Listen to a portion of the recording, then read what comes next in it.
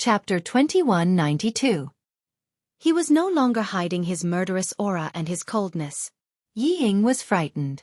I want to go home. I want to go home. Dad, save me, save me. Yi Ying was so scared that her whole body was trembling. She cried so much that her eyelids were so swollen that she couldn't open them. She was not as good as Yi Qian. She was not as good as Yi Qian. She couldn't accept it. How could she accept it? She couldn't accept it. She couldn't accept it. How could she lose to a bastard? A bitch. How could she lose? This time, Yi Ying couldn't even let her imagination numb her. Facing Yi Qian, who was full of murderous aura, she was scared. She was scared from the bottom of her heart. Little fox, we can go now. The tightly shut meeting room door was pushed open and Xia Jinyuan's tall figure appeared at the door. He wasn't surprised at all when he saw the scene in front of him, as if he didn't notice anything. He looked at Yi Qian gently and said, "Exactly 10 minutes." After saying what needed to be said, Yi Qian let go and clapped his hands in disdain. Before he left, he said something that made Yi Ying's hair stand on end.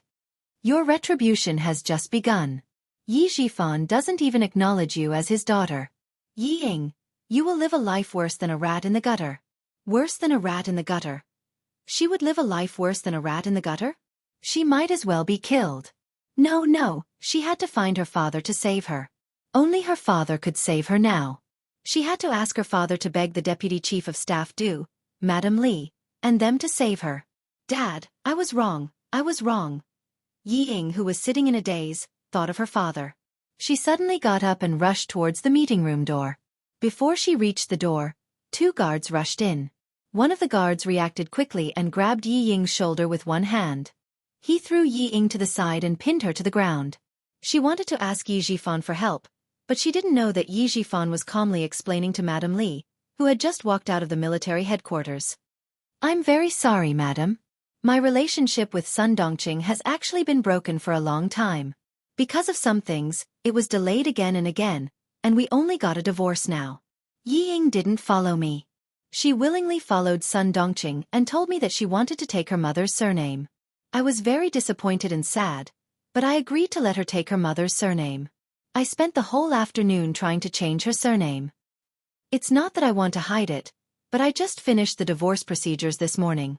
There are too many things that need to be settled.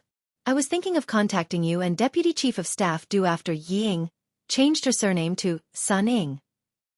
Mrs. Li was infuriated by his casual tone. She suppressed her anger and shouted, Director Yi, do you want to tell me that Yi Ying has nothing to do with you from now on? You could say that. I was too disappointed in her. I worked so hard to raise her. Who would have thought that? Sigh. Yi Zhifan sighed heavily. There was an indescribable sadness in his voice. Madam Li sneered. What a heartbroken father. She didn't expect that he would be so heartless to his own daughter. Very well, I will remember what Director Yi said today. Yi Ying, no, she is called Sun Ying now, right? She made me, Li Chenglan, lose so much face. I will definitely settle this account with her. I hope that Director Yi won't show up at that time. Hearing this, Yi Zhifan, who was nervous, adjusted his breath slightly and replied, I can promise you that I will never interfere in Sun Ying's affairs. Chapter 2193. Yi Zhifan divorced Sun Dongqing in a hurry and made himself clear. He was afraid that Mrs. Li would take her anger out on him. When he received Mrs. Li's call, he was even more nervous than when he was in the provincial committee meeting. When he heard Mrs. Li's cold and deep voice, he felt that his heart was about to jump out of his throat. He even held his breath for fear that Mrs. Li would notice his fear. When Yi Zhifan said that he would no longer interfere in Yi Ying's affairs, he heard Mrs. Li sneer softly. He didn't know what she meant. It seems that Director Yi is going to put justice before family. That's right. No wonder Director Yi can be so successful. I can see that Director Yi can achieve great things. How could he not hear the sarcasm in Mrs. Li's words? If Yi Ying could be supported by the wall, listen to his arrangements, and not make trouble outside, how could he really be willing to cut off their father-daughter relationship? After all, she was his daughter and half of his blood flowed in her veins. He had arranged all the paths for her. Every path was a broad road. With his protection, she would definitely achieve great things. But Yi Ying was a piece of mud that couldn't be supported by the wall. No matter how good the path he paved was, she would only walk on a rotten path. He spent so much effort to cultivate her, but in the end, she didn't recognize him as her father. She was indeed his daughter. She was so ruthless. Forget it.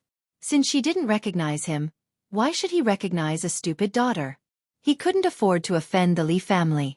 It was not easy for him to climb to his current position. He didn't want to be beaten back to his original position overnight, and he didn't want to lose everything. He had to give up something to gain something. He could only give up Yi Ying, this daughter who didn't recognize him.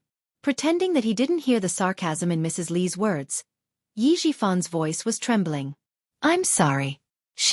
Well, she is too stubborn. I can't persuade her. I respect her decision. She is in her 20s. She is not young anymore. She should be responsible for everything she does. He was telling Mrs. Li that she would be responsible for everything that happened to Yi Ying. It had nothing to do with anyone else. Although Mrs. Li was almost harsh to others, she was always generous to her children. Even if her children made a big mistake, it was the Du family's business. It was not an outsider's turn to tell them what to do. Hearing Yi Jifan's words, the coldness on Madame Li's face deepened. With such a father, how good could his daughter be? She, Li Changlan, had always been the one to scheme against others. Today, she had actually been tricked by a little bureau chief, a little girl. Did she think that she could get away just because she was divorced and cut off the father-daughter relationship? Madame Li, who had hung up the phone with a gloomy face, quickly dialed another number. Then, she said in surprise, the Discipline Inspection Commission has already gone to the southern province? Are they going to clean up the southern province's officialdom? Unclear situation? Old classmate, is there something you can't tell me? I'm not making things difficult for you. If you don't tell me, can I force you to tell me? I'm calling you today for no other reason than to tell you to investigate a bureau chief with a surname in the Southern Province's Urban Construction Bureau. I just want to mention to you that since the Discipline Inspection Commission has already gone to the Southern Province, you should investigate thoroughly. Madame Li had a wide network of contacts. She knew some important officials more or less. When she learned that the Discipline Inspection Commission had gone to the Southern Province, she greeted her old classmate and chatted for a while with a smile. Then, she arranged to have a meal before hanging up the phone. Chapter 2194. After making 2 calls, Mrs. Li sat in the car and waited for the Deputy Chief of Staff Du and Du Jiai to come out. She waited for about 10 minutes, but they didn't come out. Her patience was running out. She dialed the Deputy Chief of Staff Du's number. The Deputy Chief of Staff Du didn't have time to answer the call. He gave his phone to the guard and answered the call from the General Staff Department with sweat on his forehead. It's my fault. I accept all the punishment from the General Staff Department, and I will deeply reflect on my mistakes. I understand. I have realized that I made a serious mistake. Okay, I'll be right back. The call from the Chief of Staff Du made the Deputy Chief of Staff Du's face even colder. He didn't expect the news about the recruit Yi Ying to reach the Chief of Staff Du's ears so quickly. He didn't dare to shirk the responsibility. It was indeed his fault. It was he who saw Yi Jifan's resume and roughly looked at the information he submitted. He didn't investigate further and directly opened the back door for Yi Ying. He told the Beijing government group and specially recruited Yi Ying into the army. Who would have thought that the information he was looking at turned out to be information that Yi Jifan had tampered with? Even his wife's side hadn't been investigated. He was careless and almost made a big mistake. Luckily, Yi Ying only joined the army for half a day. The files, stubs, and enlistment information were not officially entered into the army's management system. He only needed to delete all the paper information. Luckily, the bad influence of the situation was minimized. Otherwise, he would be publicly criticized in the next army meeting. Thinking that the Chief of Staff Du mentioned his wife on the phone and asked if she also wanted a position in the General Staff Department. The Deputy Chief of Staff Du hung up the phone and didn't notice Du Jiai waiting for him outside. He quickened his steps and left the military headquarters with a gloomy face. This was not a good thing. It was clearly telling him that his wife had interfered too much. Because of Yi Ying, the whole family was going to be in a mess. Du Jiai could already see that the Deputy Chief of Staff Du's face was not good. She jogged to catch up with them and said softly, "Dad, Mom is waiting for us outside." Tell your mom that I have to go to the General Staff Department right now. The General Staff Department called just now. Yi Ying's incident has already reached them. Deputy Chief of Staff Du, who was walking with big strides, felt like he was walking with the wind. Along the way, the air felt heavy. Also, pass a message to your mother. The General Staff Department asked me if I want to give your mother a position. Du Jia's face paled. She immediately identified a position for her mother. Things had really gotten out of hand this time. Seeing that the Deputy Chief of Staff Du had walked far away, she hurriedly chased after him. She had to go out and tell her mother that her father was in trouble. I don't want to go back. I don't want to go back. I want to see Madam Li. I want to see the Deputy Chief of Staff Du. They were the ones who allowed me to enter the capital political group. It has nothing to do with me. I don't want to. I don't want to. Du Jai, who had caught up with them, suddenly heard Yi Ying's heart-wrenching screams from behind. What made her even angrier was that Yi Ying had actually splashed dirty water on the Du family. It had nothing to do with her? Yi Ying, you really deserve to die. The Deputy Chief of Staff Du also heard it. He deliberately slowed down his pace and waited for Xia Jinyuan and Yi Qian, who were preparing to leave the military headquarters. Without much interaction, Xia Jinyuan and Yi Qian stopped and saluted him. Then they calmly left under his gaze, leaving behind the two calm and dignified figures of the Du family. Chapter 2195. I didn't expect this. I really didn't expect this. The Deputy Chief of Staff Du murmured. He didn't expect Xia Xinhui's son to be so successful. He was no longer as frivolous as he was when he was young. The darkness in his eyes deepened. Du Jiayi didn't say anything. When she saw Xia Jinyuan, she subconsciously turned sideways and hid behind the Deputy Chief of Staff Du. She didn't straighten her back until Xia Jinyuan and Yi Qian left. She didn't know why, but she couldn't act freely in front of Xia Jinyuan. It was like that in the past and it was still like that now. Du Jiayi, who was secretly resentful, gritted her teeth and only dared to glance at the tall and slender figure from the corner of her eye. Her expression was half angry and half angry. Soon, the two guards holding Yi Ying appeared. When they saw Yi Ying, the Deputy Chief of Staff Du, they couldn't suppress their excitement and begged in a hoarse voice. Deputy Chief of Staff Du, please save me. I won't do it again. I won't do it again. I was wrong. I know I was wrong. Please give me another chance. I will definitely turn over a new leaf and not make the same mistake again. Please save me. It was you and Madam Li who arranged for me to join the Beijing political group. You can't just leave me alone. Deputy Chief of Staff Du, please save me. You can't just leave me alone. Yi Ying was now begging for help from anyone she could find. She had lost her sense of propriety and didn't even say a word. What she said happened to be the Deputy Chief of Staff Du's most taboo words. How can you make a scene in the military headquarters? Gag her mouth and take her away from the military headquarters as soon as possible and transfer her to the relevant departments. The Deputy Chief of Staff Du suppressed the anger in his heart and ordered in a deep voice. Transfer her to the southern province overnight. No one is allowed to see her on the way. Yi Ying wanted to beg him to let her talk to her family. When she heard his order, it was as if she was struck by lightning. Yi Ying's vision turned black. Du. Just as she was about to speak, her mouth was blocked again. Du Jiayi was still the one who blocked her mouth. She had blocked one of her lips with her white gloves before, and now she blocked the other one as well. Yi Ying, you really have guts. There are countless guards in the military and all of them are armed with guns. Aren't you afraid that you will be shot dead by the guards if you continue to quarrel? Be quiet. Yi Ying. Your business has just begun. Du Jiayi emphasized the last sentence with a hint of murderous intent. Yi Ying, who was already scared out of her wits, saw the coldness in her eyes. She was so scared that she lost control of her bladder. Du Jiayi was so disgusted that she almost vomited. The two of you should take her away as soon as possible. Du Jiayi held her breath as she suppressed the churning in her stomach. Before she left, she glanced at Yi Ying, who was paralyzed with fear. A cold smile flashed in her eyes as she left the military headquarters. She even dared to beg her parents? Yi Ying, do you have a pig's head? The Deputy Chief of Staff Du left the military headquarters in a car. Mrs. Li, who was waiting outside, saw the familiar license plate number flash by. She knew that her husband would not go home with her. When Du Jiai came out and conveyed the Deputy Chief of Staff Du's words, Mrs. Li frowned. She was so angry today that she did not control her temper for a moment. Now she was being laughed at by others. Asking her to get a position in the military headquarters was accusing her of meddling too much. She even dared to meddle in the affairs of the army. Mrs. Li, who was a little tired, raised her hand and pinched between her eyebrows. She closed her eyes to hide the murderous intent. She pressed her lips together and closed her eyes to rest for a while. Yi Jifan saved her son.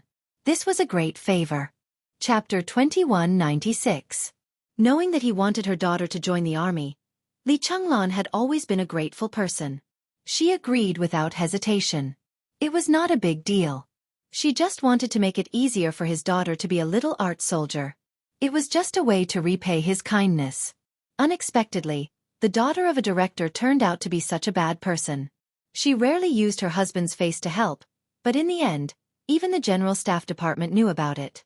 The army meeting was about to be held, but her family encountered such a bad thing. It was foreseeable that the Du family would not have a good time during this period. Mrs. Li suddenly opened her eyes, grasped the black handbag on her lap with both hands, and said in a low voice, "You dare to challenge my bottom line, Yi Ying. If I don't make you beg for death, my surname is not Li." Yi Ying, whose hands were tied and dragged into the car, shivered violently. She lay in the cold back of the car. She had no more strength to cry. What awaited her after the army was withdrawn and sent back to the southern province was endless torture. Sun Dongqing was counting the assets at home when she heard the news. Although she was divorced, she still had a lot of assets. She had 2 properties in Anyang and the southern province. Her family's savings were 7 figures. In addition, in order to keep the company left by Sun Yaozu, Yi Zhixiang gave her a car, gold, silver and jewelry. Sun Dongqing was very satisfied. As soon as she finished counting all the assets, Yi Jifan called. "What? Yi Jifan, you better explain it clearly to me." Sun Dongqing only heard the words, "Your baby daughter was sent back to the southern province." She was like a volcano erupting. She held the phone tightly and roared. Yi Jifan leaned against the back of the office chair with no expression on his face and said coldly, "Considering that we were husband and wife, I intended to inform you in advance so that you could be mentally prepared. Your baby daughter's mistakes were all exposed." Mrs. Li also received the videotape. She was furious when she saw the content. "Just now, she called me specifically to question me. Her tone was very unfriendly. She told me clearly that your baby daughter made her lose face and made her a joke in the upper-class circle in the capital. She planned to come out and teach your baby daughter a lesson. As for how to teach your precious daughter a lesson, that's not something I know. However, I can tell you now that Sun Ying will not have it easy." Fortunately, he had changed the surname of Yi Ying to Sun Ying in the afternoon. Otherwise, he would not be able to explain it to Madame Li. Sun Dongqing couldn't believe it and shouted, "How is that possible? Madame Li likes Ying Ying so much and even wants Ying Ying to be her daughter-in-law. How could she bear to let Ying Ying suffer?" "Yi Jifan, you bastard. Do you regret giving all your assets to me and my mother? Now you're trying to make things difficult for me." This was Yi Jifan's wife. She was short-sighted and extremely stupid.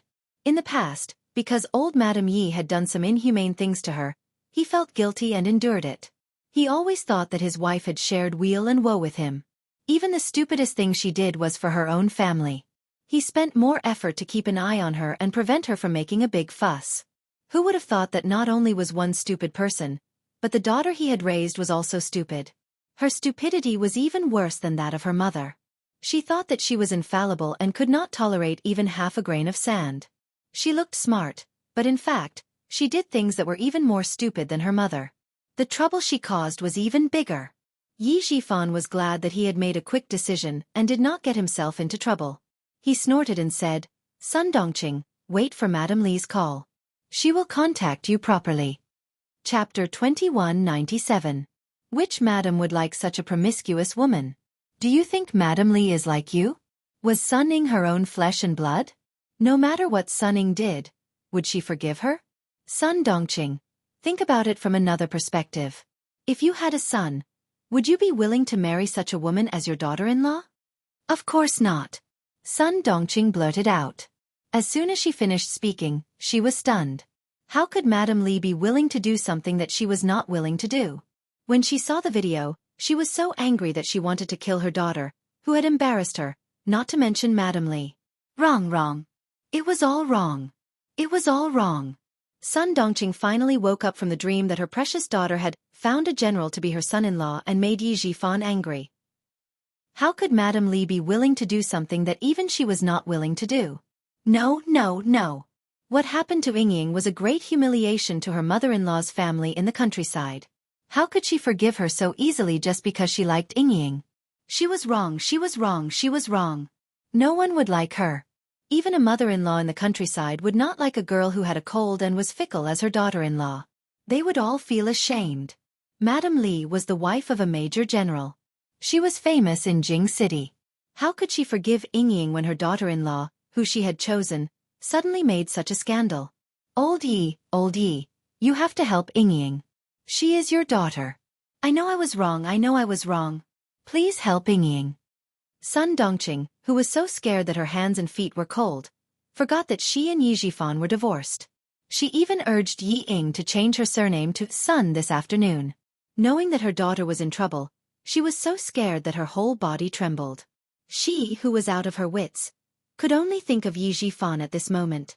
Old Yi, call the deputy chief of staff and tell him that Ying is young and ignorant and made a mistake. Please ask him to let Ying go. We will discipline Ying later. Yi Jifan waited for her to finish before he said, It's too late, Sun Dongqing. Sun Ying is no longer my daughter. She said that she doesn't recognize me as her father anymore. As for you, you're just my ex-wife. Sun Ying is already with you. I have no obligation to clean up your mess. Sun Ying will be sent back to the southern province soon.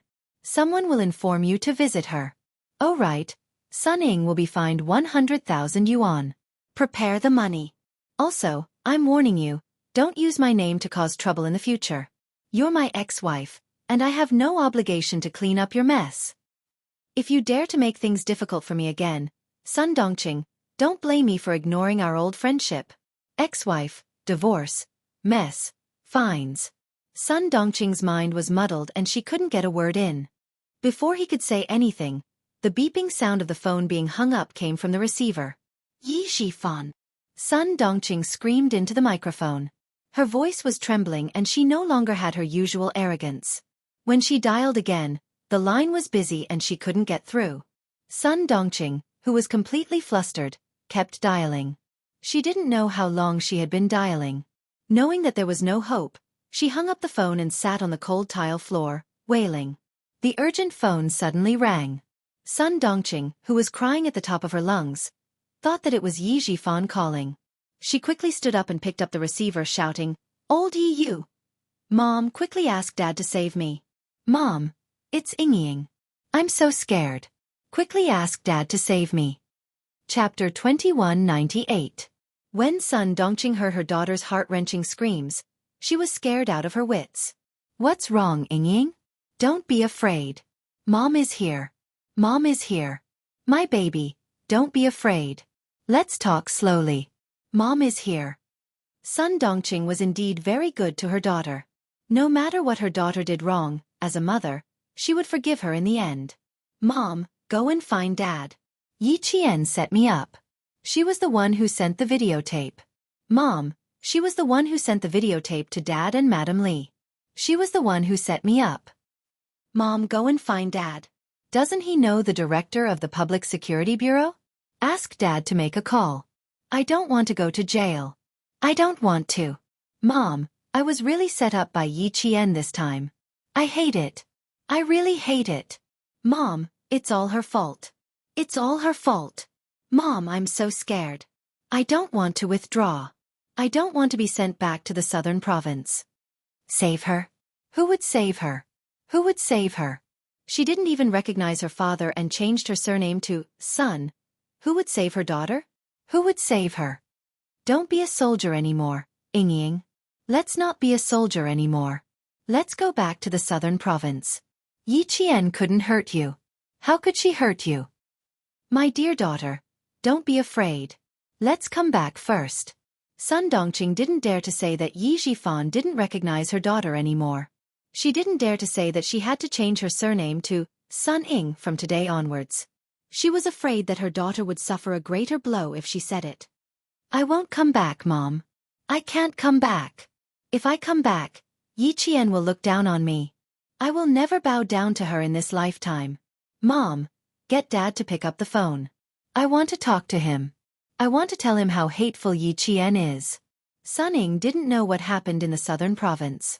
She saw Yi Jifan as her last hope. Other than her father, no one else was willing to save her. My poor daughter.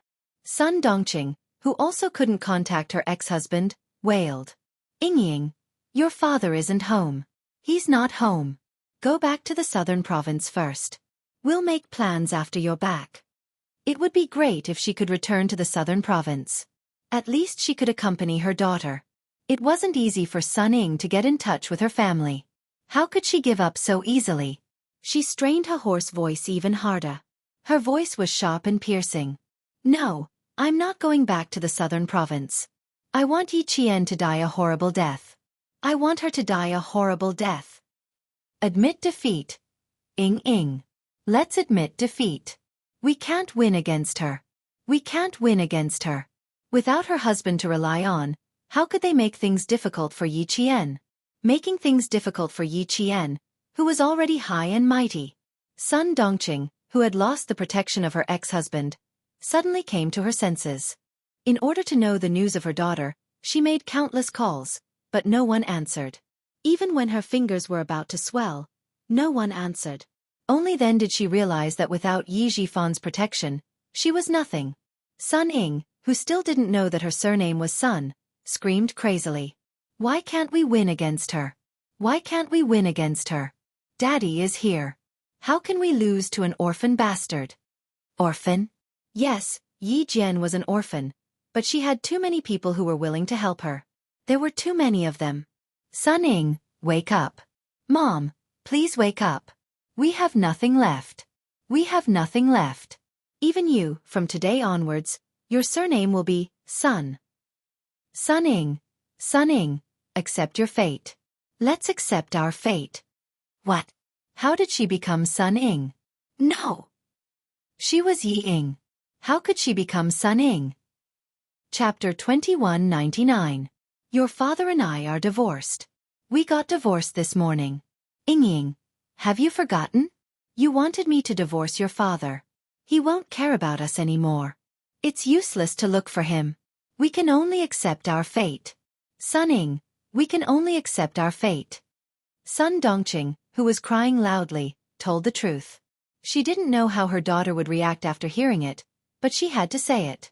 If she didn't, Sun Ying would continue to dream of defeating Yi Qian. Impossible. It would never be possible. No, it's impossible. Mom, what did you say? It's impossible. I'm Yi Ying. How did I become Sun Ying? Sun Ying couldn't hold on to her last hope. She couldn't hold on to it anymore. Yi Jifan was her last source of confidence and hope. My poor daughter, it's true. You're Sun Ying now. I listened to your arrangements and asked your father to change your surname. He told me himself that he won't care about us anymore. Ying, he won't care about us anymore. Yi Jifan means what he says. He means what he says. That night, you said yourself that you don't want to acknowledge him as your father and you won't beg him anymore. Ying, there's no way out for us. It's all my fault. I didn't stop you. It's all my fault. It's all my fault. No matter how much Mrs. Li likes you, there's a limit to how much she likes you. How can she tolerate and forgive you like me just because she likes you?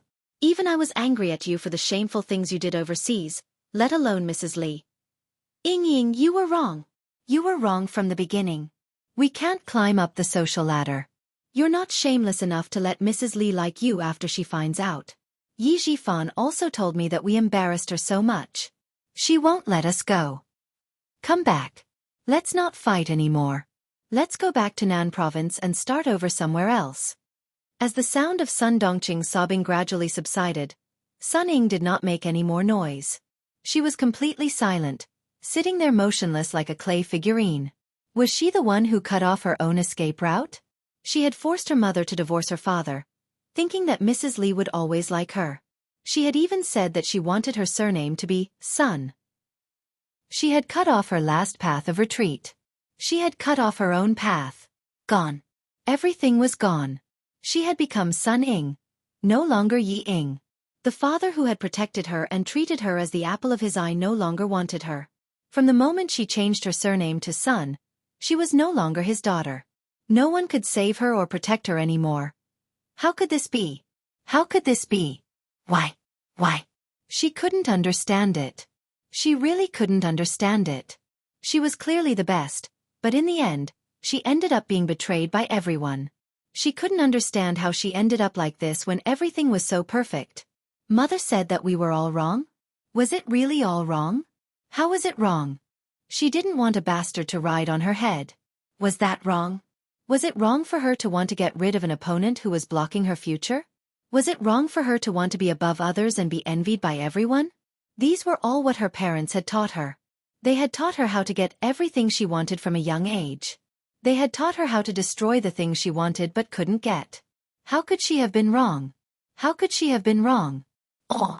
How could she have been wrong? Sun Ying couldn't figure it out. She suddenly screamed crazily and smashed her phone.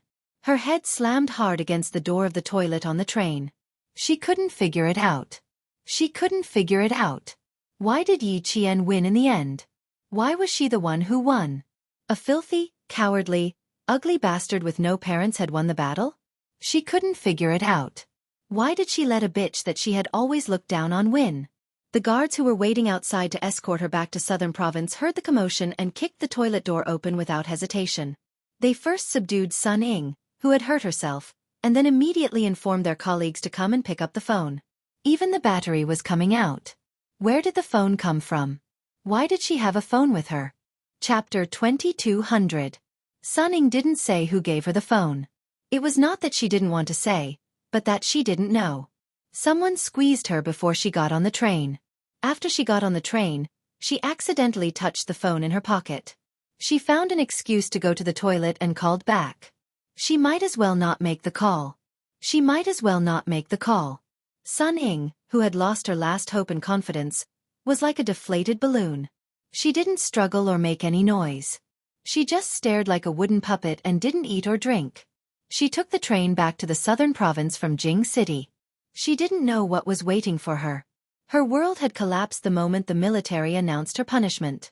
The investigation of her past had been reported to the military. What else was there to investigate? Everyone knew. Everyone knew what she had done. She didn't know what to do or how to do in the future. It was a gloomy world. No matter where she went, there was no hope. There was no chance. There was no chance at all. How could she win against Yi Qian? How could she fight against him? She had lost. She had lost completely. It was over. It was all over. Sun Ying curled up her legs and hugged them tightly. What would be waiting for her when she went back? What would Mrs. Li do to her next? Sun Ying, who was sitting in a daze, lost her vitality. She was like a flower that withered overnight. She couldn't find her original brightness. She was like an old woman in the twilight. Sun Dongqing called again, but the phone was turned off. She was so flustered that her hands couldn't stop shaking. Who should she look for next? Where could she find her daughter? She would be sent back to the southern province and transferred to the Public Security Bureau. Yes, yes, yes, she should go to the Public Security Bureau first. No, she had forgotten something very important. There was still something very important.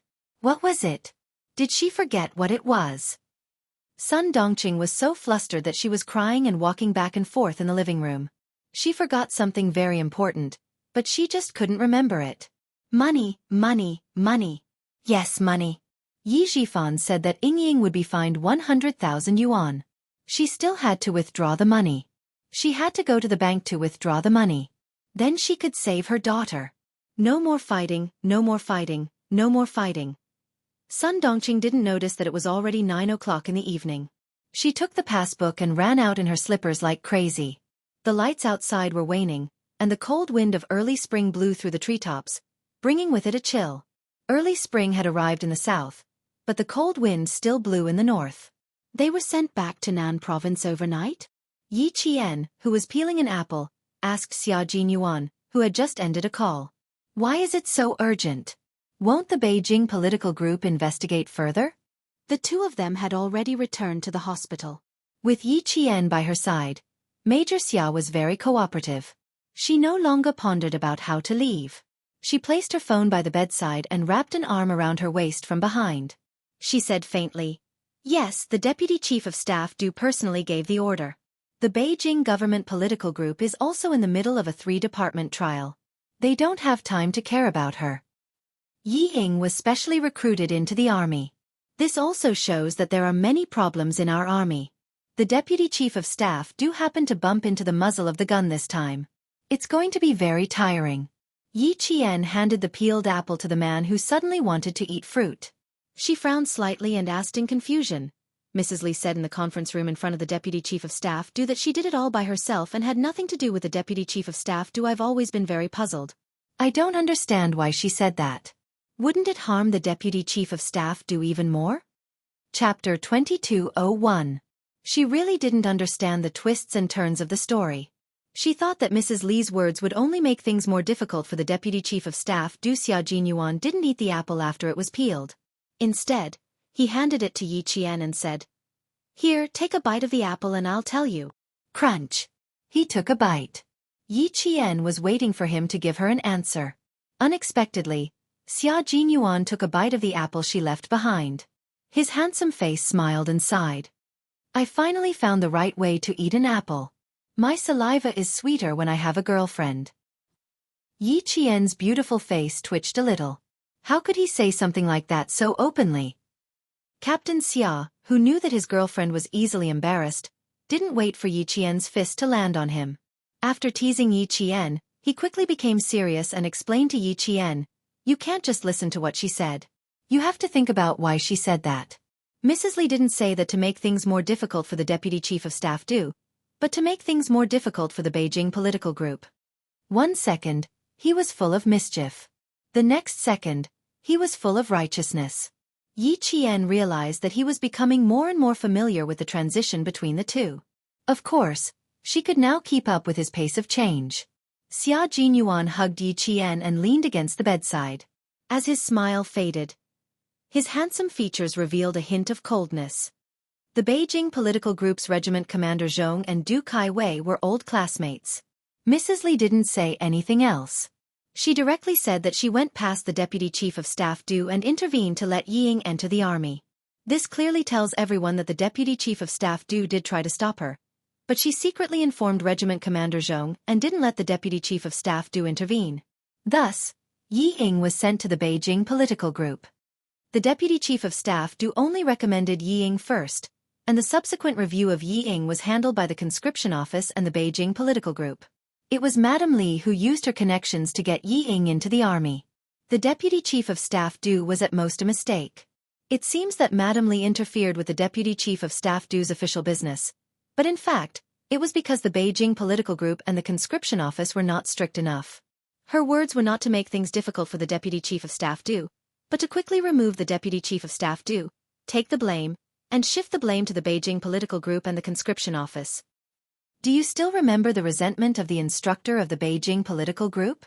From this, it can be seen that the instructor did not agree with Yi Ying's special recruitment, but with Regiment Commander Zhong's insistence, the instructor had no choice but to take a step back. Otherwise, he would not have angrily pointed out in front of all the leaders that Yi Ying was recommended by the Deputy Chief of Staff Madame Li is indeed a hero among women. No wonder back then. No wonder what back then? Xia Jinyuan did not continue. He turned to look at Yi Qian. Seeing that she was stunned, he could not help but laugh. Are you very surprised? You don't understand at all why Madame Li dared to speak in the conference room? My little fox, although you are smart and cunning, you are still lacking compared to the scheming and astute politicians. Once something bad happens to them, the scheming and astute politicians will immediately make a decision that is beneficial to them and turn the tide. The Deputy Chief of Staff came from a small city and caught Madame Li's eye. From a small company commander to where he is today, Madame Li has a lot to do with him. It can be said that the Deputy Chief of Staff's family is all thanks to Madame Li. After this incident, don't move for the time being. Madame Li has her eyes on Yi Jifan, and she will not let Yi Ying off easily. Ah, stay with me for a few days. Chapter 2202. Yi Qian was indeed stunned. Even though she had lived 2 lives, the total age of her 2 lives was only in her 30s. She was not as experienced as Madame Li, who had been living in the political center for her entire life. When she saw Madame Li come in and take all the blame, she was quite surprised. Wasn't she using power and authority? After Xia Jinyuan's explanation, she realized that it was not what she saw on the surface. It turned out that Madame Li's plan was to push the blame to both the Beijing government and the military recruitment office. No wonder Regiment Commander Zhong did not say a word. He must have understood Madame Li's intention. No matter how much he wanted to say, he had to suppress it. Just as Captain Xia said, compared to Madame Li, Yi Qian, who had lived 2 lives, was too far behind. However, she did not want to go against Madame Li. In this life, Yi Ying could not marry into the Du family, so it was fine. But there was one more thing she had to talk to Xia Jinyuan about. Yi Qian slightly pursed her lips. She sat up straight and faced the man who had a faint expression on his face. Captain Xia, you said that Madame Li has her eyes on Yi Zhifan. Will the person behind Yi Zhifan show himself? Not necessarily. Xia Jinyuan, who was also thinking about this, pursed his lips. There was a cold light in his deep eyes. The Du family is now at the peak of their power. They have people in both the military and the government. The person behind Yi Zhifan has been hiding for so long and hasn't shown himself. This shows that he is a very cautious person. A very cautious person will not easily go against another powerful force. Regarding this matter, the person behind Yi Zhifan will either remain silent or help. But I think the latter is more likely. If the latter is more likely. Yi Qian felt a little regretful. Then she still had no way of knowing who the person behind this was. Xia Jinyuan saw through her thoughts and smiled. He bent his index finger and rubbed her pretty nose intimately. You're thinking about it again. The military have already launched an investigation. Are you still afraid that the person behind Yi Zhifan won't show himself? It's just that the water is very deep. The military's investigation must be carried out in secret. I believe that the investigation team will give you an answer. It may not be satisfactory, but at least there will be an answer. Yi Qian's furrowed brows relaxed slightly. She wanted an answer. An answer to find out who caused her mother's death. The mystery of her past life had finally been unraveled. She had already waited for 2 lifetimes. Why should she be afraid of waiting a little longer? Time would eventually give her an answer. Xia Jinyuan had always known that Yi Qian had a very big knot in her heart towards Yi Zhifan's family.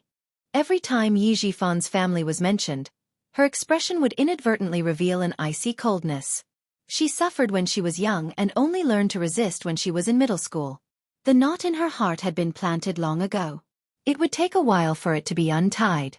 He didn't like to dig up the scars in her heart, so he could only help her in secret.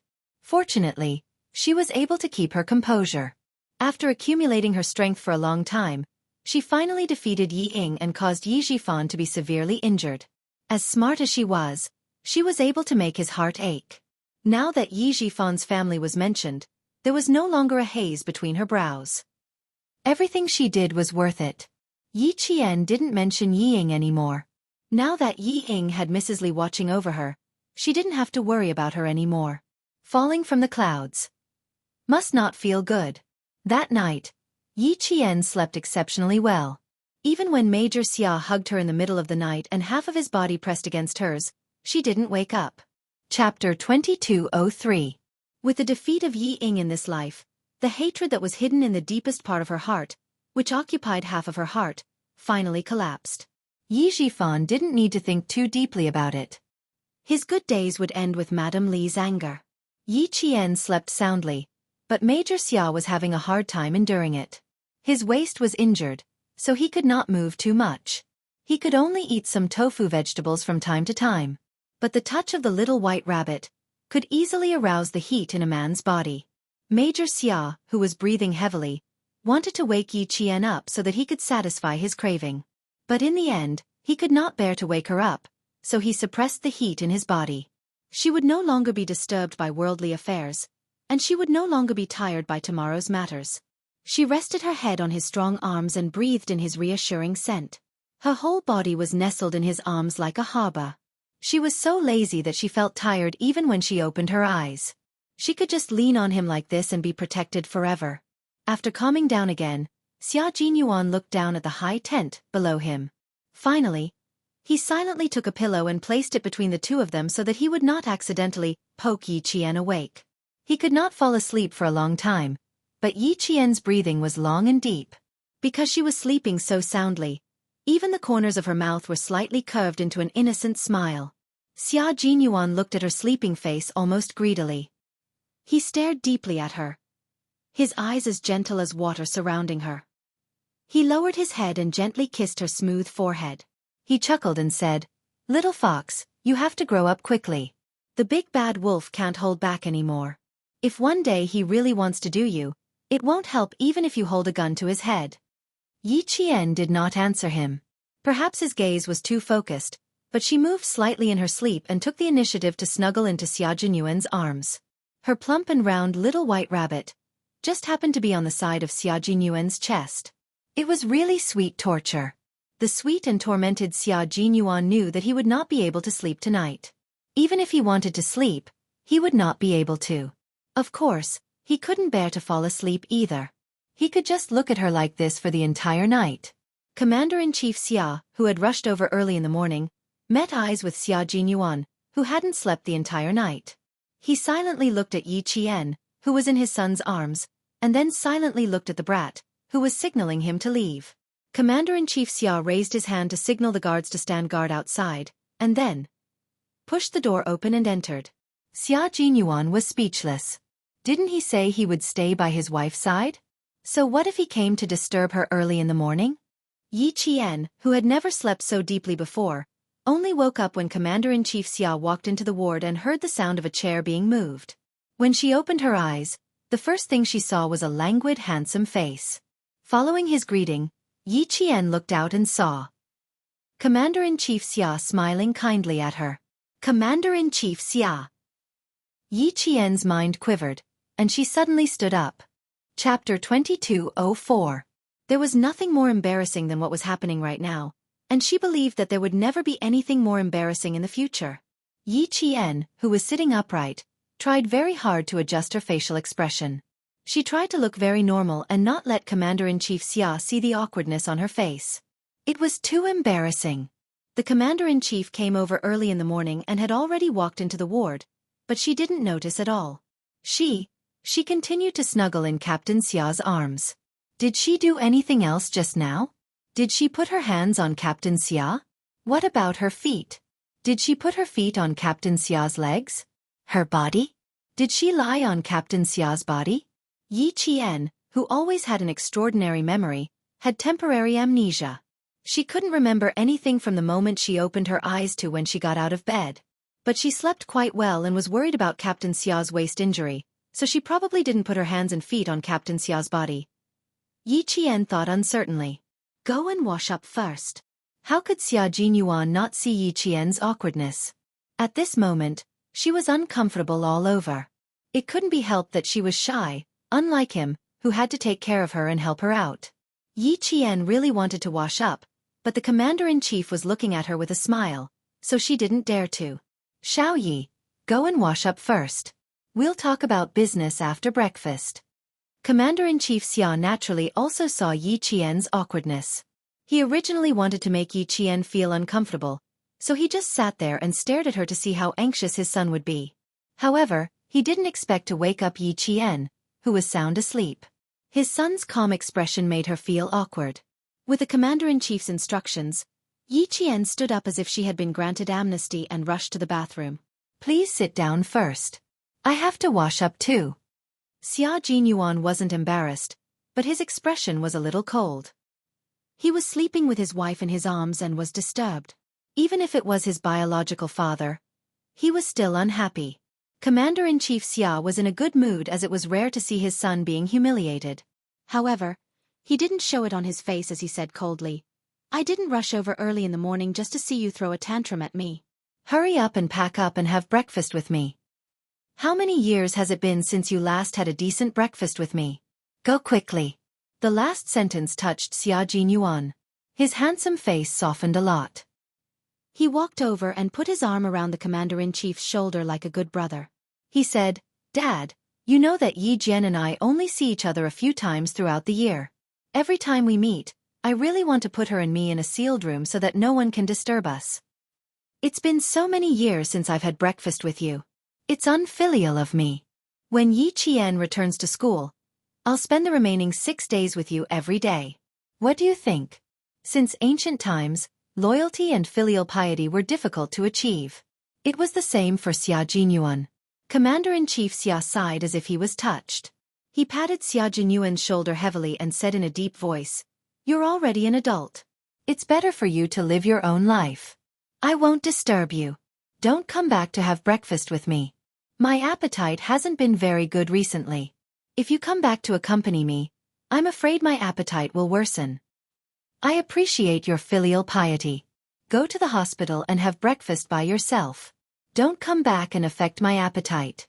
When you're discharged and I'm hospitalized, one of us will be sick and the other will be injured. In the end, little Yi will be worried." Xia Jinyuan took a deep breath, adjusted his expression, and then smiled at Commander-in-Chief Xia. "So I'm raised by a stepmother. My grandmother doesn't love me, my uncle doesn't love me, and my biological father despises me. Well, I'd better stay by my wife's side. You don't have to wait for me to eat breakfast. Just eat something first. Don't overeat." Chapter 22:05. Now that he thought about it, it was true that he hadn't had breakfast with his old man for several years. Just as he was starting to feel guilty, reality was cruel and once again proved that he had been overthinking. After slipping out of Beijing, Commander-in-Chief Xia patted his son's shoulder again and pointed out the mistakes in his words earnestly. "You're not loved by your grandparents and uncles. You've lived for almost 30 years. Why haven't you accepted reality yet? That's why I'm reminding you that it's important to stay by your wife's side. Sixth brother, just look at old Master Xia and old Madam Xia. You have a son and a daughter, right? In the end, who's going to stay by your side? Children and relatives will only drop by occasionally. The person who's going to stay by your side for the rest of your life is still the person you sleep with. The person who's going to stay by your side for the rest of your life is still the person you sleep with." Commander-in-Chief Xia never thought of restricting Xia Jinyuan. He only hoped that his only son could find true happiness. As for him, he just wanted to watch from the sidelines. Commander-in-Chief Xia couldn't bring himself to say such sentimental words. He also believed that his son knew what he meant. It could be considered as a special communication between father and son. They couldn't be too serious or too formal. Communicating through arguments was the most effective and peaceful way for a father and son to communicate. It was a valuable experience he had gained from arguing with his son over the years. Xia Jinyuan didn't say anything else. He just held his father's shoulders even tighter. He would find his own happiness. When the time came, he would bring his happiness to accompany old Master Xia, who had divorced and refused to remarry because of him. In the bathroom, Yi Qian moved quickly.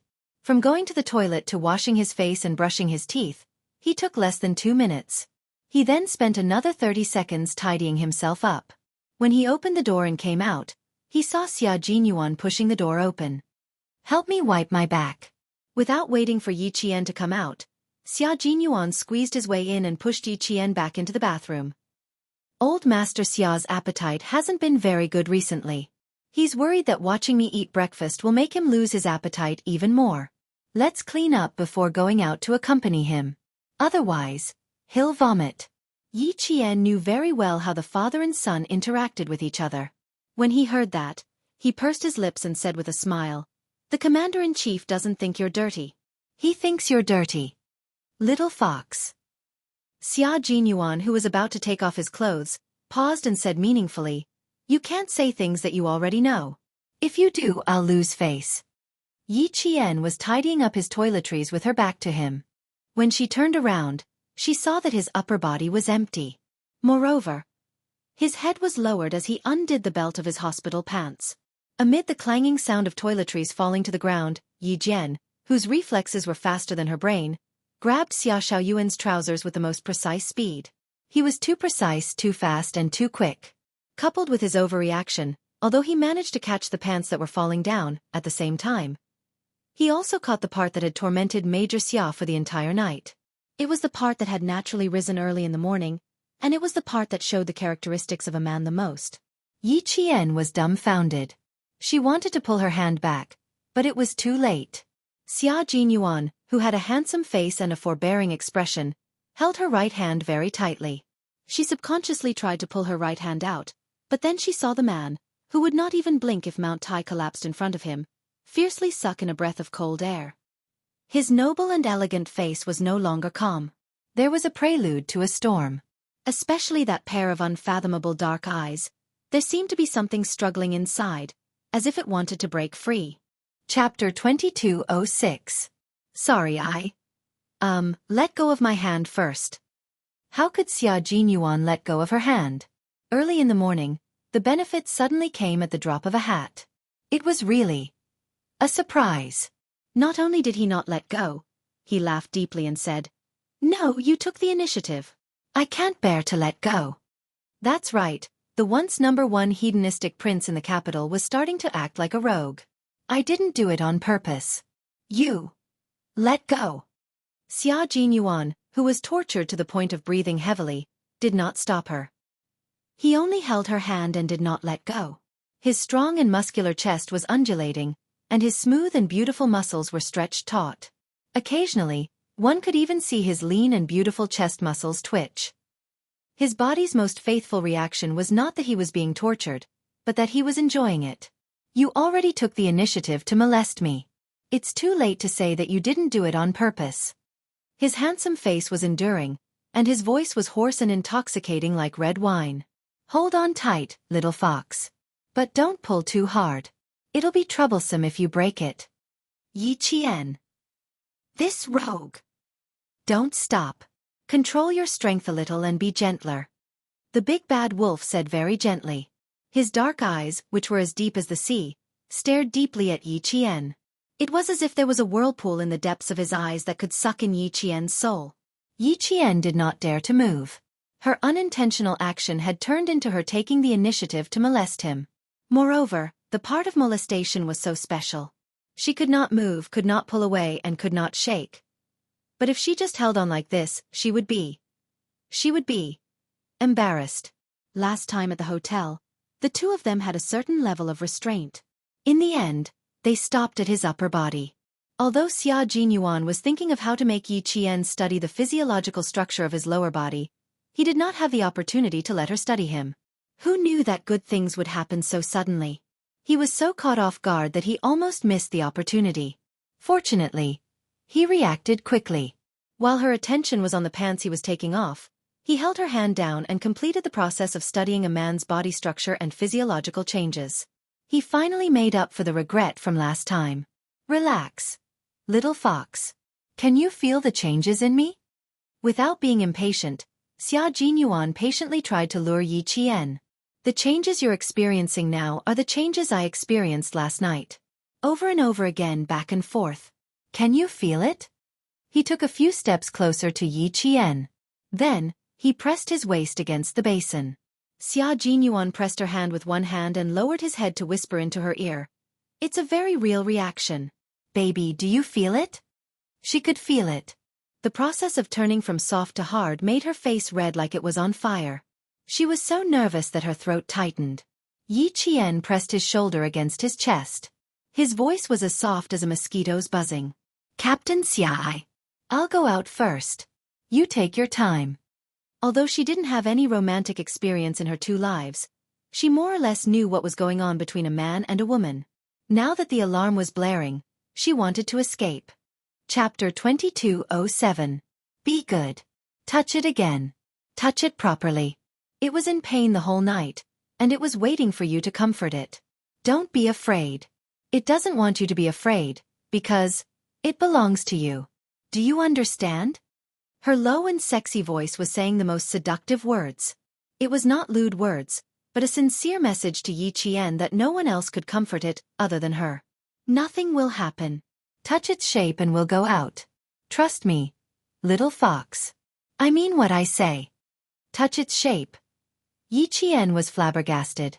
This, how could he say something like that? He looked up and glared at her. Captain Xia, don't say something like that. He said it shamelessly, but she was embarrassed to hear it. Although she said she was glaring, in Xia Jinyuan's eyes, it was not threatening at all. Her eyes were like water, surrounded by a thin layer of mist. There was no threat, only seduction. Even her voice was soft and soft. When it fell into his heart, it caused his chest to ripple. He wished that he could rub her into his body. Although his heart was rippling, Xia Jinyuan's voice was very serious. He said, "Every object has its own shape. I'm not wrong. When you were blindfolded, didn't you have to touch the shape to determine which part to use? Mine also has a shape. Why should I be embarrassed?" When it came to being thick-skinned, Xia Jinyuan, who used to be a rich playboy in Beijing, was invincible. After his explanation, the shameful words could not be more serious. Yi Qian, who was so embarrassed that his face turned red, sighed softly and said, "You're twisting words and forcing logic." "You are indeed twisting words and forcing logic." Xia Jinyuan admitted it boldly. He pressed her hand down a little and rubbed his chin against the top of her head. He had a hard time holding himself back and said softly, "I couldn't sleep the whole night because I was thinking about whether or not I could get the attention of the mistress. I was miserable the whole night. Can you at least take pity on me, just for a little while?" "Didn't sleep the whole night?" Yi Qian looked up in disbelief. Maybe he really didn't sleep the whole night because there were faint dark circles under his eyes. When she looked up, Xia Jinyuan, who was having a hard time holding himself back, quickly kissed her lips. His dark eyes were filled with masculine emotions. "Promise me this once, okay?" Yi Qian was so nervous that he couldn't bear it any longer. He was sweating profusely. Yi Qian was so nervous that he couldn't bear it any longer. Yi Qian's heart trembled when he saw his thin lips pursed tightly together, looking at him like a child waiting for candy. He couldn't help but tighten his grip on his right hand. Yi Qian's handsome features revealed a pained yet joyful expression because of his strength. Yi Qian softly said, She was truly a seductive vixen. She looked at him with her bright black eyes, which was so seductive that he was about to go crazy. His Adam's apple moved, and the kiss became even more intense. "Good girl, my little vixen, my little baby." His voice was hoarse as he kissed her lips. His chest was filled with tenderness. Yi Jian leaned into his arms obediently and rested her head on his chest. Her slender and fair fingers were wrapped around by his large and strong hands.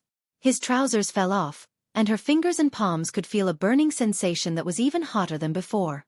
Xia Jinyuan was indeed a man of his word. He held her hand and kissed Yi Qian's cheek. Her face and his lips were burning hot. "Good girl. Little vixen. Come, let's let go. Help me wipe my back." He had already let go. Yi Qian hurriedly let go half a beat later and buried her face in his chest. She was so embarrassed that she couldn't lift her head. Chapter 2208. His deep and pleasant laughter came from above. "How can you be so shy in the future? It's your first time, and it's my first time too. Actually, I'm more nervous than you. I was thinking that if you rejected me, it would really hurt my self-esteem." No matter how strong his heart was, he wouldn't be able to accept rejection and dislike. "I didn't reject you. It happened so suddenly that I was a little flustered, okay?" Yi Qian lowered her head and replied softly. At this moment, her legs were actually a little weak. She was so embarrassed that she didn't even want to raise her head. Thinking back to the accident just now, and then looking down at the part that was still standing proudly, Xia Jinyuan's eyes flickered slightly. His warm fingers gently stroked her eyebrows, and his voice was deep and sexy. "I wish that such an accident would happen a few more times. The feeling was so wonderful that I said something that went against my heart." What he meant was that he didn't want it to end at all. There won't be a next time. Give up. If such an accident happened a few more times, it wouldn't be an accident anymore. It would be intentional. The thin-skinned Yi Qian didn't want to do it a few more times at all. Moreover, the changes in his body were really terrifying. At first, it was soft like dough, but the moment she grabbed it, it became several times bigger. She could even feel the blood vessels on it through his pants. "Stop, stop. I can't think about it anymore." Yi Qian, whose ears were red, said in a stern voice. "Turn around. I'll scrub your back." Although he didn't know what she was thinking, he knew from her expression that she must be thinking about what just happened. Xia Jinyuan handed over the towel and turned around reluctantly. She was beautiful and charming, with a hint of innocent shyness. He really wanted to eat her up. Yi Qian didn't know that the man with his back to her wanted to eat her up. The sensation of his body hadn't dissipated yet, and his palms were still scorching hot, as if they had left a mark on them. When he held the towel and wrung the warm water, the temperature of his palms was far higher than the temperature of the water. Yi Qian patted the water off his face first before helping him wipe his back. After returning to China, Xia Jinyuan washed up simply. In order to avoid the wound on his waist, he wiped his upper body with a towel and washed his lower body normally. As for his back, he really didn't care about it. The wound on his waist was too big, and a simple movement of his hand would affect the wound. How could he wipe his back? Carefully avoiding the wound on his waist, Yi Qian, whose face was red to the ears, carefully wiped his back. When the towel brushed against his skin, it was as if he was caressing it with his own hands. His heart could not calm down. Captain Xia's figure was indeed very good. His muscles were well defined but not overly muscular. His smooth lines were similar to his temperament, and he had a very attractive and elegant beauty. His bone structure was even more well-proportioned. He had broad shoulders, a narrow waist, long legs, and a body as straight as a spear. Every part of him exuded the towering masculinity of a man.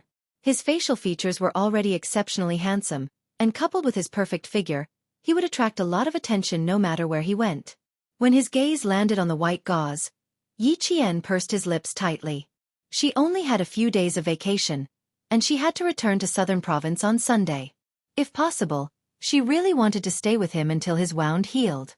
After wiping his back 3 times, Yi Qian tapped his fingers lightly to make sure that there was no trace of sweat. Only then did he stop. Okay, turn around. I'll wipe your chest for you. Are you sure you still want to wipe my chest? Xia Jinyuan, who had nothing covering his body, smiled and turned around to face Yi Qian. Since they had the most intimate contact, he generously allowed Yi Qian to appreciate his figure more clearly, as well as the majesty of a man. Chapter 2209. Yi Qian was prepared for this. He immediately pulled down the large towel as he turned around. When he turned around, the towel covered his lower body and she couldn't see anything below his waist. Xia Jinyuan, who had turned around, wanted to strike while the iron was hot. He felt that she couldn't continue being so shy. She had to get used to it. Otherwise, he was really worried that Yi Jian would kick him off the bed because of her shyness when it was time for them to have intimate relations. Who knew that Yi Qian was prepared for this? His worries were dashed. Major Xia, who didn't show any emotion on his face, took the towel and wrapped it around his waist. He said softly, I can wash the front myself. Wash your face before you go out. Her face was still red, especially her lips, which were as red as roses. She had to cool down. There was no need to rush, no need to rush. Step by step, he patiently and methodically guided her.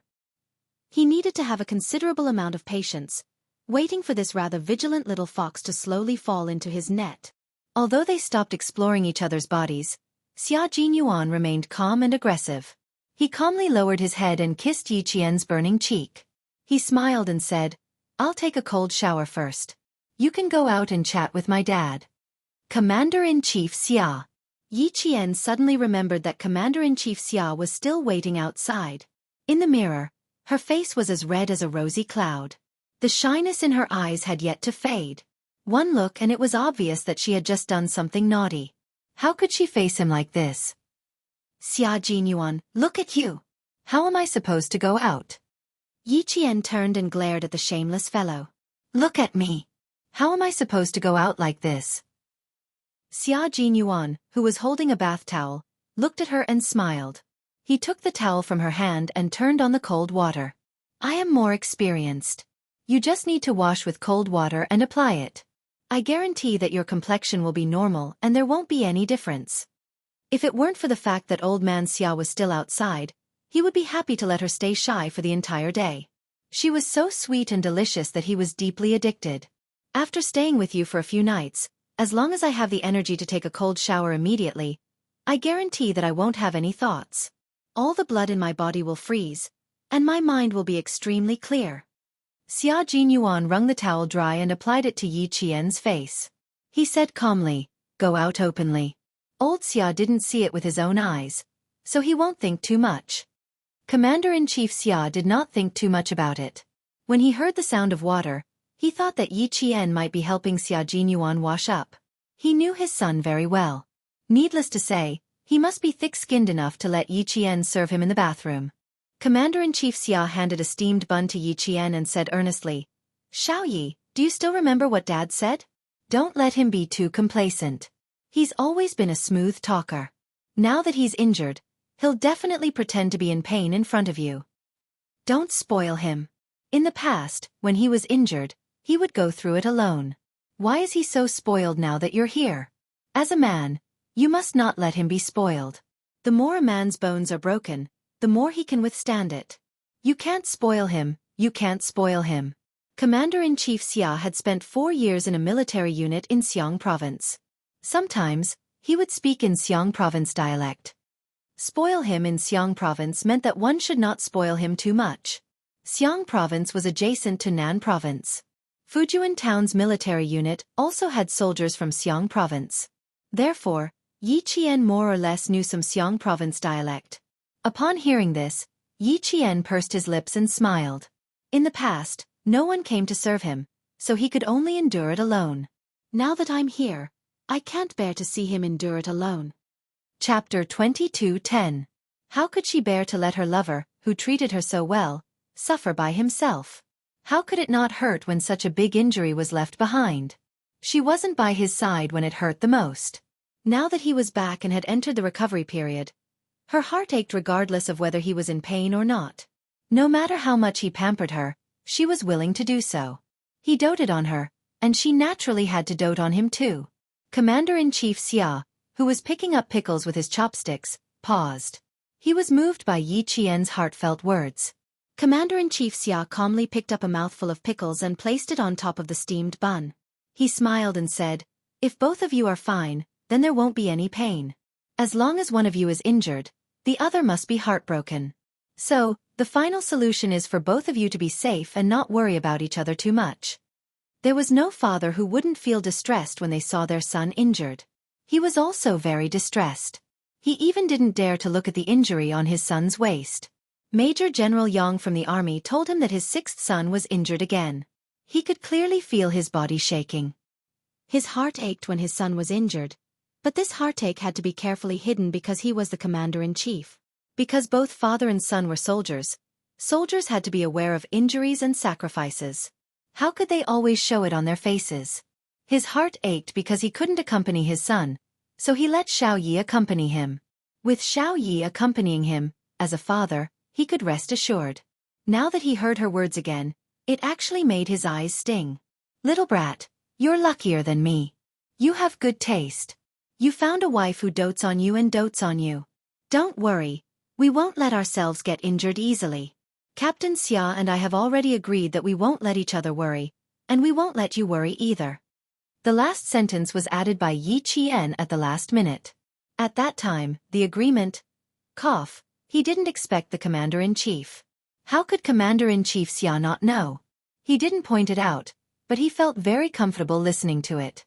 Her appetite wasn't very good, but with Yi Qian accompanying her, she ate 2 steamed buns, a roll, and a bowl of millet porridge. Xia Jinyuan, who came out with water vapor, raised his eyebrows and smiled when he saw this. "Your appetite isn't bad. It's too good. You can eat 2 steamed buns, a roll, and a bowl of millet porridge. Aren't you afraid that you'll be full?" He was worried, so he asked the guards to find a doctor. He was already 60 years old, so he had to pay attention to his health. He was in a good mood and his stomach was moving well. The doctor said that everything was fine and that they were worrying too much. "You're afraid that I'll eat too much, you unfilial son. Don't you know the rules?" After breakfast, Xia Jinyuan, who was lying in bed to get in 4 drip, quickly glanced at Yi Qian, who was clearing the table, and then said in a low voice, "Didn't I tell you that this matter isn't urgent? Our team is full of majors. What's the difference whether or not they get a title? They're all majors anyway. Since they've been promoted in the file, it's settled. Why bother with a ceremony?" Xia Jinyuan didn't mention this matter to Yi Qian, nor did he think of telling Yi Qian. who knew that Commander-in-Chief Xia would say it out loud without any hint, so he almost couldn't take it back. By saying that there was no ceremony, Yi Qian, who didn't know what was going on, believed him. Chapter 22:11. Why did he reject the promotion ceremony? How could he skip such a solemn ceremony? No matter how low his voice was, she could still hear him. She had not finished packing up the things in her hands. Yi Zhenjian smiled and said, "Captain Xia, I want to watch you receive your rank. Is that okay?" She looked at him with sparkling eyes. "Major to lieutenant colonel, right? You only get promoted once every few years. How can you skip the ceremony? I haven't seen you receive your rank yet." There were 3 times a soldier could show off his charisma when he enlisted. First, the first day of enlistment, when he put on his uniform. Second, the rank and gun awarding ceremony. Third, the military rank promotion ceremony. She couldn't see Captain Xia's first day of enlistment or his rank and gun awarding. Now that she could see his military rank promotion, she couldn't miss it. "You didn't attend the military rank promotion ceremony because you didn't have time?" Yi Qian was very interested and couldn't help but ask another question. Actually, she also wanted to ask if it was because of the Snowfield Brigade's rules. She knew the Snowfield Brigade's rules. Before leaving the Snowfield Brigade, one's military rank would never change. For example, when Pigeon and J5 put on their uniforms, their military rank would be marked as major. If she was lucky enough to enter the Shuiyu Brigade after graduation, and if she could be promoted to major in 3 years, then she would always be a major when she wore a formal uniform, and her official rank would be like Captain Xia, secretly promoted to lieutenant colonel, but still a major on the surface. She didn't quite understand why he did this. Xia Jinyuan looked at Yi Qian. He originally wanted to suppress his military rank, but after hearing Yi Qian's words, he changed his mind. "Okay, I agree. Okay, come over for the meeting tomorrow. You and your comrades will be there too." Commander-in-Chief Xia nodded. He rushed over early in the morning mainly because of this matter. Since he agreed, there was no need for him to stay. He then said to Yi Qian, "Xiaoyi, come over with him tomorrow." Coincidentally, the nurse in charge of giving Xia Jinyuan an anti-inflammatory drip came over. Commander-in-Chief Xia stood up to leave, and Yi Qian hurriedly stood up to see him off. If it were any other time, the commander-in-chief would definitely not allow Yi Qian to drive him. But this time, he did not refuse. Instead he said, "Xiaoyi, send him to my car. I want to talk to you on the way." "All right, please." Yi Qian did not notice that the man behind him was winking at Commander-in-Chief Xia, as he respectfully escorted the Commander-in-Chief out of the ward. Xia Jinyuan wanted to chase after Yi Qian, but Commander-in-Chief Xia shot him a look and he could only watch helplessly as Yi Qian left the ward. What would they say when they got out? He could more or less guess the answer. After hearing the whole story, Yi Qian's heart palpitated. She had no idea that Captain Xia could have been promoted to lieutenant colonel last year, but he had been holding back because he wanted to be promoted at the same time as her. "Sixth brother is very stubborn. I was very worried before I came here, but who knew that you could change his mind with just a few words? Xiaoyi, I'll leave the important task of disciplining sixth brother to you from now on. If he does anything wrong, you can discipline him well. If anything happens, I'll take responsibility." Yi Qian, whose heart had already flown back to the ward, calmed his palpitations and nodded solemnly. "Don't worry, I'll definitely see to it that he's promoted to lieutenant colonel. I'll never allow him to delay something as important as his promotion because of me." She was very touched. Her man had secretly done many things for her that she didn't know about. Every one of them could shock her for a long time. For her, he had sacrificed too much. How could he accept that even his military career would be delayed by her? Chapter 22:12. There was a lot to talk about, so Commander-in-Chief Xia did not take the elevator. Instead, he took Yi Qian and the guards from the 8th floor to the 1st floor. The guards in front turned on the sensor lights and kept 8 steps away from Commander-in-Chief Xia.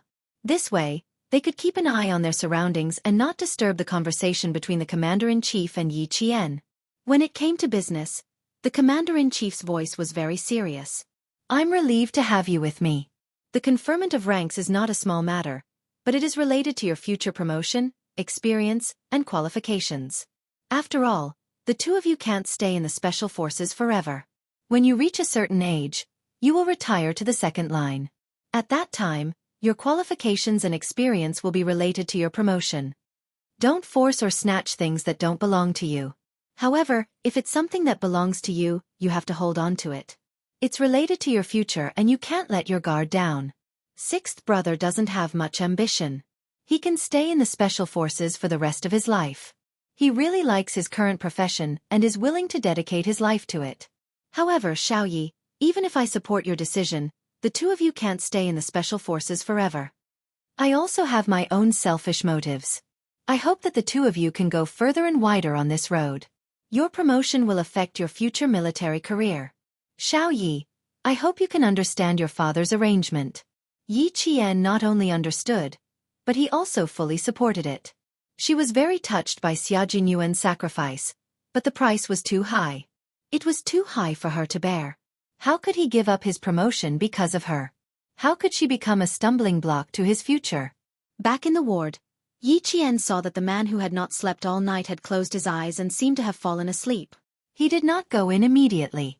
Instead, he stood quietly at the door and gazed at him gently. Captain Xia, you've done so much for me. I can only use my life to accompany you. You're holding back your promotion because I once said, as long as you wait for me, I will definitely catch up with you. That's why you're holding back your promotion. Back then, you said those words before our relationship was clear. At that time, you remembered them in your heart and put them into action. Captain Xia, how can I not love you deeply? How can I not spoil you, indulge you, and let you do whatever you want? Why aren't you coming in?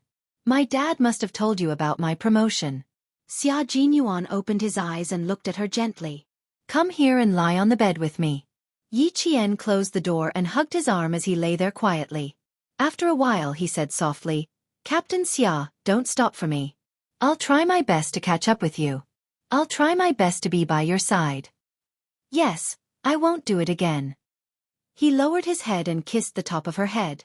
The tough soldier's heart was as soft as water. I will always walk in front so that you can see me. I won't get lost. Okay, remember what you said today. Never stop because of me. I'm very touched, but I don't like it. I don't want to be your hindrance. I just want to be your motivation. I will definitely catch up to you. You said that we will walk side by side. You must believe that I have the ability to walk side by side with you. Okay. Yes, I've always believed in my little fox. Xia Jinyuan closed his eyes and spoke softly. He was a little tired. As he spoke, his eyes became heavy and his voice became lower and lower. Chapter 22:13. Yi Qian knew that this was the effect of the sleeping medicine. Before the commander-in-chief got into the car, he told her that he had spoken to the doctor and prescribed some sleeping medicine. This was good. He would be able to have a good night's sleep. Yi Qian, who was not sleepy, picked up a military book and slowly flipped through it. From time to time, she would look up to see if the drip bottle was still empty. She listened to the ticking sound of the clock ticking as she enjoyed their time together. When Li Jinyan arrived, he saw a scene that even he could not bear to disturb. He paused for a moment, then took out an old photo from his pocket and glanced at it. A strange light flashed across his cold eyes as he raised his hand and gently knocked on the tightly shut door. Yi Qian was a little surprised to see him. They had just met yesterday. With Li Jinyan's busy schedule, he did not have much time to come to the hospital. Yi Qian gently moved Xia Jinyuan's long arm away from her waist and quietly got out of bed. Li Jinyan pointed outside, motioning for her to come out and talk. Yi Qian closed the door and smiled naturally. Are you on annual leave? Why are you so free? I'm not on vacation. I'm here for a meeting to get promoted like him. Li Jinyan's cold eyes had an unusual light smile. It was very gentle, but there was a deeper meaning behind it. You'll be there tomorrow, right? He had specially come to look for her. Even if he was not free, he had to squeeze in some time. Upon hearing this, Yi Qian's smile deepened. Captain Xia told me that you were officers from the same period. You even participated in military training together. After that, you went to the Navy and he went to the Army. I didn't expect you to get promoted at the same time. Fate runs deep. My fate with you runs deeper. Hearing her words, Li Jinyan's cold handsome face had a deep smile. His gaze was fixed on the face in front of him. He slowly said, besides the fate of fighting side by side, Yi Qian, We have an even deeper fate. An even deeper fate? Yi Qian did not understand. What do you mean by an even deeper fate? Look at this picture. Taking out the old photo from his pocket, Junyan's cold face softened a little. You must know her and be very familiar with her, right? It wasn't a question, but a certainty. Yi Qian was stunned when she took the photo. Of course, she recognized the woman in the military uniform in the photo. That was her mother. Her mother had sacrificed herself when she was very young. Why was her mother's photo in Li Jinyan's hands? Why would there be such a photo? Li Jinyan handed the photo over and stared intently at Yi Qian, afraid that he would miss the slightest expression on her face. When he saw the shock on her face the moment she saw the photo, Li Jinyan knew that he was too excited. He was a steady and calm person. No matter how big the matter was, he would not be affected by it. However, this matter had stirred up great waves in his heart. Even his voice was not as cold as usual. Instead, it was calm and had some fluctuations. You look very similar to the woman in the photo. From the first time I saw you, I felt an indescribable sense of familiarity towards you. It was as if I had seen you somewhere before, but I didn't have a deep impression of you. When I found this photo, I knew where I had seen you before. It turns out that the woman in the photo is your mother. Li Jinyan was already very good at controlling his emotions, so he only revealed a little. He did not suddenly reveal the truth. Instead, as he spoke, he observed Yi Qian's expression and slowly told her the truth. Chapter 22:14. Yi Qian's expression changed drastically. In the photo, a young man and woman were cuddling together, wearing old military uniforms. Their heads were leaning against each other. It looked like they were taking a wedding photo. The thought flashed through her mind, but she instinctively chose to avoid it. She chose not to think too deeply about it. Impossible. It's impossible. It's definitely not what I'm thinking. Yi Qian, who was in an uproar, suppressed his doubts and looked up. His eyes were cold as he asked calmly, "Why do you think the woman in the photo is my mother?" Her reaction was a little unusual. Li Jinyan frowned slightly and looked at Yi Jian with a sharp gaze. When she took the photos just now, her reaction was not the same as when she was talking to him now. She was obviously shocked, but now she appeared very calm. Was she testing him? Or did she not want to know who her father was at all? Li Jinyan's eyes darkened when he remembered that her father's name was Yi Xinfan in her file. However, he couldn't blame Yi Qian. If his aunt hadn't told Yi Qian about her identity, she wouldn't have known that her biological father was someone else. Yi Qian, she is indeed your mother. Don't you even know your own mother? Li Jinyan realized how tricky the situation was when she refused to acknowledge her own mother. If he told her the truth, she would definitely deny it. This was not the result he wanted. The young woman in the photo was his aunt, whom his grandfather's family had never met. The young man was his uncle, who had only returned to his grandfather's family when he was 10 years old. Li Jinyan, who had deep feelings for his grandfather's family, didn't dare to tell Yi Qian the truth because he didn't know what Yi Qian was thinking. He was afraid that if he said it, it would make it harder for Yi Qian to accept it and push her further away. No, that's impossible. Yi Qian didn't even want to take the photo anymore. He quickly stuffed the photo into Li Jinyan's hands like a hot potato and smiled faintly. Captain Li, there are all kinds of strange things in this world. It's normal for them to be similar. I admit that the woman in the photo does look like my mother, but she's not my mother. You're mistaken.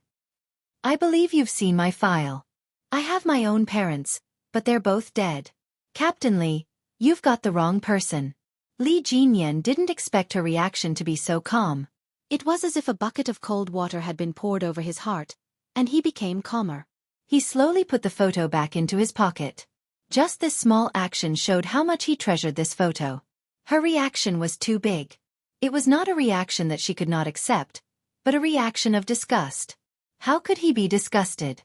Even if they didn't know each other, they wouldn't hate each other. He was too reckless. He didn't investigate the matter thoroughly before suddenly telling her. Originally, he wanted to tell Xia Jinyuan about it first. However, when he saw Yi Qian, he thought about his grandfather, who was old and couldn't go anywhere. He thought about his grandmother, who passed away with regrets. Then he thought about his mother, who didn't forget to tell him something before she passed away. No matter how calm he was, he couldn't help but feel emotional. Last night, he went to his grandfather's house and played a game of chess with his grandfather. His grandfather, who used to face all kinds of mental and physical blows, sighed to him. The light of the mulberry elm doesn't shine far. I hope the light of the morning sun is as bright as the time. That moment made him feel sad. Li Jinyan stopped Yi Qian, who was about to go back to the ward. He said calmly, Yi Qian, can you listen to a story? A story from a long time ago. Can you listen to it before you leave? Chapter 22:15. The story was too complicated. It was filled with the grief of the parents and how hard life was at that time. Li Jinyan wanted to tell Yi Qian. He wanted her to change her mind after hearing the story. The story is a little long. It's related to a few old people. It might take about half an hour. Please give me half an hour and let me finish, okay? Yi Jian wasn't just resistant. She resisted until now and didn't want to hear a single word from Li Jinyan. Her eyes were cold as she said, I don't want to hear it. I'm not interested. Let go, Captain Li. Why won't you listen? Is it because you already have the answer in your heart? Is that why you don't want to listen? Li Jinyan did not let go. From her eyes, he saw not only disgust, but also sadness and hatred. She really should hate it, because no one knew that her aunt was pregnant with her uncle's child before she left. Yi Qian looked at him calmly. Captain Li, why should I listen? The story you want to tell has nothing to do with me. Why should I listen? Why should she listen to a story that had nothing to do with her? Her father was Yi Xinfan. There was no one else. If you're here to visit Captain Xia, you'll have to come back later. He needs to rest. I'm sorry, I can't accompany you. She refused to talk about this topic. Li Jinyan saw that she was so insistent. A trace of sadness flashed across his cold face. Then he stepped aside and said calmly, I'm sorry to disturb you. That's because you're too similar to my aunt and my uncle. My grandfather's family has never seen my aunt, and this is the only photo my aunt left of my uncle. Before my grandmother died, she grabbed my mother's hand, hoping that my mother would bring my aunt home.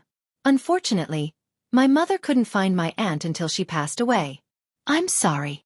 I was too anxious and disturbed you. Yi Qian, who was holding the door lock, paused. She turned around and nodded slightly at Li Jinyan. It's okay. That's right. My aunt's name is very different from your mother's name. Maybe I really made a mistake. Li Jinyan took out the photo again and flipped it over to look at the bottom of the photo. The name, Hong Mei, was written on it with a fountain pen. He looked at it for a while, and just as Yi Qian pushed the door open and returned to the ward, he said softly, Our whole family only knows that aunt's name is Hong Mei, but we don't even know her surname. No, that's not right. You don't even know my mother's real name. Hong Mei is just her code name. Like you, her code name is Devil. And like me, her code name is Qing Miao. You don't even know my mother's real name. That man clearly didn't want to marry my mother. After closing the door, Yi Qian was expressionless. He didn't even mention his mother's name to his family. When he left, he didn't even say goodbye to his mother. He just left silently. It was obvious that the man only wanted to play with his mother's feelings. She knew that she wasn't her father's biological daughter. She knew that her mother was already pregnant when she married her father. But so what? Her father's name was Yi Xinfan. He was a simple and honest farmer who had doted on her when she was young. Li Jinyan left. His tall and straight back showed a hint of sadness. He was sad for the past, sad for his grandfather's family. They didn't know that his aunt had given birth to his uncle's child. No one knew, including his uncle. Chapter 22:16. Yi Qian's reaction was a huge blow to Li Jinyan. He immediately woke up from his excitement and stopped talking. He was too anxious just now. He was so anxious that he did not have the evidence to prove that Yi Qian was his uncle's daughter. However, he did not regret it. His grandfather did not have much time left. The light of the mulberry elm does not shine far. I hope the morning sun shines brightly. This was the old man's helplessness. It was also a knot in his heart that he could not let go of for the rest of his life. The old man often said that the ancestors of the Fu family had enjoyed too much and had used up all the good fortune of their descendants. In the end, only one son and one daughter grew up. The first son was his uncle. He only returned to his grandfather's side when he was 10 years old. The second daughter was his mother. She was frail and sickly. She married into the Li family less than 10 years ago and left him sick when he was 8 years old. Fortunately, he had the support of his grandmother. His grandmother, who had lived a rough life, had someone to rely on before she died. Li Jinyan thought about his elderly grandfather and his cousin who he had found. He walked out of the hospital and drove straight to his grandfather's house. Li Jinyan's grandfather was one of the leaders in the development of space, satellites, and missiles. He had laid the foundation for China's strategic missile and led China's national defense technology industry on the right track. Now, he was respectfully called Old Master Fu. Mencius. There was a book in the book. The scholar is old, so he is called master. After thousands of years, the meaning of the word master remained unchanged. It represented strength of character, spirit, heritage, and ideology. Old Master Fu's spirit was not what it used to be. He had suffered too much when he was young. Later, he worked so hard for China's space, satellites, and missiles research that his hair turned white before he was 50 years old. Although he had retired, there were still many guests at his house. They were all scientists in China's space, satellites, and missiles research. Li Jinyan drove over. The housekeeper who was in charge of taking care of Old Master Fu's daily life said softly, "There are 2 guests from the aerospace department who are discussing problems with Old Master Fu in the study. I'm afraid you will have to wait for a while." "Okay, there is no need to disturb Old Master." Li Jinyan closed the door softly and changed into home shoes. The country took very good care of retired scientists. Their food, clothing, housing and transportation were all top-notch. Old Master Fu liked ancient architecture, so the place where he lived was near a mountain and a river. His furniture and flooring were all made of solid wood, and the interior was decorated in Han style. Walking in was like traveling to another time and space, and when sitting by the window, one could hear the sound of the wind blowing the leaves. After entering the house, Li Jinyan pushed open the wooden sliding door and found a few old photo albums in a row of bookshelves. He sat cross-legged on a thin cushion and slowly flipped through the albums. The album recorded the lives of Old Master Fu and Old Madam Fu, as well as the changes in the Fu family's wealth. Old Master Fu and Old Madam Fu were born in a wealthy family. Both of them were smart and studious. They studied abroad and graduated from MIT and became lovers. Before they were 28 years old, they lived a rich life. From 28 to 35 years old, they faced many difficulties. But no matter how difficult their life was, Old Madam Fu insisted on taking a family photo every year. The family photo started with 1 child, then slowly increased to 2 children, then to 3 children, then to 4 children. Li Jinyan's thin lips gradually tightened because he knew that when he flipped to the next page, the 4 children would be reduced one by one until only his maternal grandfather and his pregnant grandmother were left. 3 uncles and 1 aunt, who he did not have the chance to meet, died one by one because they were homeless and had no money to treat their serious illnesses. Chapter 22:17. After Old Master Fu finished his discussion with the 2 scientists from the Aerospace Institute, he walked to his room with his cane. He had suffered a lot when he was young and had to work day and night after he entered the Aerospace Institute. Now that he was old, he could not walk properly. He even had to use a cane to walk at home. Li Jinyan was resting with his eyes closed. When he heard the door open, he opened his eyes and got up quickly. "Take your time."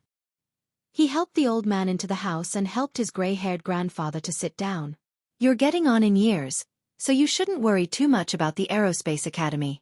Don't worry too much, or your body won't be able to take it." Old Master Fu patted his only grandson on the back of his hand and said kindly, "I don't worry about it. I just talk to him occasionally. Once you're free, if your brain doesn't work and you're lucky enough to get rusty, you might as well use your brain while you can." The old man sat down and saw the photo album on the low table. It had been a long time, and the corners of the photo album were yellowed. Although it was cloudy, it was still full of wisdom. His skinny hand trembled as he touched the cover of the photo album.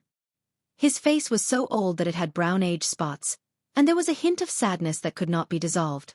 "Ever since your grandmother passed away, I rarely look at it." Old Master Fu sighed. The photo album contained memories of his life and the sadness that he could not erase. He was born into a rich family.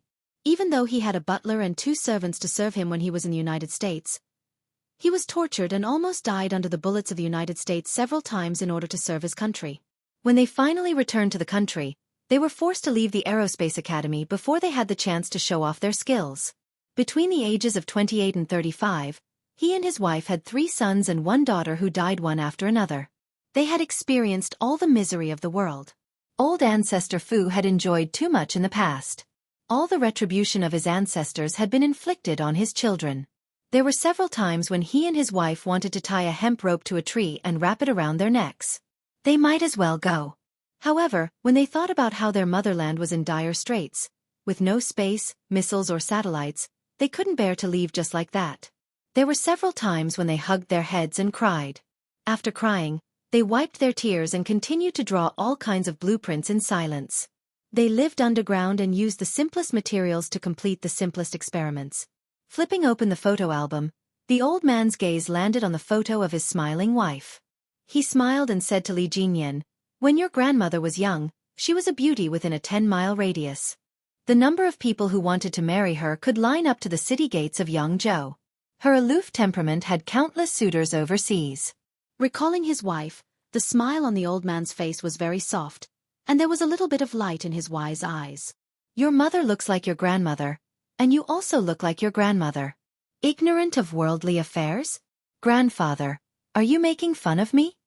Li Jinyan was afraid that he would make the old man too sad. It was rare for him to make fun of himself. "If I become aloof, then you'll be worried. You're afraid that I'll become a monk." Old Master Fu laughed. "You're not much different from a monk now. You're so young and always have a cold face. Any girl who sees you will be scared. When your mother was alive, she often told me that it's not a good thing to be young and mature. She was afraid that you would be too cold and would be easily taken advantage of. Your grandmother and I were also worried, but then we saw that you were smart and we knew that it was unnecessary." Chapter 22:18. At the mention of his daughter who had passed away, the old man's smile faded. "Your mother was weak when she was young. It was your grandmother and I who mistreated her and caused her to pass away early. If you say that, Mom would be sad if she was still alive." Li Jinyan pursed his lips and looked at the old man with a steady gaze. "Mom never thought that you and grandmother mistreated her. If it weren't for you two protecting her, I might not even exist in this world. Your mother was considerate since she was young." The old man's withered fingers gently caressed his daughter who had passed away almost 20 years ago. Tears were already glistening in his eyes.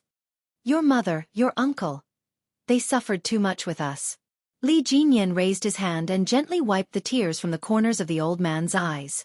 His grandfather and grandmother had suffered too much, but they still contributed to the country without any complaints or regrets. This was something he admired very much. The old man and his grandmother's 3 sons and 1 daughter died one after another. When his wife was 37 years old, she gave birth to another daughter, Jinyan's mother, Fu Yu-en. Their life had been stable for less than 2 years, but then there was a storm. Because the Fu family was suddenly reported for harboring evil intentions, the Fu family, who had finally found a place to live, was in trouble again. Old Master Fu's youngest sister and the only daughter of the Fu family, Miss Fu, got married in a hurry. Half a year later, Old Master Fu gave his 1-month-old son, Fu Yuxing, to his sister's family. Originally, he wanted to go back and pick him up after the chaos, but he didn't expect that his youngest son, Fu Yuxing, would be left with his sister's family until he was 4 years old. Later, his sister's family broke off contact, and he also lost contact with his only son, Fu Yuxing. It wasn't until Fu Yuxing was 10 years old that he was found and brought back to his side. "Yuan Yuxing. I only wanted Yuxing to be safe, but in the end, I didn't want them to be safe." The old man flipped through the photo album page by page. When he saw his 3 sons and 1 daughter who died young and his youngest daughter who died young, his heart was heavy. When he saw a handsome young man with dashing eyebrows and bright eyes, the old man sighed from the depths of his chest. It was so heavy that the air seemed to freeze. "Jinyan, Uncle hasn't been home for 4 years. I don't know why, but I keep thinking about him." This was his only son who had grown up and was also the only child who was still alive. His lifeless voice trembled a little. "I don't know if I can wait for him to come back." After saying that, the old man coughed deeply. At that moment, his hunched back bent even more, and he looked even older. Li Jinyan, who quickly stood up to soothe the old man, said in a low voice. It's because of the nature of my uncle's work. He can't come back even if he wants to. Don't worry. He will come back to see you as soon as he finishes his work.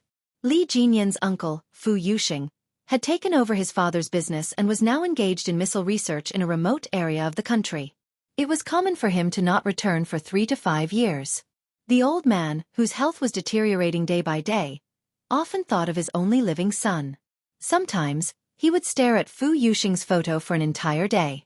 When he heard this, Li Jinyan, who was trembling with fear, pursed his lips into a sharp line. Due to the nature of his uncle's work, he couldn't be filial to his grandfather, but as a junior, he had to share his elder's burdens and solve his problems. Yi Qian. He still had to find her. Jinyan, if grandfather doesn't wait for your uncle to come back, you have to remember to continue looking for your aunt on behalf of your uncle and the Fu family. You have to find her. Even if she's no longer alive, you have to find her family, understand? Chapter 22:19. This was your grandmother's last wish. In the future, it will also become your grandfather's last wish. It is also your uncle's greatest wish in his life. The old man was a little tired. He closed the yellowed album and sealed away his memories. He then said to Li Jinyan, I'll keep this album. You should stop looking at it. These were all bad memories. Why would he make things difficult for his only descendant? You should rest for a while. Leave the search for Aunt to me. Li Jinyan took out a blanket from the cabinet and laid it directly on top of the tatami mat. He placed the buckwheat pillow in place and carefully helped the old man lie down to rest. You should sleep. I'll come back to see you later.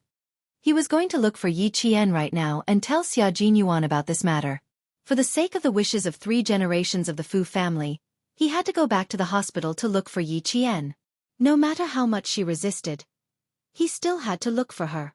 In the hospital, Yi Qian looked down slightly and said, I didn't admit it, and I don't want to admit it. To me, it doesn't matter if I know my biological father or not. I only know that my father passed away a long time ago. There can't be another father in this world.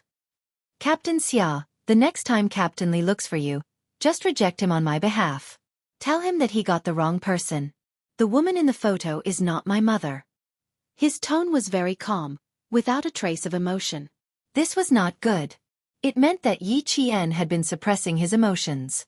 To Xia Jinyuan, Yi Qian might be Li Jinyan's cousin. The sudden news really shocked him. No, don't talk about it. Let's just talk about old Master Fu. This old man was not an ordinary person. Even old Master Fu had to salute him when he saw him. This old man was one of the founders of our country's missiles, atomic bombs, and space satellites. He was one of the main indicators of a country's strategic nuclear power and the development of military science and technology, strategic missiles. Yi Qian probably didn't know about all this. If Yi Qian was really old Master Fu's granddaughter, Xia Jinyuan couldn't help but sit up straight. His handsome face instantly became serious. Yi Qian, do you know who Li Jinyan's grandfather is?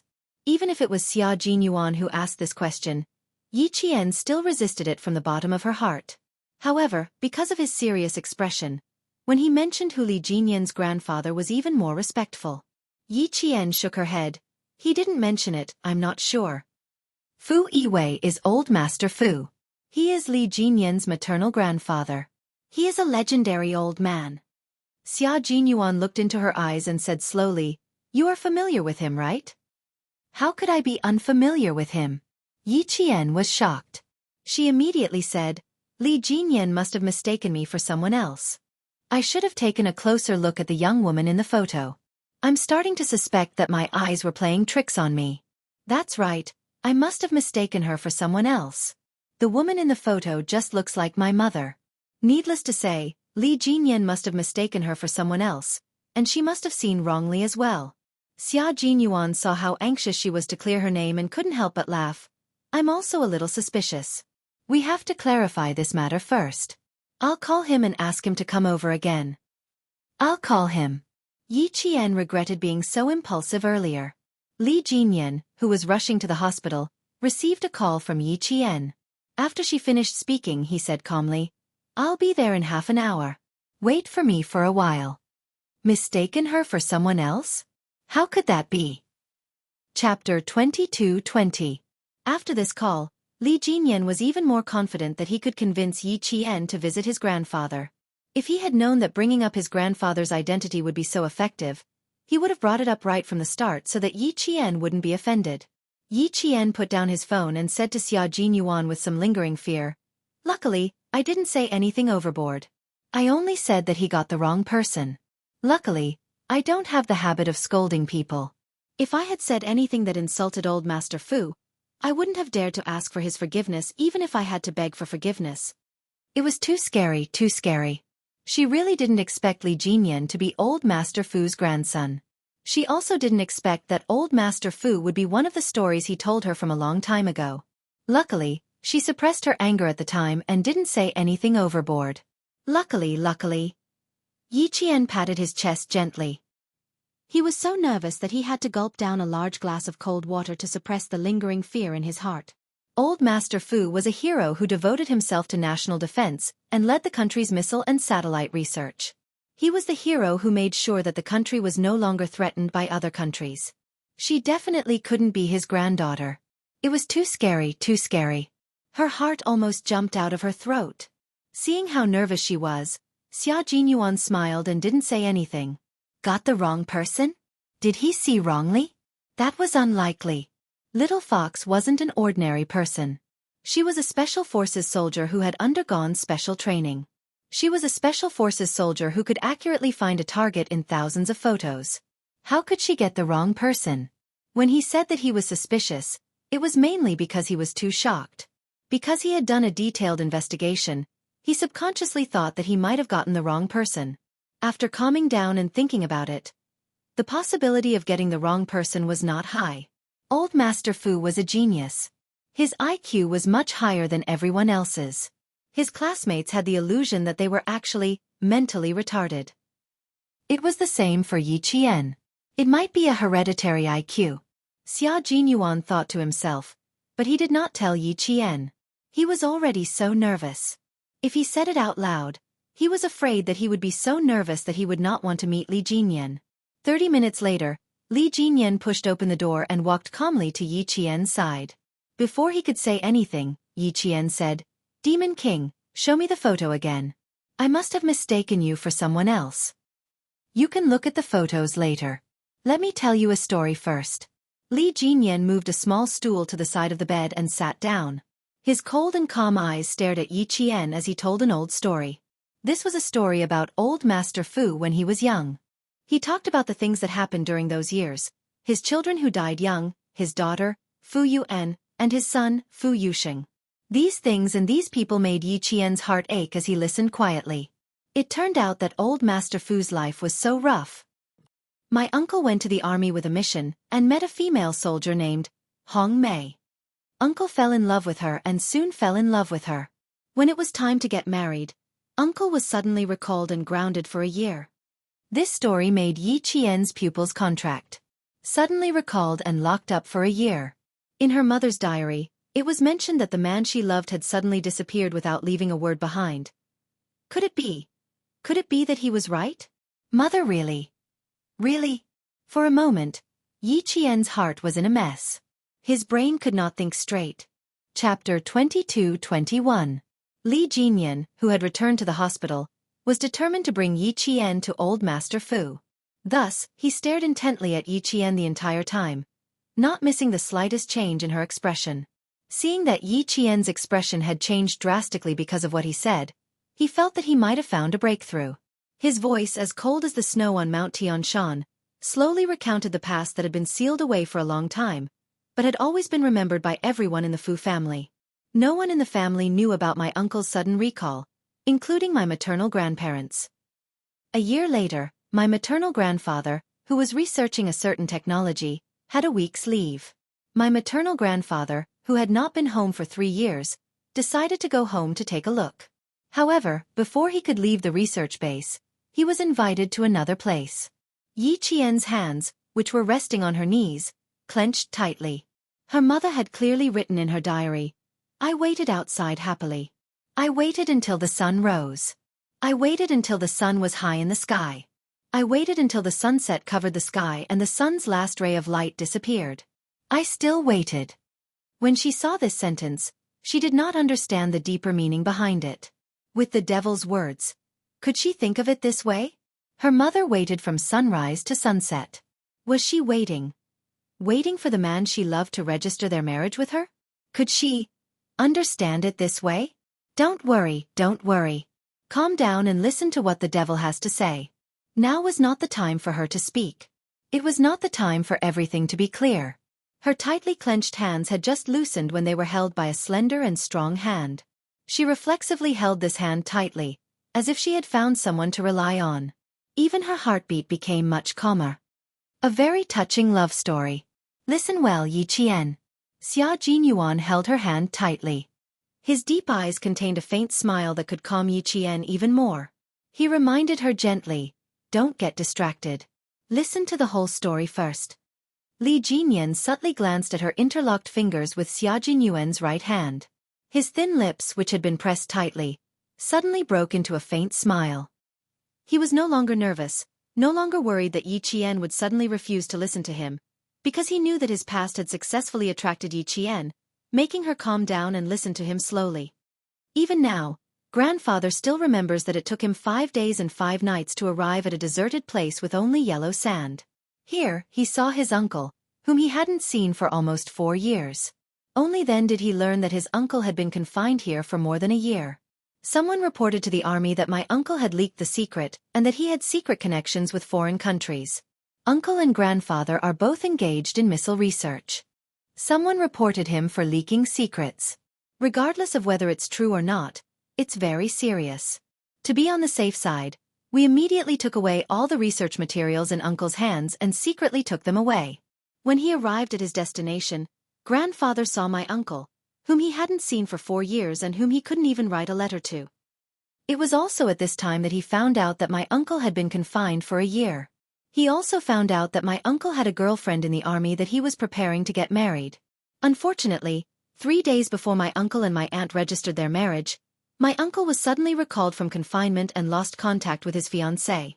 Yi Qian, whose eyes were dark, looked up and stared unblinkingly at Li Jinyan as if to confirm something. She didn't speak immediately. Li Jinyan, who was interrupted by her gaze, suddenly felt his heart tighten. He didn't show it on his face as he calmly waited for Yi Qian to speak. Chapter 22:22. After a while, Yi Qian asked suspiciously, why haven't we written to each other in the past 4 years? That's because our country's missile and satellite research was carried out in secret on a zero-foundation basis. In order to keep it a secret, all the scientists involved in the research were not allowed to leave the research base easily. They were also not allowed to contact their families casually, and lived in isolation from the rest of the world. Xia Jinyuan answered Yi Qian in a deep voice and full of respect. It's normal that you haven't written to your family in the past 4 years. Yi Qian was filled with deep veneration when he heard this. Li Jinyan knew that Xia Jinyuan was speaking up for him, so he nodded slightly to express his gratitude. Grandfather and grandmother are both engaged in research and development and rarely come home. They don't know what's going on with my mother and uncle, so it's normal for them not to receive any letters from their children for a year. This is also why grandfather doesn't know that uncle has been in confinement for as long as a year, and he doesn't know that uncle is preparing to get married. After uncle secretly told them about this, grandfather immediately asked a friend to investigate in secret, but he didn't find anything. There's no female soldier named Hong Mei in the army. Yi Qian's fingertips were trembling. Could it be that Mom didn't tell anyone her real name? That's why he didn't find out where she was? He went back to the army to look for Mom after a year, but Mom wasn't even in the army at that time. She went home to give birth to her. That's why he didn't find out where she was? Yi Qian's heart was in turmoil as he guessed and thought. A year ago, uncle and aunt were preparing to get married. A year later, grandfather went to investigate again, but there was no news at all. For a long time, grandfather wondered if uncle had gone insane after being confined for a year. The so-called fiancé was just a figment of uncle's imagination and didn't exist. If it wasn't for this photo. Li Jinyan took out the old photo again and looked down at the young man and woman in the photo. There was a slight ripple in his cold voice. It was because of this photo that grandfather confirmed that uncle did have a fiancée who was about to get a marriage certificate. Li Jinyan handed the photo back to Yi Jian. His expression was cold, and his dark unfathomable eyes revealed a faint light. It was a light filled with hope. Yi Jian, I'm willing to invite you to take a good, serious look at this photo again, okay? There were too many emotions in his eyes that made Yi Qian's heart heavy. She didn't even have the courage to reach out her hand. What if he had mistaken her for someone else? She didn't reach out to take it, so Li Jinyan kept holding it in his hand, patiently waiting for her to reach out.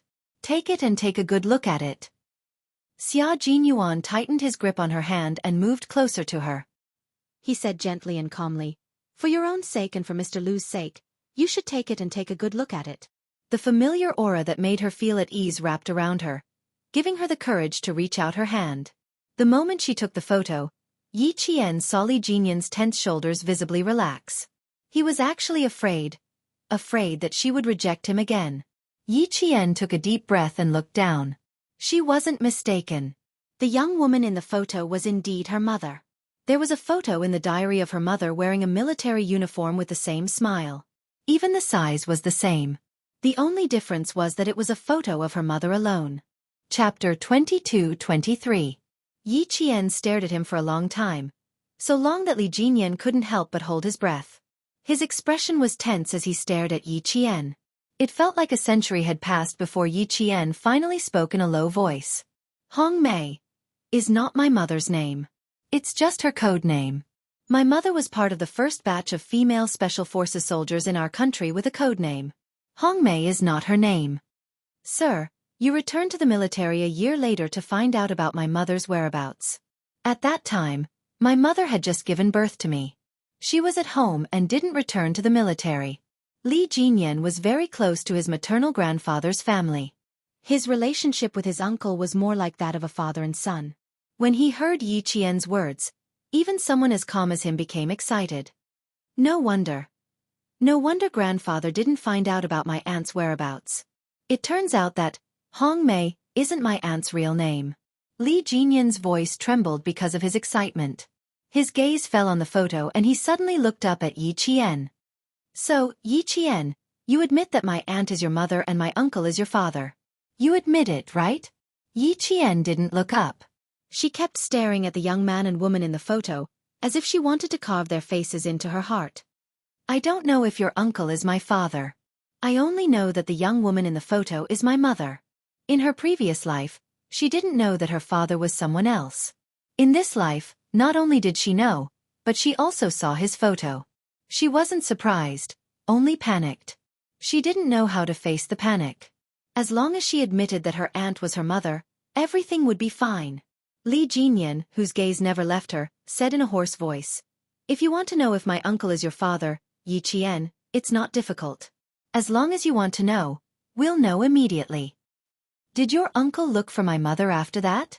Did he look for her himself? Or did he ask someone else to do it? Yi Qian did not answer him. Instead, he seemed to want to verify something. His voice suddenly became very cold. Demon King, please answer me seriously.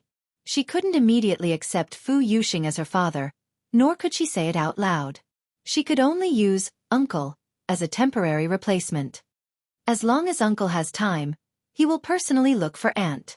He personally told me that as long as he is still alive, he will definitely not give up looking for her. To this day, her uncle was still unmarried. The column in his file said, married. Not only did my uncle never give up, but my grandmother also told my mother before she died that she must help my uncle find my aunt. Before my mother passed away, she told me that I must help my uncle find my aunt. I just came from my grandfather's house, and when I came to the hospital, my grandfather told me that he hoped that I could continue to help my uncle find my aunt and help the Fu family find my aunt. Even if she is no longer alive, I have to find her family. Yi Qian, counting from my maternal grandmother's generation, 3 generations of the Fu family have been searching for my aunt. As long as there is no news, they will not give up. Yi Qian was already in tears. Mother, did you hear that? Did you hear that? The person you love deeply did not abandon you. He did not mean to let you wait from sunrise to sunset. He really wanted to go with you to get the marriage certificate, but he could not. Mother, did you hear that? Did you hear that? The person you love deeply did not abandon you. He has always been looking for you. He has never given up looking for you. Not only that, his family has always been looking for you. They have never given up. They have never given up. Chapter 22-24. Yi Qian sobbed softly with tears streaming down her face. As her tears flowed out, the stone in her heart finally shattered. Even though her mother did not manage to wait for her lover to marry her, in the eyes of the man she loved deeply, her mother was his wife. Even if they did not have a marriage certificate, her mother was his wife. At this moment, Yi Qian's tears flowed like a broken dam. She was so happy that she could no longer control her emotions. In front of the two men, she could not stop crying. Xia Jinyuan's eyes darkened. He did not try to persuade her to stop crying. Instead, he raised his hand and gently stroked her back. Cry, cry. Let your tears wash away all the sadness in your heart. He blamed himself for not realizing that his little fox cared so much about these things. In her heart, her biological father was a heartless man who abandoned his wife and daughter. Even though she did not mention it, there was always a knot in her heart. That was right. She had been tortured as a child. Yi Ying had a father and a mother who loved her dearly, while she had no parents and was bullied by Yi Ying. When she needed the protection and care of her parents the most, she did not receive any care. She had to rely on herself to get through it. When she was beaten, wronged or scolded, she could only curl up in a corner and lick the scars in her heart. No one would stand up for her. No one would feel sorry for her. She could only rely on herself and no one else. At that time, even though she did not know that her biological father was someone else, once she found out, how could she not hate him? He even boasted that he knew her best, but in the end, with deep self-blame in his eyes, Xia Jinyuan tightly hugged his lover, who made his entire body ache. He tilted his head slightly and kept kissing her hair. I'm sorry, my little fox. It was my oversight. I did not realize that you cared so much about this matter. If I had known earlier, I would not have let you suffer so much. I would not have let Li Jinyan bring up this matter first and make you cry.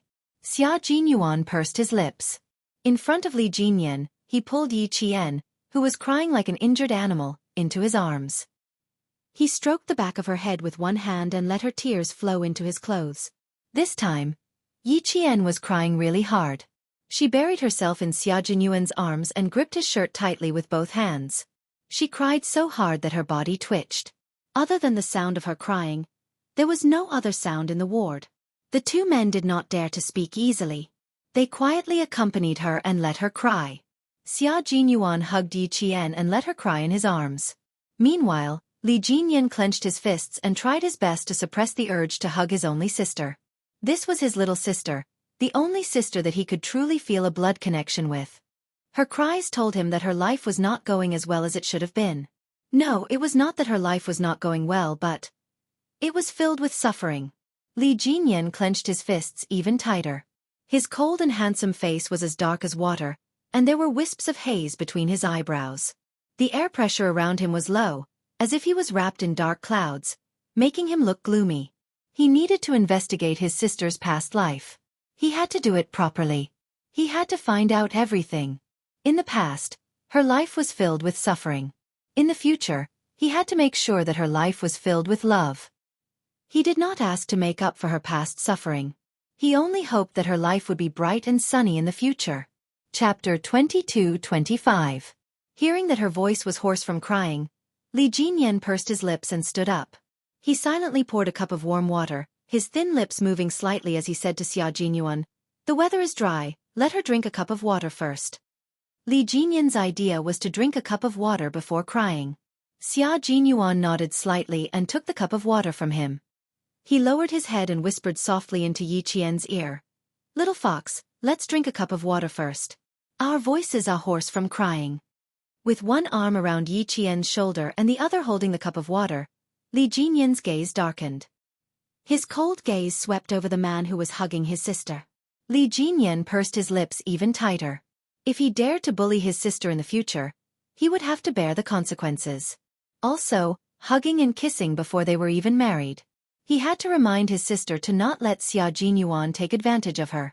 Li Jinyan, who had yet to receive Yi Qian's acknowledgement, was now calling himself her brother. Xia Jinyuan, who was lowering his head to persuade Yi Qian to drink water, suddenly felt a razor-sharp gaze sweep over him. He looked up and saw Li Jinyan, who was sitting by the hospital bed, staring at him unblinkingly. His gaze was somewhat unfriendly as it swept over his hands that were hugging little Fox from time to time. His gaze was so sharp that it was as if he wanted to cut off his hands. If little Fox became old Master Fu's granddaughter, then wouldn't Demon King Li become little Fox's brother? Wouldn't he become Demon King Li's brother-in-law? Xia Jinyuan suddenly felt that something was not right. Demon King Li's gaze was so unfriendly that it was as if he had kidnapped his sister. Once Yi Qian called him brother, his life would not be easy. That would not be good. Before they even started, Li Jinyan was already dissatisfied with Xia Jinyuan's hugging of Yi Qian. However, Li Jinyan didn't say it out loud. He knew very well that he didn't have the right, nor did he have the right to disagree. From Yi Qian's expression, he could tell that she trusted Xia Jinyuan a lot. She was willing to tell Xia Jinyuan everything that was on her mind. As a brother who had yet to be acknowledged, his position in Yi Qian's heart was far inferior to Xia Jinyuan's.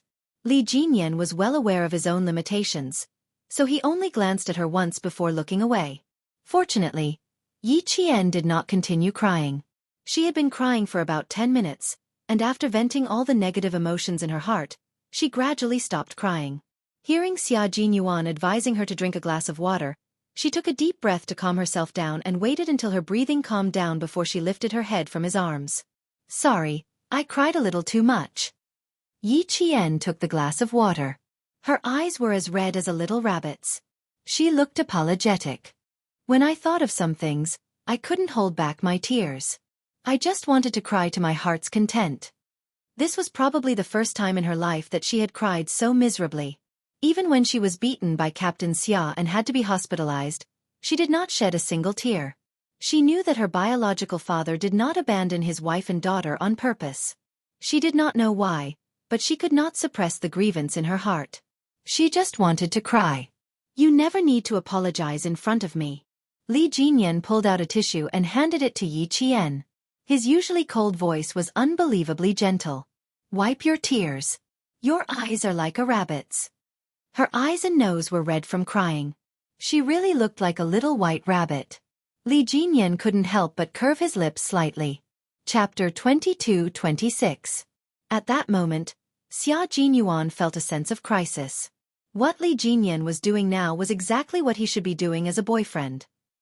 It wasn't just any kind of trouble, it was quite troublesome. The devil, whose face was so cold that even male soldiers were afraid of him, could very well be a guy who spoiled his sister to the point of having no principles. It was really hard to get used to such a devil. Yi Qian, who took the tissue to wipe her tears, didn't know that Xia Jinyuan's heart was in turmoil. She said, "Thank you," a little embarrassedly and avoided Li Jinyan's caring gaze. Xia Jinyuan wasn't the only one who wasn't used to it. Yi Qian wasn't used to it either. The devil, Li Jinyan, had a strong reputation. In training and in daily life, he was always expressionless, and his eyes were as cold as the snow that never melted. Even if he just glanced around, it would give people the illusion that their hearts were being pierced by thousands of arrows. She had experienced this illusion before. But now, he was handing her water and tissue, and even said something emotional. Yi Qian hid her discomfort by drinking water. Li Jinyan wasn't anxious when he knew that she was avoiding him. He knew that before today, he was just Yi Qian's comrade and there was nothing special about him. But now that his status had suddenly changed, he could understand that she couldn't accept it for the time being and chose to avoid him. There was still a long way to go. He would let her know that he was a very qualified brother, so he wasn't in a hurry. He wasn't in a hurry, but his grandfather was a little anxious. Seeing that her emotions had stabilized and there was no longer any sadness on her face, Li Jinyan asked carefully, "Can you come with me to visit my grandfather today? The old man's condition is getting worse by the day. The housekeeper told me that my grandfather hasn't slept for the past few nights and has been sitting alone until dawn. I'm very worried. Can you come with me to visit the old man?" Yi Qian, who wasn't mentally prepared, wanted to reject him, but she swallowed her words. Xia Jinyuan gently squeezed her hand to stop her from blurting out the words that were about to escape her mouth. "Let's go and visit the old man. Not for anything else, but for all that he has done for the country. Yi Qian, as a soldier, you should also visit him. His little fox had suffered too much and suffered too much. Now that she had found her family, he still hoped that she could return to the Fu family, a home where her family was waiting for her, even if she was about to have a brother who might take away his job as a boyfriend. Xia Jinyuan looked at her with a smile, giving her the courage to take the next step forward.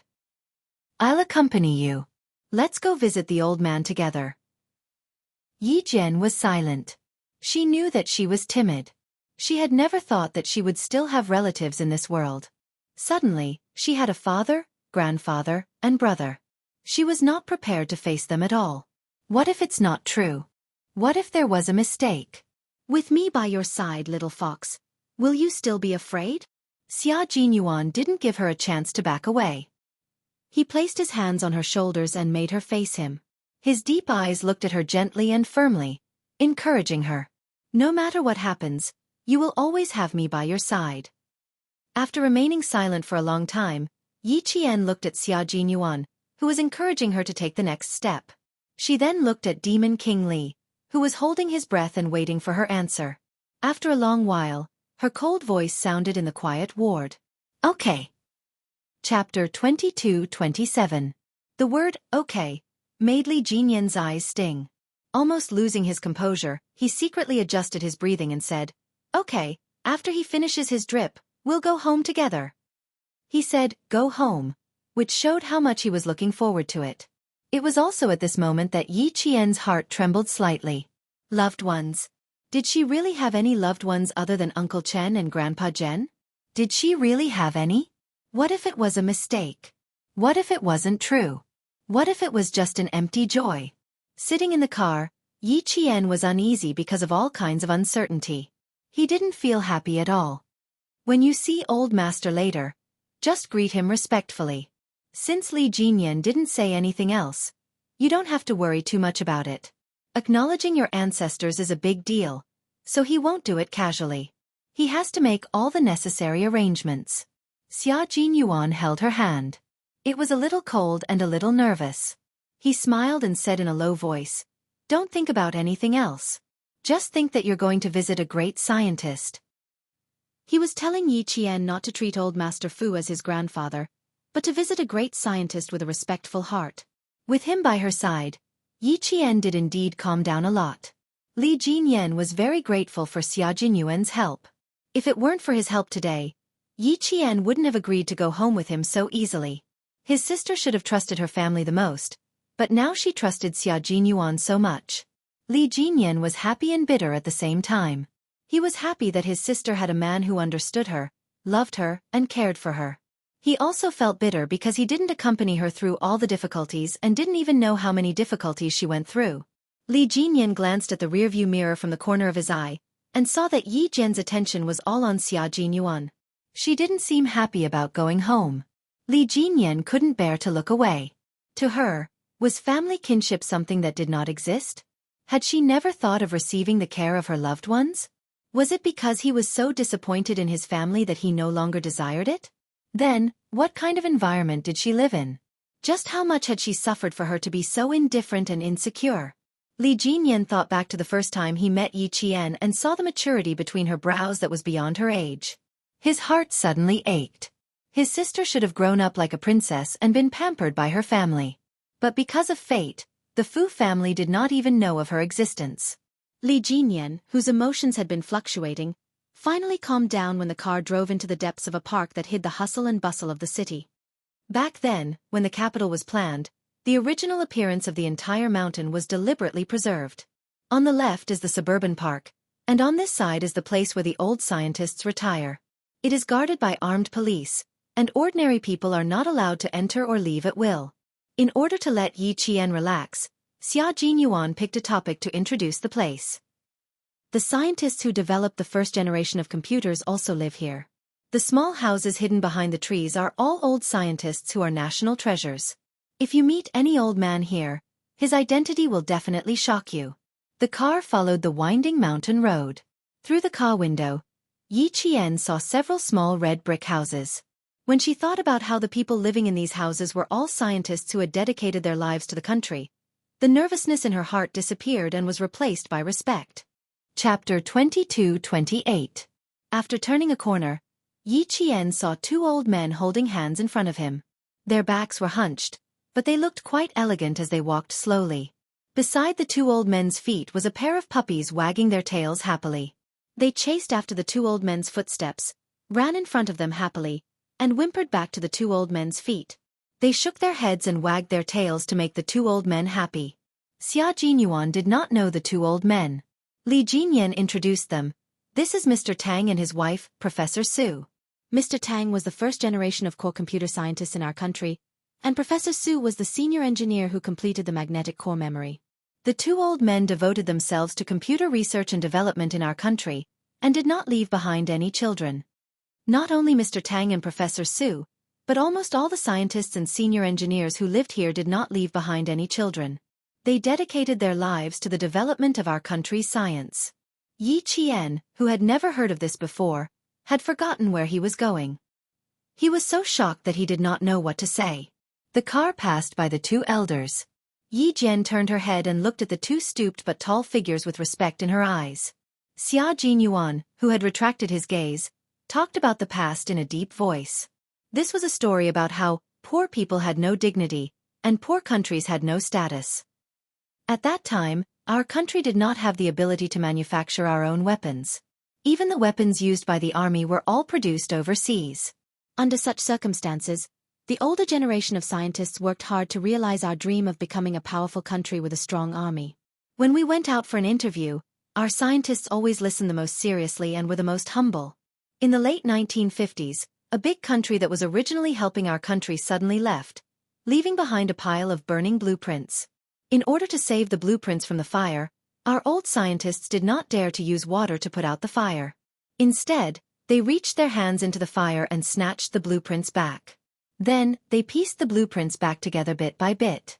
They knelt on the ground and carefully pieced them back together. This time, they knelt not for the blueprints, but for their dignity. From being passive to being independent, from being dependent to being confident, the reason why a big country could rise was because there were many scientists like Mr. Fu. They contributed silently to the rise of a big country. They even sacrificed their lives for the rise of a big country. They were willing to give up everything for the rise of a big country. Yi Qian, if we compare our current lives with the suffering that the old scientist once suffered, do you still think that you can't overcome the hurdle, that you can't take the courage to take the next step? Yi Qian heard the tears in her eyes and shook her head. There was nothing else. Compared to what the old scientist had gone through, what else could she not overcome? Demon King, it's true that I'm not sure if your uncle is my father, so I won't be able to call old Mr. Grandpa later, but I'll cooperate with you to see if I'm really old Mr.'s granddaughter. The car had just entered a flat paved road that extended from the main road when Yi Qian's sudden words caught Li Jinyan off guard and he slammed on the brakes. They didn't expect him to slam on the brakes, and the two people sitting in the back fell forward. If it weren't for the two people's agility, their faces would have hit the back of the driver's seat. Demon King, drive properly. Xia Jinyuan held Yi Qian's hand tightly and sat properly. She teased. I'm injured. You can't deliberately play tricks on me just because I'm Yi Qian's boyfriend. Chapter 22-29. Yi Qian was very nervous. How's your wound? Let me take a look. His words made her tense up. Xia Jinyuan hurriedly said, It's fine, it's fine. Don't be nervous. I was just scaring him. He didn't manage to scare the devil, but his little fox got scared. Yi Qian heaved a sigh of relief. As long as he's fine, as long as he's fine. Li Jinyan wasn't scared. If he was that weak, he wouldn't be Q King. He didn't immediately start the car. Instead, he turned his head and looked at Yi Qian with dark eyes. You'll really cooperate? Yes, we'll cooperate. Yi Qian nodded solemnly. Ever since she found out that she had no choice in what happened back then and that she didn't abandon her wife and daughter on purpose, Yi Qian knew that she had already accepted the person she had never met in her 2 lifetimes, her father. However, the word father was too unfamiliar to her. Ever since she lost her parents, she had never called out father or mother again. She was so unfamiliar with the word father that she didn't know how to pronounce it. This was another piece of good news since Yi Qian agreed to go home. Li Jinyan's cold face broke into a deep smile. His features were extremely handsome, as if they were carefully carved. Usually, his cold expression would make people fearful of him, but now that he suddenly smiled, he was so handsome that people couldn't take their eyes off him. However, his smile was short-lived. It wasn't breathtaking yet, and his expression was ice-cold again. Grandfather often told him that life didn't bring disaster to people, but that they should learn to cherish and let go. They should learn to cherish the present and let go of the past. His sister suddenly said that she would cooperate with him. Did he think that she had already let go of her prejudice against uncle? That she had let go of her past? Li Jinyan was overjoyed. He looked at Xia Jinyuan, who had been speaking up for the Fu family, and thanked him sincerely. Today, he had been encouraging Yi Qian from the very beginning. That was why she had been able to accept the Fu family so quickly. In his eyes, he could see the deep love and encouragement he had for Yi Qian. Xia Jinyuan was not only his sister's lover, but he was also her guide in life. He used his own way to guide his sister so that she could go further and broaden her mind. He admired Xia Jinyuan's character and felt reassured. Xia Jinyuan smiled and said, "You don't have to thank me. I only care about Yi Qian, not anyone else." He didn't want to see his little fox being troubled by things. He didn't want to see her worrying because of it. He didn't want to see his little fox unhappy at all, so he would do his best to help her. When faced with a predicament, avoiding it would only make things worse. Only by facing it head-on and facing it bravely was the true way to solve the problem. After driving for a while, the car saw a small bungalow surrounded by maple trees. The bungalow did not have a metal gate, so the car drove straight into the bungalow and parked in the designated parking space. Li Jinyan got out of the car with light footsteps. He walked up the steps and rang the doorbell. Yi Qian, who was standing at the bottom of the steps, hurriedly straightened her clothes and asked Xia Jinyuan to check if her military cap was on properly. Before she could straighten her uniform, the tightly shut door opened. A white-haired old man with a kind aura stood at the door. The moment Yi Qian saw the old man, she didn't know why, but she suddenly felt her heart skip a beat. When the old man's eyes met hers, she couldn't help but hold her breath. "Grandfather, I brought 2 friends to visit you." Li Jinyan held the old man's arm and turned his body slightly so that the old man could see his friends better. Chapter 22:30.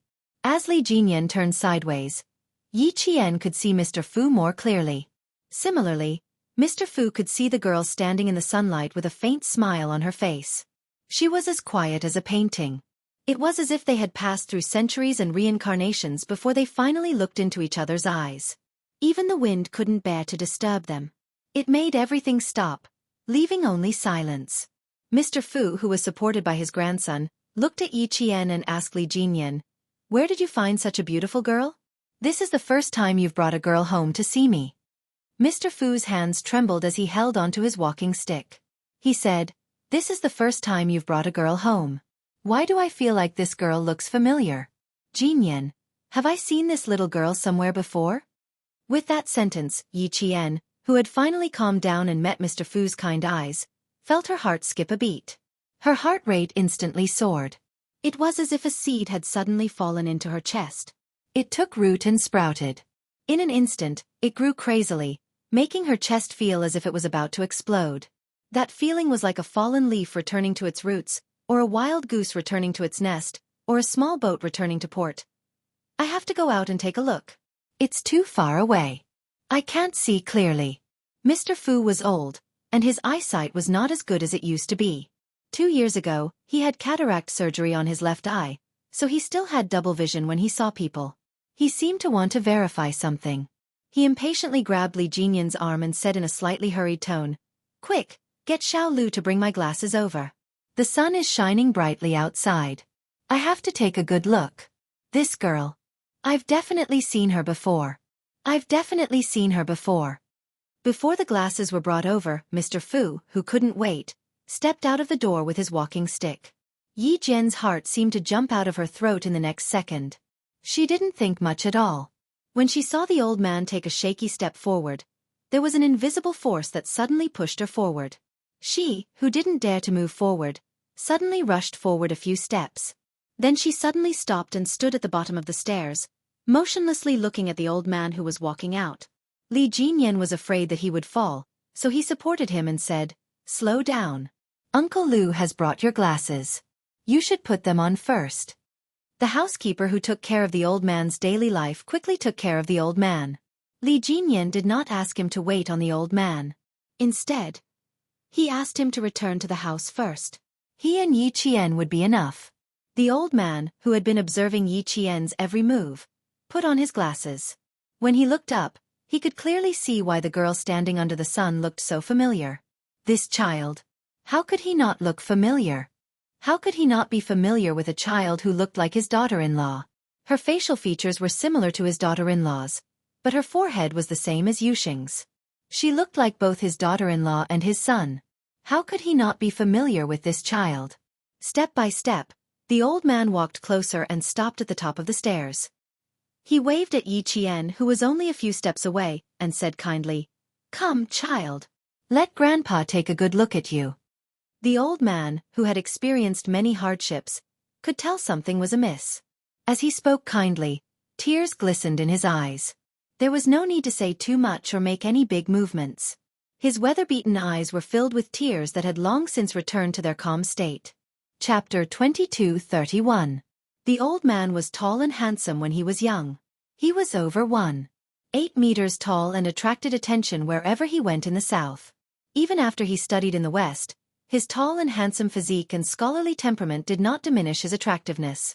Now that he was old, his figure was no longer tall, but the old man's temperament had accumulated decades of ups and downs.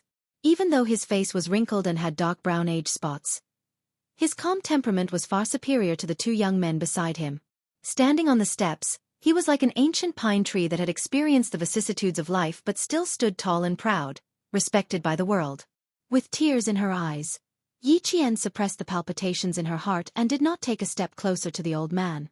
When she was in the car, she suspected that she might not be the old man's granddaughter.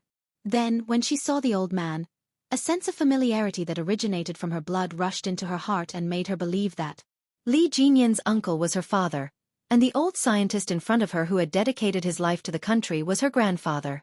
It was too difficult to take this step. It was as if her feet were rooted to the ground. She wanted to go over, but she was hesitant. The old man's legs are not very convenient. Little fox, quickly go and help the old man back to his room. Xia Jinyuan walked to her side and reminded her in a low voice, "It's cold outside. Don't let the old man catch a cold." Yi Qian turned her head in a daze and whispered as if she was in a dream, "Captain Xia, I think I have a grandfather. I think I have a grandfather. I think I have a family." The moment Xia Jinyuan saw the old man, he was very sure that Yi Qian was indeed the old man's granddaughter. The two generations had a common temperament, a sense of righteousness that did not admit defeat and did not bow down. Her eyebrows were as beautiful as a painting and her eyes were clear. At this moment, she looked like a lost child who could not find her home. It made Xia Jinyuan's heart ache. His little fox, his lover, had always longed for a family. Therefore, she treated Uncle Chen and Uncle Jen as her loved ones. With them, she would have a home that belonged to her. Now, with old Master Fu, little fox would have another home from now on. Holding her hand, Xia Jinyuan said in a low and steady voice, "Follow your feelings. Don't be afraid. Don't be confused. Believe in your feelings." The old man did not rush him. From the moment he saw Yi Qian, his gaze had never left Yi Qian. He stood at the top of the stairs 9 steps away from Yi Qian. His gaze was kind and gentle as he quietly waited for Yi Qian to walk over. His legs were inconvenient and he could no longer walk. He could only wait for the child to walk over on his own. Even though he did not know the child's name or where he had come from, he knew in his heart that this child was a child of the Fu family. He was a child of the Fu family. With just one look, he knew that this child was a child of the Fu family. "Don't stand on ceremony. Come over here and let Grandpa have a good look at you," the old man said kindly. "Don't worry, don't worry." His good grandson had found his granddaughter. Don't worry, don't worry. He just stood here and waited for her to come home. His good grandson found his granddaughter. That's great. That's great. There was no sense of unfamiliarity or alienation. He stood there and made Yi Qian feel as if she had grown up by the old man's side. Every time she went on a long trip, the old man would use his walking stick to send her off. Every time she came home, He would use his walking stick to stand at the top of the stairs and wait for her to come home. Chapter 22:32. This was blood, this was family. No matter how long they had been separated, they would always feel a sense of familiarity with each other. The road was long and lonely. As the wanderer returned home, her tears were stained with tears. Yi Qian did not know why she was crying again. When she realized that she was crying, her face was already mottled with tears. She lifted her foot and took the first step, the second step.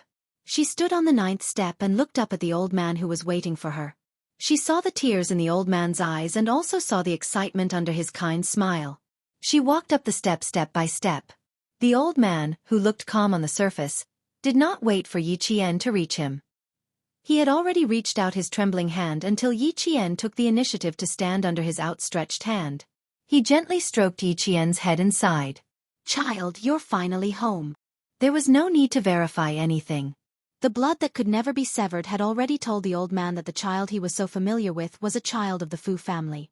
Yi Qian, whose tears were streaming down her face, looked up at the tear-stained old man. After a while she said softly, "It's cold outside. Let me help you into the house." Her words were short, but they were trembling. Okay. Let's talk inside, let's talk inside," the white-haired old man repeated repeatedly as Yi Qian helped him into the house. Li Jinyan saw that Yi Qian was supporting his grandfather steadily, so he discreetly let go of his hand and allowed Yi Qian to help him into the house. He walked with Xia Jinyuan behind them. "Yi Qian is indeed my uncle's daughter. I'm sure of it." The old man and the young girl walked slowly in front of him. Li Jinyan's deep and gentle gaze was fixed on them. He said to Xia Jinyuan in a low voice, "My grandfather won't be wrong either. He has already decided that Yi Qian is his granddaughter, his only granddaughter." As far as he could remember, his grandfather had never shed tears in public. Even when his grandmother passed away and his mother passed away, his grandfather would only show his face after crying behind his back.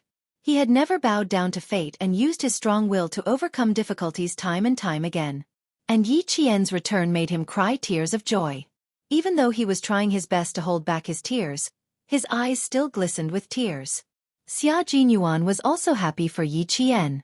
Judging from the old man's reaction, he had already determined that Yi Jian was his granddaughter. The bloodline was indeed magical. Even though it was the first time they met, he also felt that Yi Jian was the old man's granddaughter. "I also believe in my intuition. However, old Mister's identity is special, so it's better to be cautious. The DNA test is indispensable." Looking at Yi Jian's back, Xia Jinyuan said calmly, "There are still many things that need to be sorted out. Let's go in first." Li Jinyan nodded. "You know more about Yi Jian's past than I do. It just so happens that I have a lot of questions to ask. But..." He paused for a few seconds before continuing, "We have to avoid my grandfather. I'm worried that he won't be able to accept it." He was referring to the difficult life Yi Qian had led in the past. Xia Jinyuan nodded in understanding. What kind of life little fox led in the past? He couldn't say it in front of the old man. He definitely wouldn't be able to accept it. Later, the old man will definitely ask about Yi Qian's past.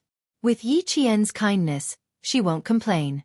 She'll only say things that will make the old man feel better. But with the old man's wisdom, he'll definitely be able to tell that Yi Qian is coaxing him. Does the old man have any heart problems? If so, it's best to prepare the medicine first. Xia Jinyuan arranged everything carefully. Chapter 22:33. The old man's heart was fine, but his blood pressure was unstable, and there was a blood clot in his brain. Li Jinyan paid close attention to him the entire time, afraid that his grandfather would be too agitated and cause problems. The heater was turned on, and it was warm and comfortable to walk in. The old man was supported by Yi Qian into the living room. He introduced the furniture in the living room in a hoarse voice. "This place was renovated according to my wishes by the state. There isn't a single nail in the furniture, and it's all made of mortise and tenon construction. Look at the wooden sofa. It's all handmade by an old carpenter. It's sturdy, durable, and much better than those leather sofas or fabric sofas outside. Do you see the curtains? They're made of cotton and linen. They weren't dyed with chemical dyes, but with ancient plants." There were so many things he wanted to say and ask, so much so that the old man didn't know where to start. He was so touched that he couldn't say a single word. He could only talk about the environment he was living in now. It could be seen that the state had meticulously arranged the old man's life in his later years. His food, clothing, housing and transportation were all arranged according to the old man's wishes.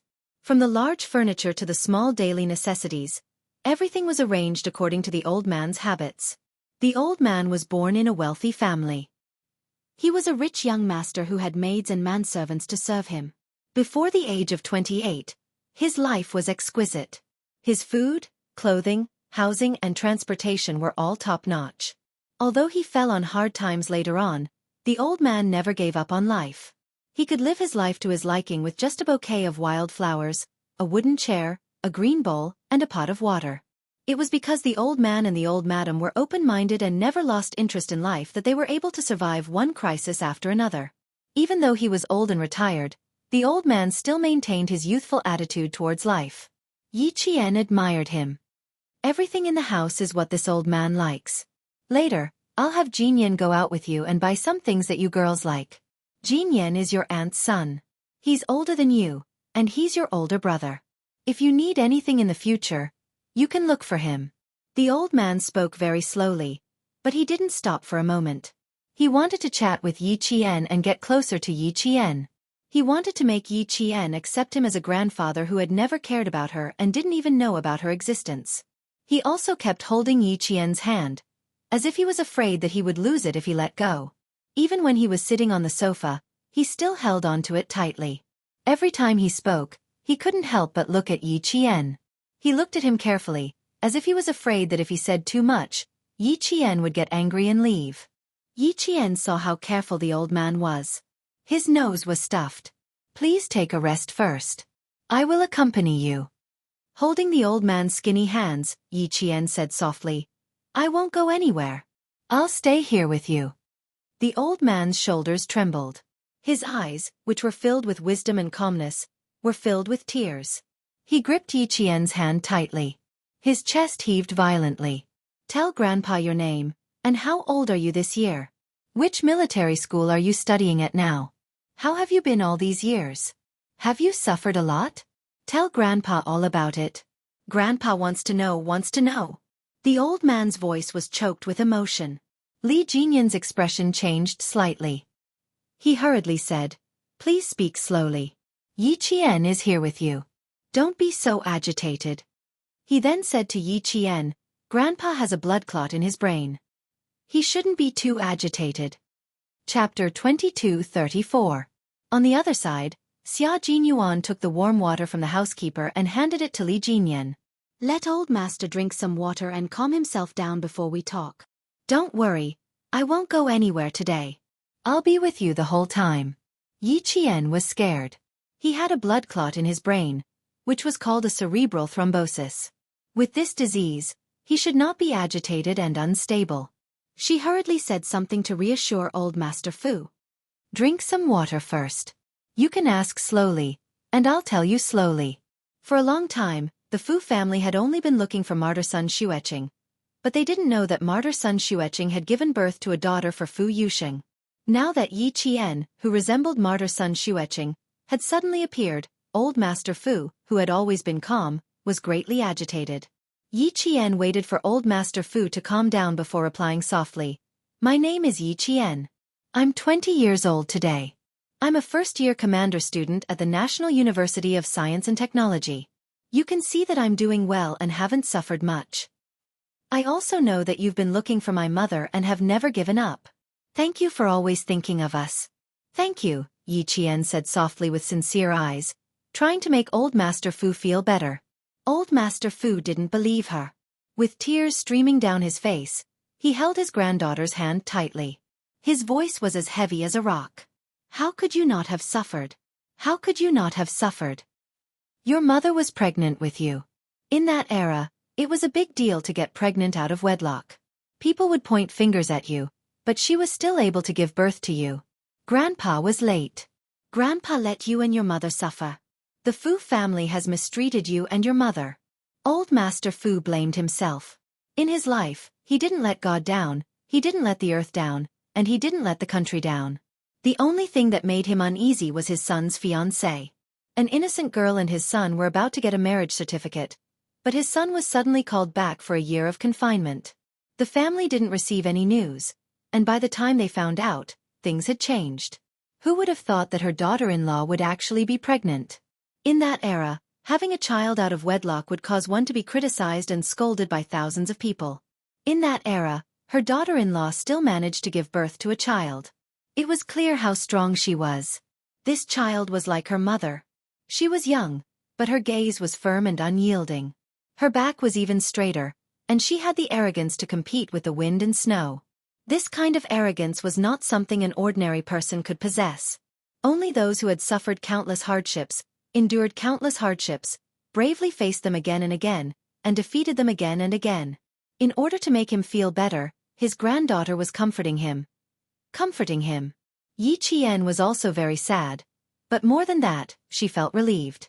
With tears in her eyes, she kept comforting the old man who was deeply immersed in self-blame. Don't blame yourself. You've already tried your best to find my mother. It's just that my mother's name isn't Hong Mei. It's normal that you couldn't find her. Faced with the old man who was so deeply remorseful that his hands were trembling, Yi Qian didn't dare to mention that her mother had already sacrificed herself. She quickly changed the topic and talked about herself. I'm also doing very well. I'm really doing very well. I got into the school I like, and I'm doing very well. Don't be too sad. How could he not be sad? His only granddaughter had been exposed to the outside world, and the Fu family didn't know anything about it. She had suffered so much and suffered so much. How could this old man not be sad? Chapter 22:35. Now that his only granddaughter was back, old Master Fu was more happy than sad. Good girl, this is the Fu family's good girl. Even though life was tough when you were young, who didn't suffer at that time? Everyone was the same, so we didn't think it was tough.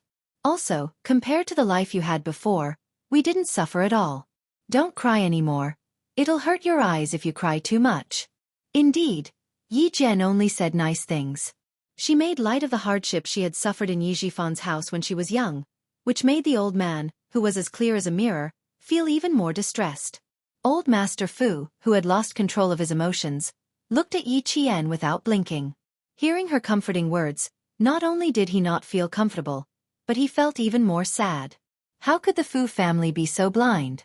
How could they let such a sensible child be pregnant? Fu Yuxing, you're such a bastard.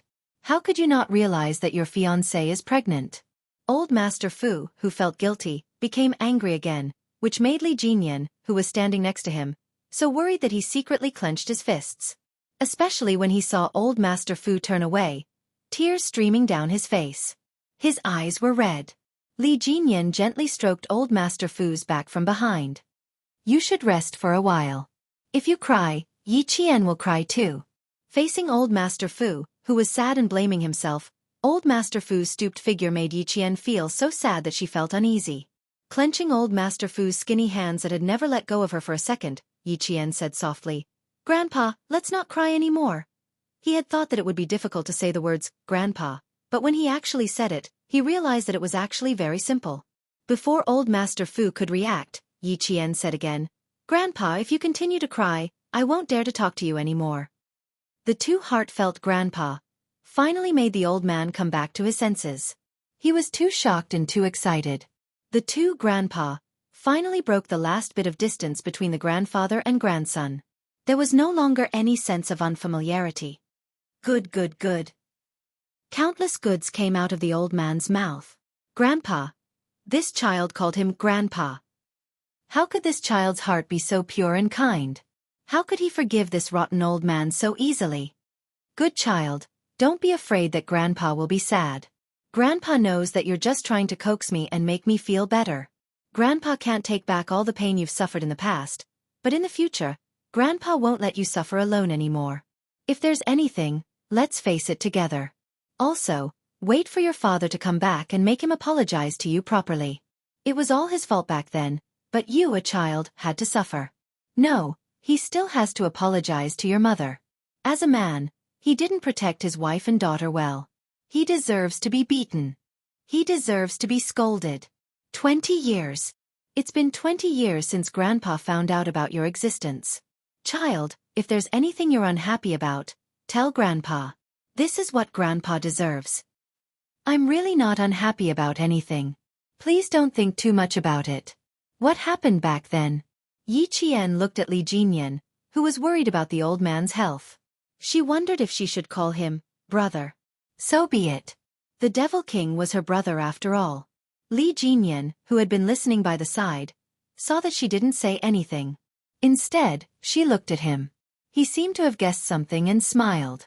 He waited for Yi Qian to speak again. Chapter 22:36. Yi Qian's gaze swept across his face, but she did not call him brother immediately. The Devil King was her team leader during her training. She had been scolded, yelled at, and scolded by him. The cold image of the Devil King had long been engraved in her mind. Suddenly calling him brother made her feel indescribably awkward. The old master, who was immersed in grief, noticed Yi Qian's slight pause. The clear-minded old man understood everything, but he could not say it. He could not force his granddaughter, who had only returned home after 20 years, to acknowledge him as her father. He could not and did not dare to. Today, she had already given him a huge surprise by calling him Grandpa. Now, he needed time to adjust their relationship. Good child, the Fu family was not kind enough to let your mother suffer. It was all our fault, all our fault. The old master did not want his granddaughter, who had finally returned home, to feel sad. With a solemn expression on his deeply wrinkled face, he said to Yi Qian, "A mistake is a mistake. No matter how much time has passed, this mistake must be acknowledged. Although the past was in the past, the damage left behind would not disappear because of it. Mistakes must be corrected, and they must be corrected properly." Yi Qian gently shook his head and comforted the old man. "I know what happened back then. Grandpa, you were not wrong. My mother was not wrong either. And my father was not wrong either. None of you were wrong. The mistake was that the timing was not right. The mistake was that fate made a fool of us. Don't worry, I really don't have any resentment. In the past, to be honest, I did hate, but now I don't. I know that you have always been looking for my mother. I know that my grandmother and aunt still miss my mother when they passed away. I also know that my father did not remarry because of my mother. What else do I have to hate? No, really no. It's not that you don't want my mother and me, it's just that we missed each other. I don't hate. I only feel happy now. I never thought that I would have a grandfather, a father, and a family whose blood is thicker than water. I really never thought. But now I have them all. I really don't have any hatred, no resentment, only happiness. Grandpa, I am happy, very, very happy." As Yi Qian spoke, the tears that he had tried so hard to stop started flowing again. 2 lifetimes. She had used 2 lifetimes to have a close relative whose blood was thicker than water. Only then did she have a family that she truly loved. This time, the tears that flowed down her face were no longer filled with sadness. Instead, they were filled with genuine joy. She was really, really happy. When she cried, the old man could not control the grief in his heart. His wise eyes, which had seen the world through hardships, were filled with tears. He held Yi Qian's hand tightly and said in a trembling voice, good child, Grandpa thanks you, Grandpa thanks you." She was kind and righteous. It was all thanks to her mother's good upbringing that he was able to meet his only granddaughter. In the future, when he was in the underworld, he could happily tell the old woman that she had a good granddaughter, a very, very good granddaughter. The old man and the young woman started crying again. They could not stop crying at all. Li Jinyan gave Xia Jinyuan a look, indicating for him to comfort Yi Qian.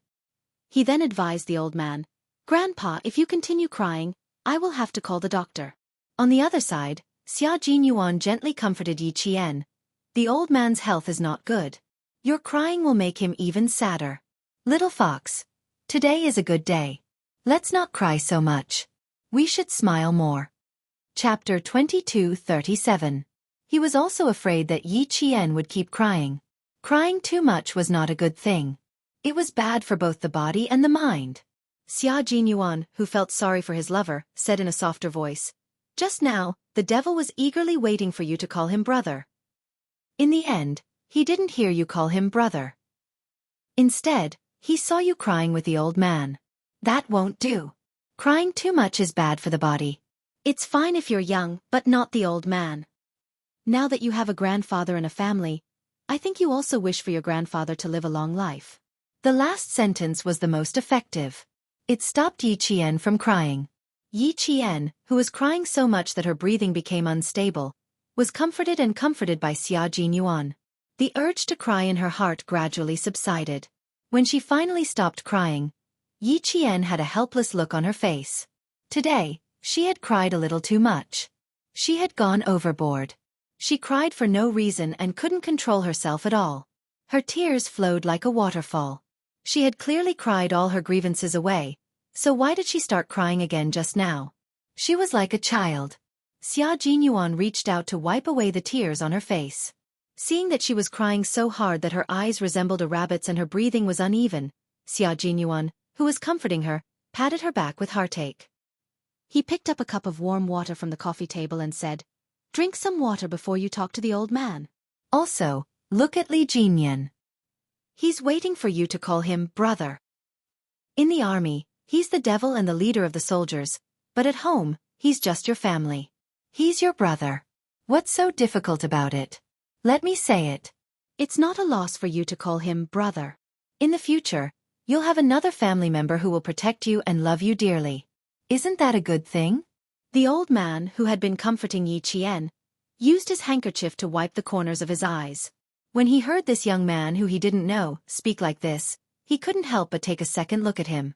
The young man had been quietly accompanying them, and had not paid attention to what he was saying since he entered the room. Now that he had opened his mouth, he was speaking up for the Fu family. Looking at his granddaughter, she was also willing to listen to his advice. It was obvious that their relationship was not ordinary. The old man looked at Xia Jinyuan gratefully. Although he did not say anything, it was enough to make Xia Jinyuan happy. It meant that he had left a good first impression on the old man. Since Xia Jinyuan valued Yi Qian, he naturally valued Yi Qian's family as well. Li Jinyan, who had persuaded the old man, had mixed feelings. The word brother was also quite unfamiliar to him. Although he was the eldest grandson of the Li family and had several younger brothers and sisters, they had been estranged from each other since childhood and did not have many deep feelings for each other. He did not expect his stepmother's son and daughter to be close to him. He only hoped that they would not harm him. As for calling him brother, he did not expect them to be close to him. The children of the Li family were born with the cold blood of the Li family. Today, Old Man Li was able to control all of the family business in his hands. His hands were stained with the lives of his brothers. In Old Man Li's words, the children of his wife were not considered part of the Li family, but they could be the dogs of the Li family for the rest of their lives. The Li family was a warlord. His great-grandfather married a total of 12 concubines. Except for Old Man Li, who was born to the first wife, the other 16 children were born to the 12 concubines. However, in the end, only the first wife, who was his great-grandmother, survived. Survival of the fittest was the Li family's ancestral teaching. Whoever survived was qualified to be the next heir of the Li family. Today, Old Man Li survived by stepping on the bones of his family. Chapter 22:38. Li Jinyan's lips twitched coldly. He had never thought of finding kinship in the Li family. The Li family did not give him a sense of kinship, but the Fu family had made him feel warm since he was young. The Li family did not give him a sense of belonging, so the Fu family, which had few members, was his home. Now that the family was reunited, as an older brother, he finally had a younger sister. He was just waiting for her to speak. Older brother. Just thinking about hearing Yi Qian call out to him in a soft voice, Li Jinyan's cold expression softened. There was even a flicker of light in his cold eyes. The devil, who was usually calm and composed, was a little excited. He would work hard to be Yi Qian's good, older brother. He would make her trust him wholeheartedly in the future. He would support her and shelter her from the wind and rain. He would give her the best of everything. Being an older brother was a kind of responsibility. He would work hard to fulfill this responsibility to the fullest. Li Jinyan, who was waiting for Yi Qian to call him older brother, couldn't help but sit up straighter.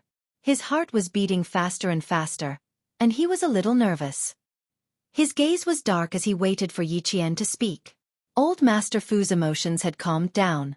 Seeing Yi Qian looking behind him, Old Master Fu gently patted the back of Yi Qian's hand and said amiably, "Child, you and your older brother must be well in the future.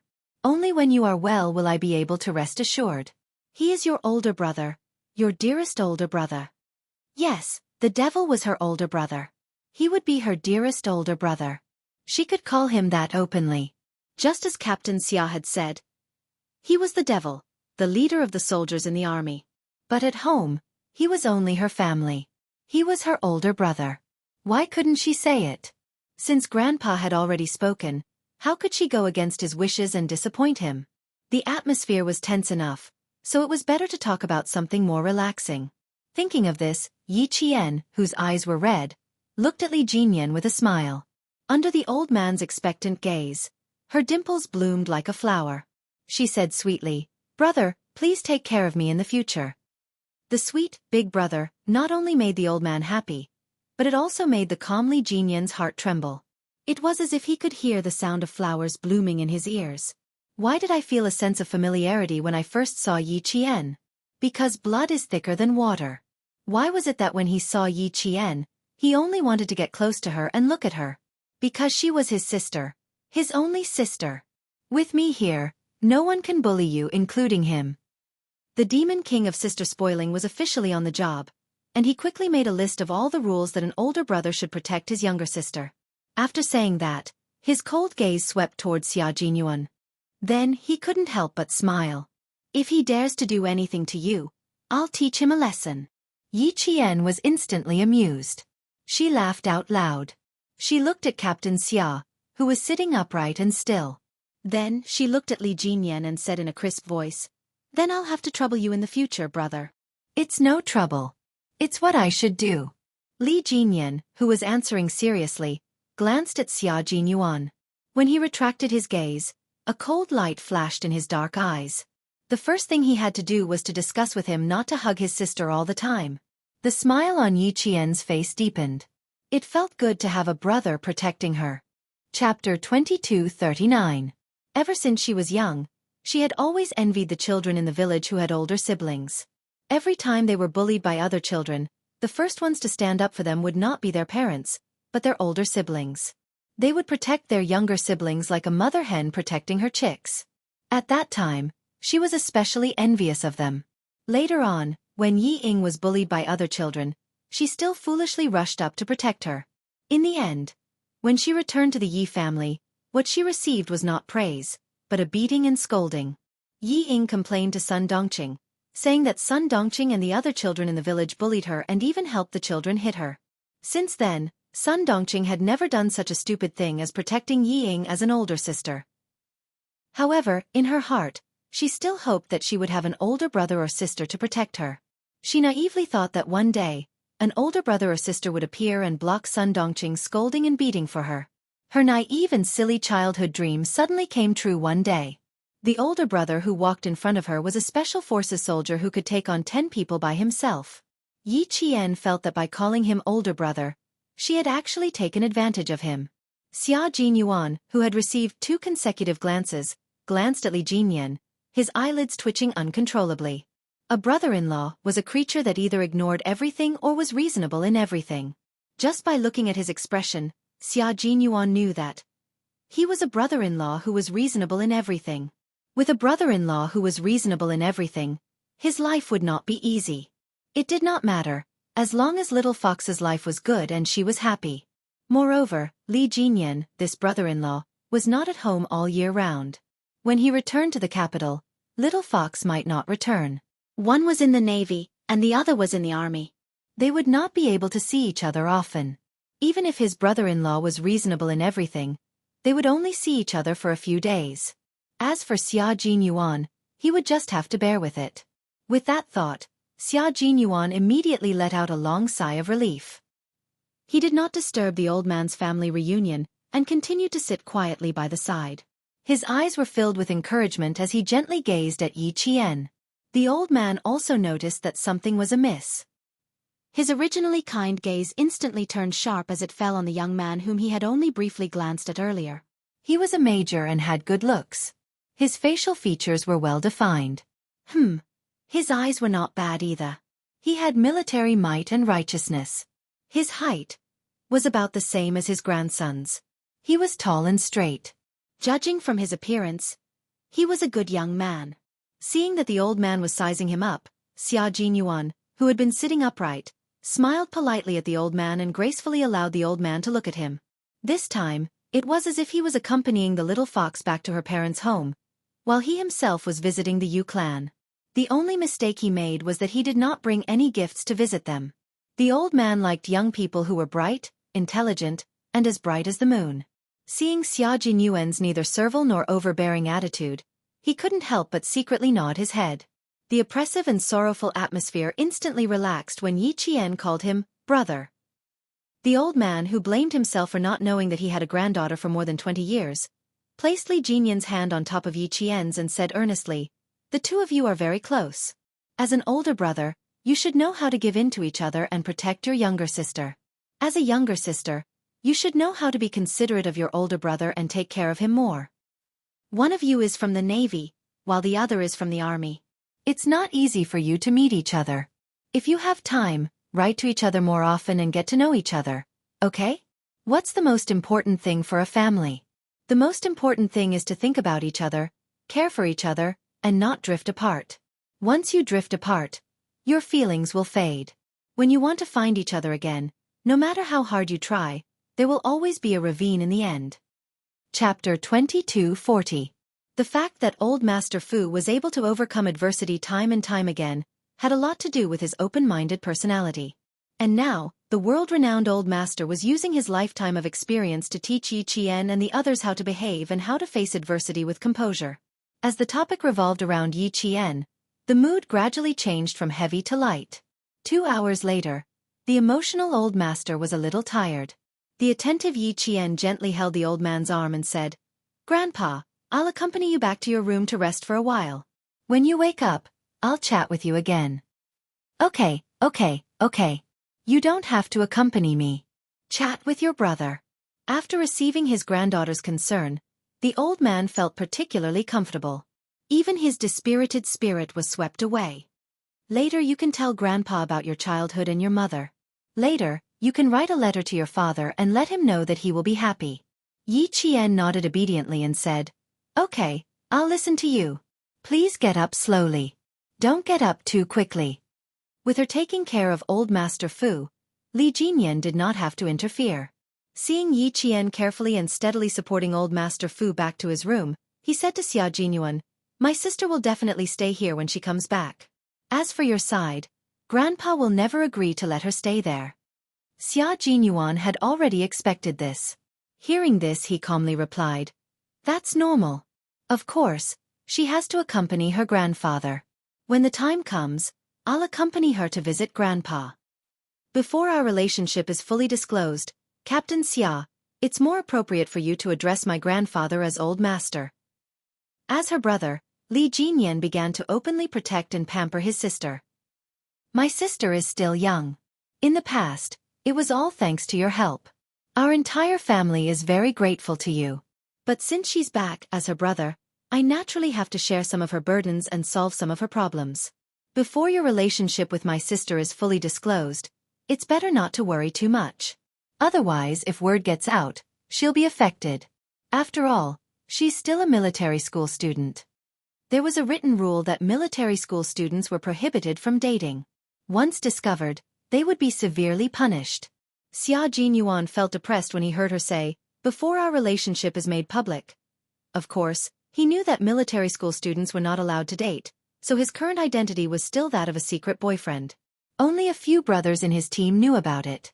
He had guessed correctly. Demon King Li treated Yi Qian like an elder brother who would take care of everything. In the future, as long as he felt that he had wronged Yi Qian, he would definitely step forward to teach him a lesson. It was a good thing that Yi Qian had a brother to pamper him, but it was not a good thing that he had a brother-in-law to control him. What I'm saying now doesn't have much weight in front of you. After all, you've helped Yi Qian too much. You've far surpassed me, your brother that you've just acknowledged. But now that you've become my sister's boyfriend, as her brother, it's inevitable that I have to be more lenient. I don't want my sister to suffer any grievances, and I don't want to see you hugging my sister in front of me." Li Jinyan, who always pampered his sister, had a serious expression on his face. His voice was so cold that it was almost chilly. "She's an unmarried woman. You have to be careful of your image." At this moment, Xia Jinyuan's understanding of the Demon King had been completely overturned. The Demon King he knew was cold and taciturn. If he had something to say, he would say it in 5 words. If he could express it with his eyes, he would never say it out loud. Chapter 22:41. However, the devil in front of him was nagging endlessly. He was no longer as cold and taciturn as he usually was. It was as if he had become a completely different person. Xia Jinyuan did not know whether to laugh or cry. His identity had changed, but his personality had also changed. However, he was indeed very concerned about Little Fox, which was why he spoke so sincerely to him. Therefore he did not dislike it. Li Jinyan was naturally very satisfied with Xia Jinyuan. The two of them had known each other for almost 7 years. From the beginning of the basic military training, to later when they became rivals, and then when they were assigned to different posts, they had always kept in touch. It could be said that they were both friends and rivals. Now, based on Xia Jinyuan's love and care for his sister, and the fact that he might become his brother-in-law, there were some things that he had to say, even if it made him uncomfortable. "Although I don't know how much my sister has suffered in the past, she has a maturity that does not match her age. I also know that she has lived a hard life in the past. Xia Jinyuan, I am very grateful for your care for my sister. I will remember it for the rest of my life and will never forget it. However, I still have to say a few words that I don't like. This is my position as her brother, so I have to say them. Although you and my sister are in a relationship and you know what to do, as her brother, I don't want her to be hurt because of a relationship. I did not participate in her life in the past, but I will definitely participate in her life in the future. Of course, you don't have to worry about what I will do. I will only appear when you bully my sister." His sister was his closest relative, and she was the apple of the Fu family's eye. How could he allow others to bully her? Xia Jinyuan listened carefully with a serious expression. He nodded and said, "Little Fox must have suffered a lot more than you can imagine. When I first saw her, she was thin and weak like a monkey. Later, I found out that she grew up being beaten and scolded. My heart ached for her situation, and I couldn't help but pay more attention to her life. Growing up with beatings and scoldings." Li Jinyan's heart was deeply pierced by these words. His sister lived a hard life without parents. She was beaten, scolded, and insulted by others. However, as her closest relatives, they didn't know anything about it. He said in a low voice, "These people don't even think about escaping. If he didn't take care of them one by one, he wouldn't be worthy of being Yi Qian's brother." With a cold look in his eyes, he asked Xia Jinyuan, "Who bullied my sister? Please tell me one by one." "Fortunately, there aren't many of them. One of them is already dead, and there's also Yi Jifan's family of 3. They aren't much of a threat anymore, and we're almost done with them. The only one left is Yi Jifan, who can't be taken down yet." At the mention of Yi Jifan, Xia Jinyuan's face darkened. Even the Commission for Discipline Inspection could not find out anything about him. It was obvious how difficult it was to deal with him. Li Jinyan pursed his lips. A person who couldn't be taken down yet meant that he was difficult to deal with. His cold face darkened as he glanced in the direction of the bedroom. He lowered his voice and said, "Back then, my uncle was suddenly recalled for an inspection and was grounded for a year. After that, my aunt left the army and went missing. Grandfather tried to find out more, but he couldn't find anything. Even if Hong Mei isn't my aunt's real name, as long as the army is real, it's impossible that there wouldn't be any clues. Moreover, after my aunt died, it's impossible that the army didn't know anything about her. Grandfather tried to find her many times, but to no avail. I suspect that someone is secretly preventing grandfather from finding my aunt." Chapter 22:42. Xia Jinyuan was amazed by Li Jinyan's keen senses. He was quite impressive to be able to detect the abnormality from this point alone. Since he was Yi Qian's brother, and now he kept calling her, my sister, then there was no need to hide the investigation from him. You guessed right, someone is indeed behind this. Before Xia Jinyuan could finish his sentence, Li Jinyan, who was sitting opposite him, glared at him fiercely. Xia Jinyuan, who was unaffected, said slowly with a calm expression, "After martyr son Xueqing sacrificed herself, all information about her was erased. Moreover, there are many problems with her sacrifice. It is very likely that she was secretly killed by her own people. Now, the military commission and the military department have secretly set up an investigation team to fully investigate martyr Sun Xueqing's sacrifice. The reason why I stopped you from investigating Yi Qian yesterday was because of this. I didn't want you to suddenly interfere and disrupt the military commission's investigation. There is also a very important person, Yi Zhifan, whom I mentioned just now. This person is very cunning. After martyr Sun Xueqing's sacrifice, he rose from a small village official to the current chief of the Southern Province Construction Bureau. He has a very powerful force supporting him. Yi Qian, and I suspect that this force is very likely related to martyr Sun Xueqing's death. In the Yi family, Yi Qian has an aunt. Her husband, Sun Yaozu, was an old acquaintance of martyr Sun Xueqing. Before martyr Sun Xueqing sacrificed herself, someone gave her a sum of money and deliberately misled martyr Sun Xueqing, who was on a mission. Martyr Sun Xueqing realized that something was wrong. Before she was killed, she took a dagger in her hand and prepared to kill Sun Yaozu. At that moment, a person wearing the same combat uniform shot her. Before she fell, martyr Sun Xueqing only had time to blind one of Sun Yaozu's eyes. Before Yi Qian walked out of the bedroom, Xia Jinyuan told him everything that he already knew. When she walked out, she saw Li Jinyan's back stiffened and he exuded a cold aura that warned people not to come near him. Hearing her footsteps, he turned around. His cold black eyes were actually faintly red as he stared deeply at her. His eyes seemed to contain 1,000 words that he couldn't say. "Come and sit," he said. Xia Jinyuan said, "I told your brother some things. He is very angry now, really angry." So it was because of her. Yi Qian felt a warmth in his heart as he walked over. "Brother, don't be angry. I just want to find the truth now, so I'm not that angry anymore." The Central Military Commission told me very clearly that this matter involves a lot of things, and it's not something that can be solved in a few days. The implications are too deep, and we need to take it one step at a time. As long as the Military Commission doesn't give up, I've waited for so many years. I'm not afraid to wait another year or so. The more sensible and understanding she was, the more Li Jinyan's heart felt stifled. When he spoke, his usually cold voice was extremely hoarse. "Leave these things to me. Focus on your studies. Don't be too depressed. Who did this to Auntie? Who is the mastermind behind Yi Zhifan? Leave it all to me. Just focus on being the eldest daughter of the Fu family. Don't worry, I'm here to take care of everything." Having a brother was a wonderful feeling. He was supporting her, sheltering her from the wind and rain, and guarding her home. Faced with such a doting brother-in-law, Xia Jinyuan was a little jealous. He wanted to sit down and hold her hand, but when he thought of his brother-in-law who was still fresh out of the oven, Xia Jinyuan controlled himself. Chapter 22:43. He could resist the urge to hold her hand, but he couldn't resist the urge to speak.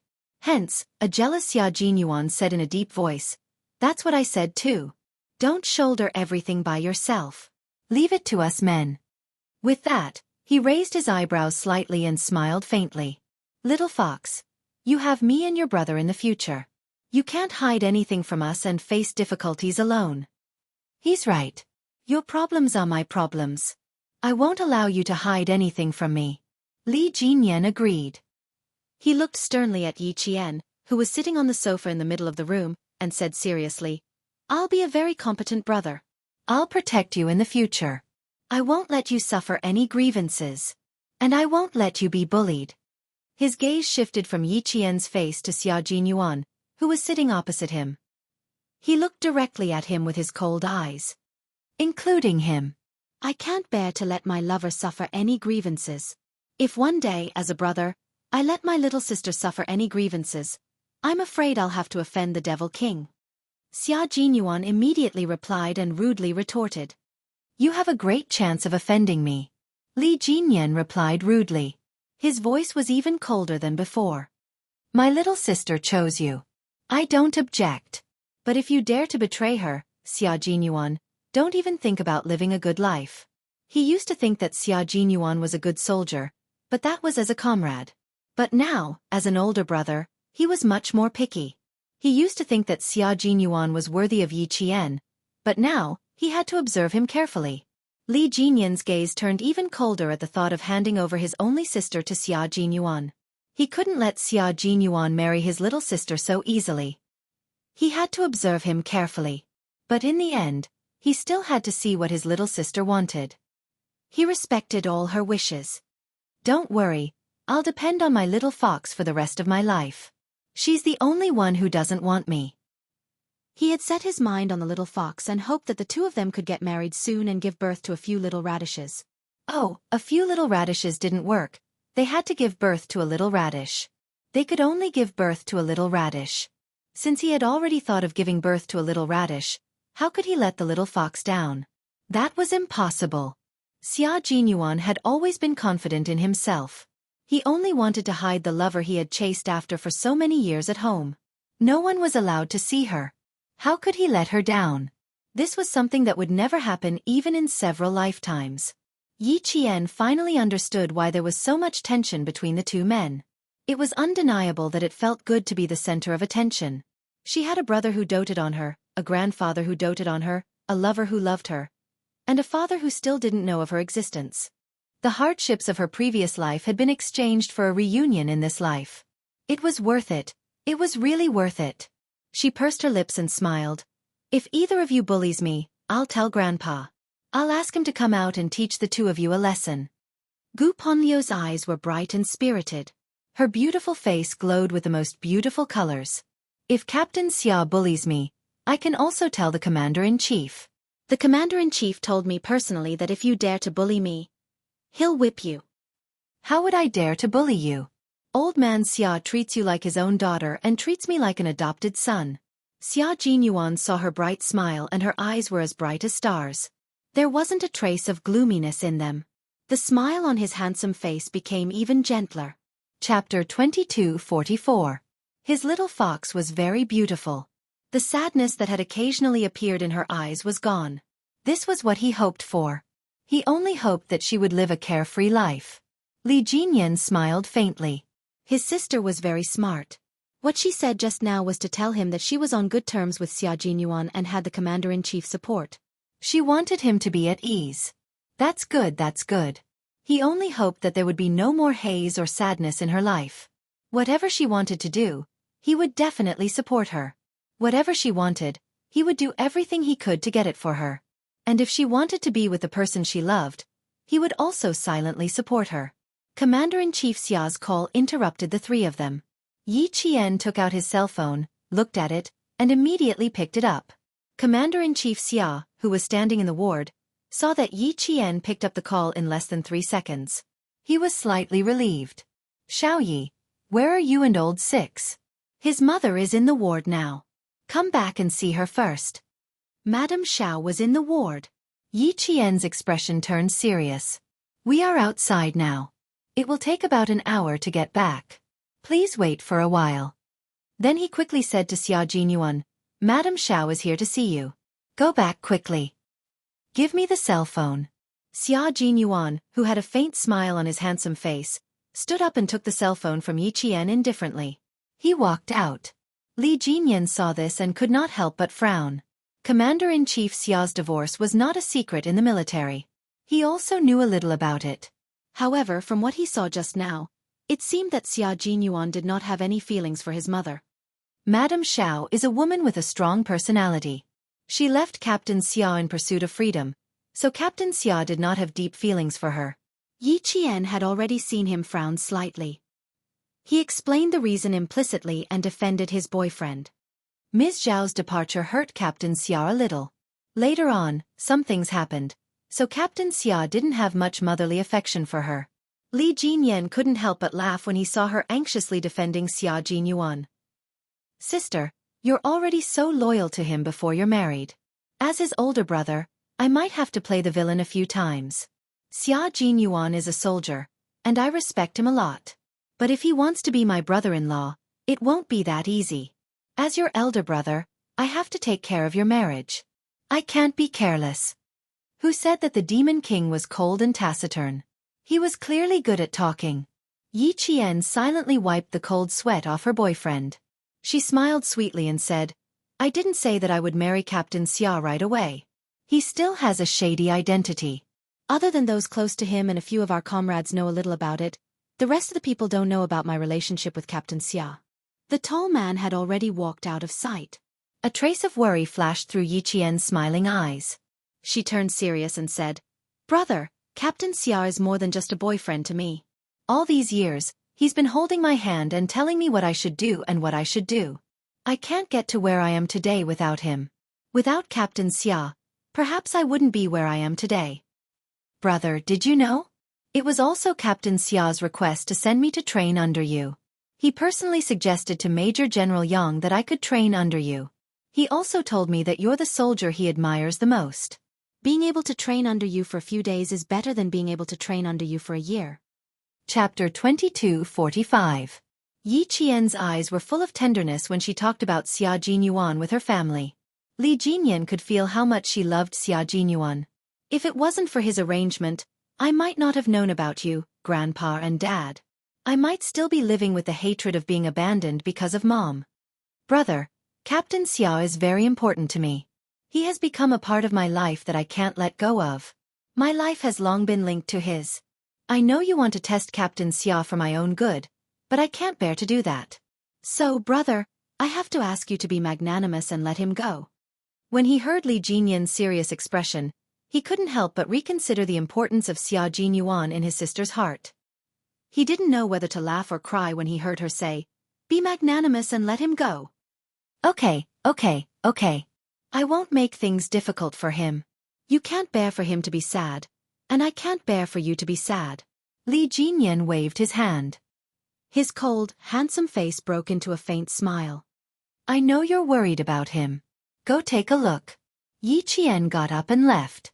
Li Jinyan looked at his sister's anxious figure and couldn't help but laugh. Then he sighed softly. His sister was still too inexperienced.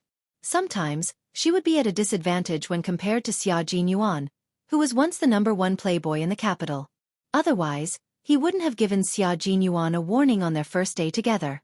Although his sister understood that he was doing it for her own good, she didn't understand why he said it. He was just telling Xia Jinyuan that the girl he loved now had her family backing her up. This was Li Jinyan's sister, who was pure and kind. Xia Jinyuan was a responsible man. He couldn't deny that he was relieved when he heard from his sister that the commander-in-chief knew about their relationship and was completely on his sister's side. Family Xia was different from the Fu family. Although the Fu family was wealthy, they were born into a business family. On the other hand, Family Xia was an aristocratic family with roots in the imperial city. After all, there was a difference between Family Xia and Family Xia. No matter how responsible Xia Jinyuan was, he would still be worried that his Family Xia would be wronged. Now that she had the approval of the commander-in-chief, her sister's life would undoubtedly be more comfortable in the future. With Xia Jinyuan's love, the commander-in-chief's approval, and his sister's extraordinary abilities, he really didn't have to worry about his sister being bullied by Xia Jinyuan. He might even get to see Xia Jinyuan being bullied by his sister. The smile on Li Jinyan's cold face deepened when he thought about how his former rival would be bullied by his younger sister. Yi Qian, who had chased after him, had no idea what her brother was thinking. Seeing Xia Jinyuan's cold footsteps, she couldn't help but feel even more worried. "Madam Xiao, I appreciate your kindness. I'm outside now and won't be able to come back in a short time. You don't have to wait for me." Xia Jinyuan, who really didn't have any feelings for his biological mother, said politely, "Please put my father on the phone. I'll ask him to send you away." He was very calm, but not indifferent. He was very distant, but he was also very polite. To him, she was just a stranger. Madame Xiao, who was holding the phone tightly, closed her eyes in pain. Fortunately, she turned around and didn't let her ex-husband see her gaffe. Unwilling to leave just like that, she said softly, "Ah Yuan, if it's not convenient for you to rush back to the hospital, I'll come and find you, okay? Your father said you were injured. I was very worried and wanted to see you." Chapter 22:46. Xia Jinyuan wanted to laugh, but before he could answer, he heard familiar footsteps behind him. He could tell that she was worried about him. She turned around and smiled gently at Yi Jian, who was chasing after her, to reassure her. Then she continued, "You really don't have to run back and forth. I can walk out of the hospital. What problem can there be?" It's really nothing serious, just a flesh wound. Did he really have to tell her that he didn't want to see her? He didn't want to say it. After all, she had given birth to him. It would be too hurtful to say it out loud. Because of the Xia family's upbringing, they would not allow him to harm a biological mother who had given birth to him. The only thing he could do was politely distance himself from her. Yi Qian felt relieved when she heard his calm tone and the calm expression on his handsome face. Ms. Xiao was still Captain Xia's biological mother. His biological mother had hurt him in the past, so much so that he still couldn't forget about it. She was afraid that he would be upset when he recalled the past. After hanging up the phone, Xia Jinyuan saw that she was relieved for him. He put his phone back into his pocket and pulled her into his arms with his long arms. Yi Jian, who was 1.68 meters tall, was considered tall. However, in the arms of Xia Jinyuan, who was 1.80 meters tall, she looked especially petite. The tall and straight man was wearing a handsome military uniform. He was holding a girl who was also wearing a handsome military uniform. Under the blue sky and white clouds, the bright sunlight was especially eye-catching. They were also a perfect couple.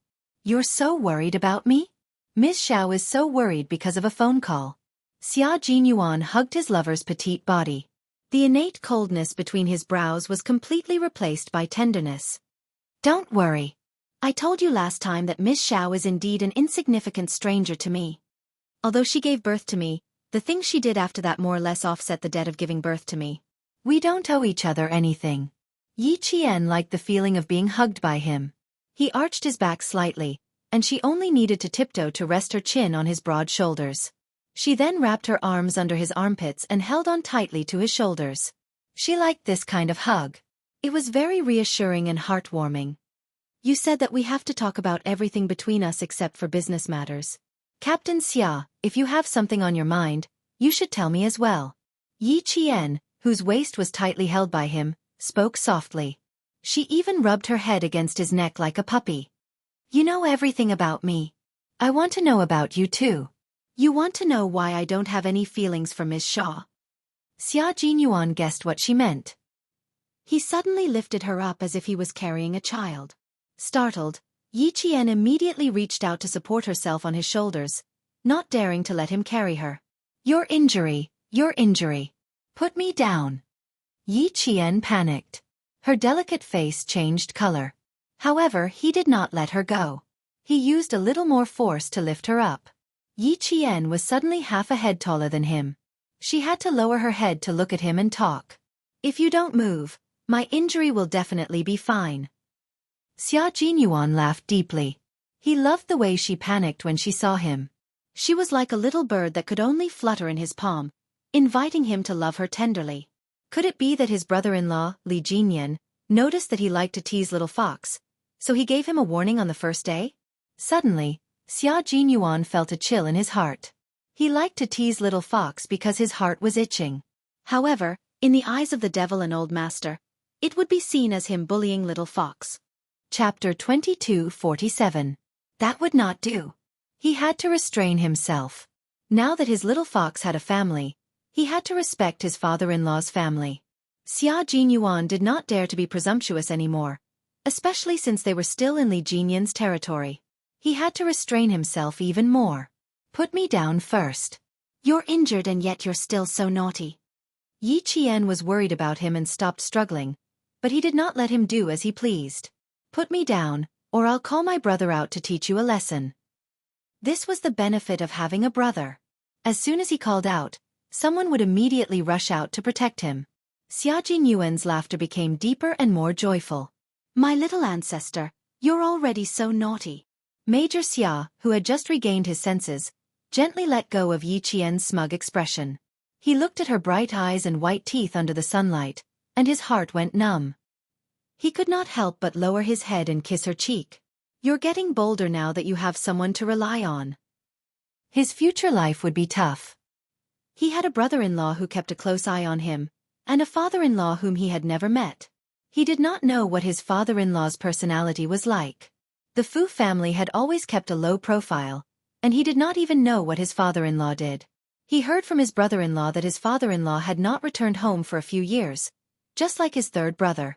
He had been transferred to the northwest for 4 years and had not returned home. He had not even called. Those who did not know would think that he had been missing for a few years. His father-in-law's situation was similar to his third brother's. He had to ask the devil about it later. Yi Qian had already looked around and said nervously, "Be careful. There are old scientists living nearby. It's not good to be seen by them." Then his face turned serious again. "You don't pay attention to the injury on your waist. I'll handcuff you to the hospital bed later. Let's see if you can still do anything." "I'll handcuff you too. I won't go anywhere." Xia Jinyuan, who had stolen the kiss, smiled and did not do anything else. He was also worried that his brother-in-law would rush out of the house. Thinking of the devil's warning, Xia Jinyuan chuckled.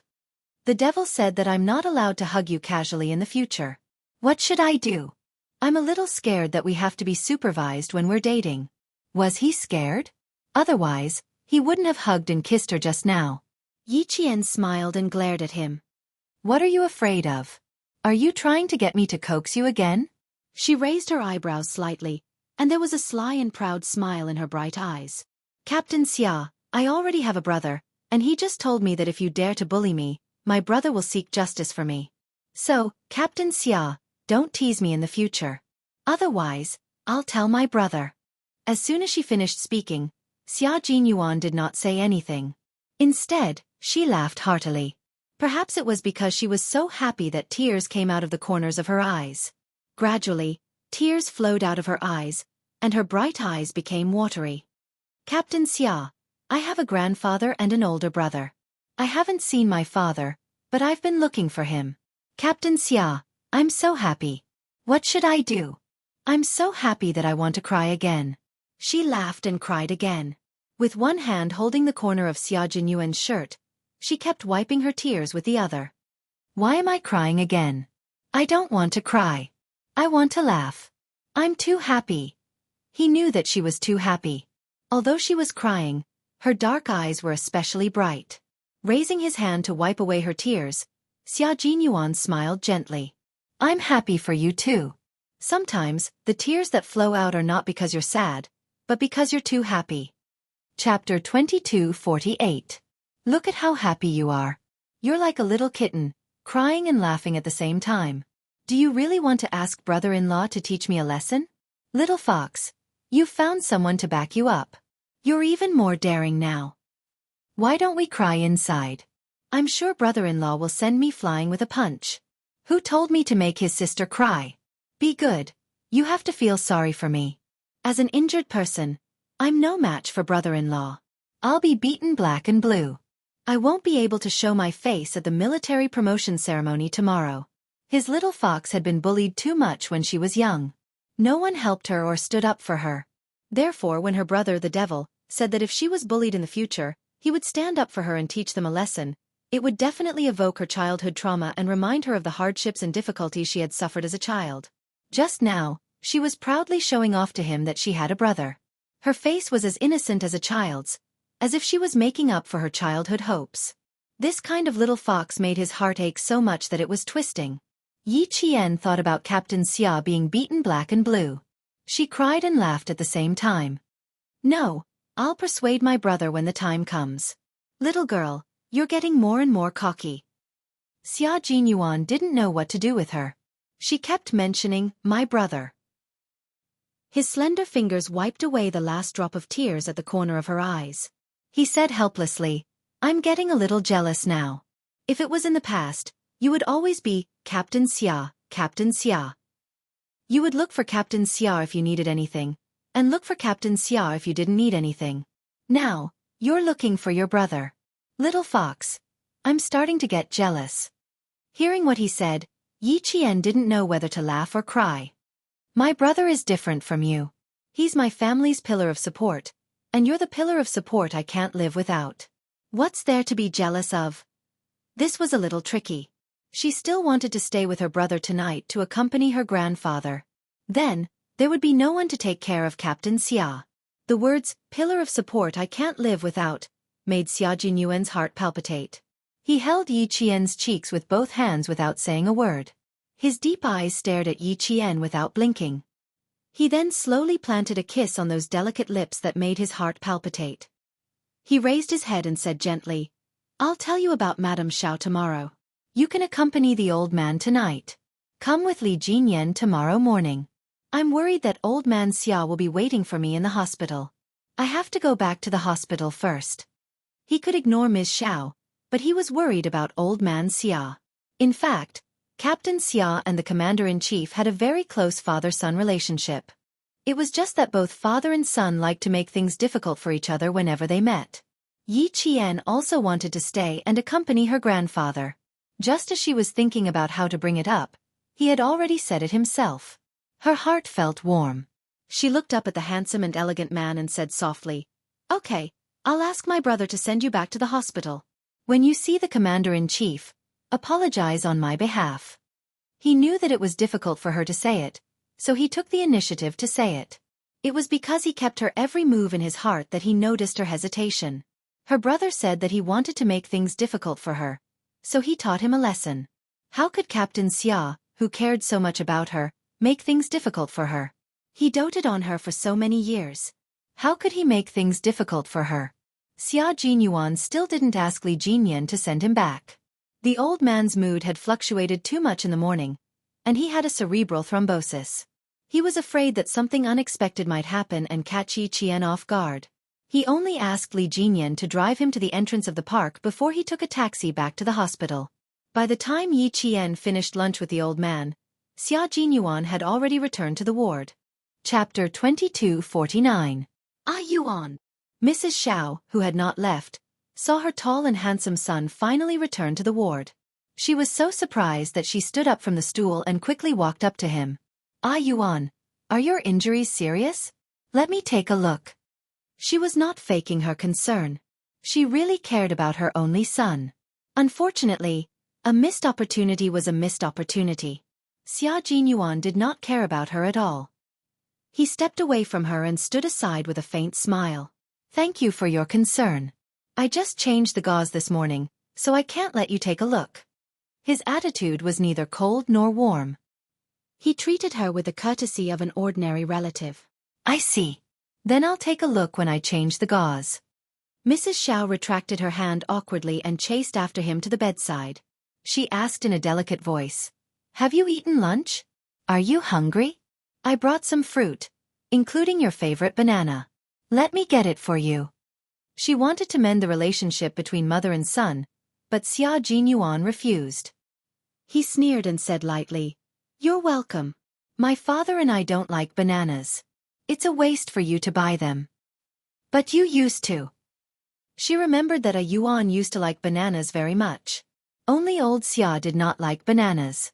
Mrs. Xiao was surprised at first, but when she saw the indifference in Xia Jinyuan's eyes, she could no longer say, "But you used to like bananas."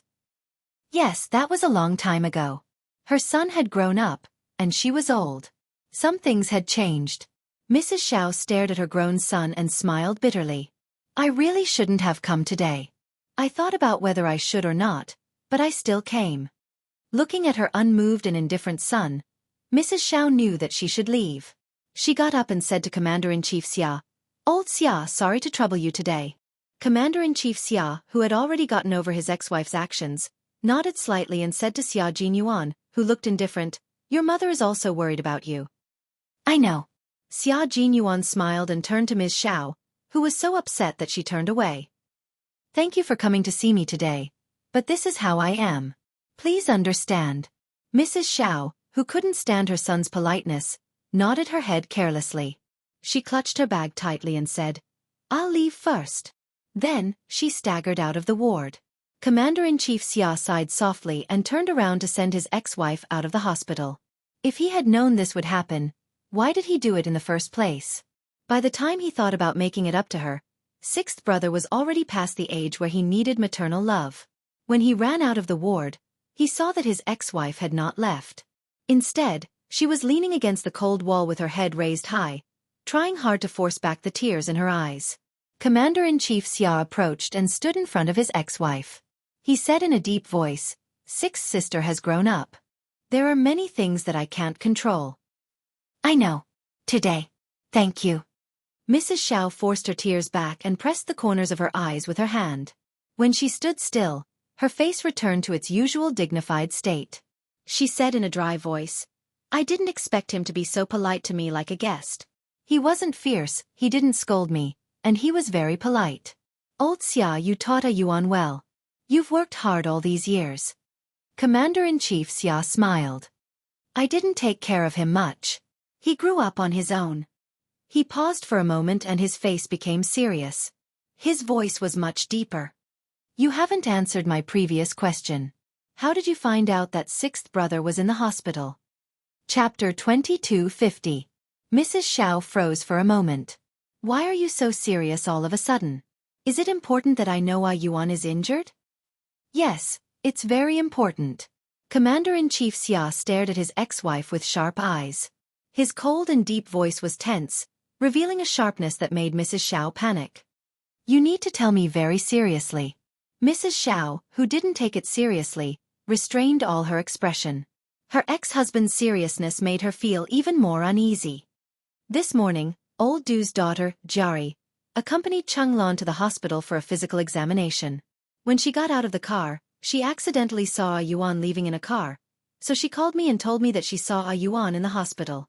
Mrs. Xiao explained seriously, afraid that her ex-husband would misunderstand, and said, "I asked this child to go to the border for me to inquire about a Yuan's whereabouts." Commander-in-Chief Xia frowned and stared at his ex-wife, as if to confirm whether she was lying or not. After a while he asked, "Then how did you know that a Yuan was injured?" "How would I know that a Yuan was injured?"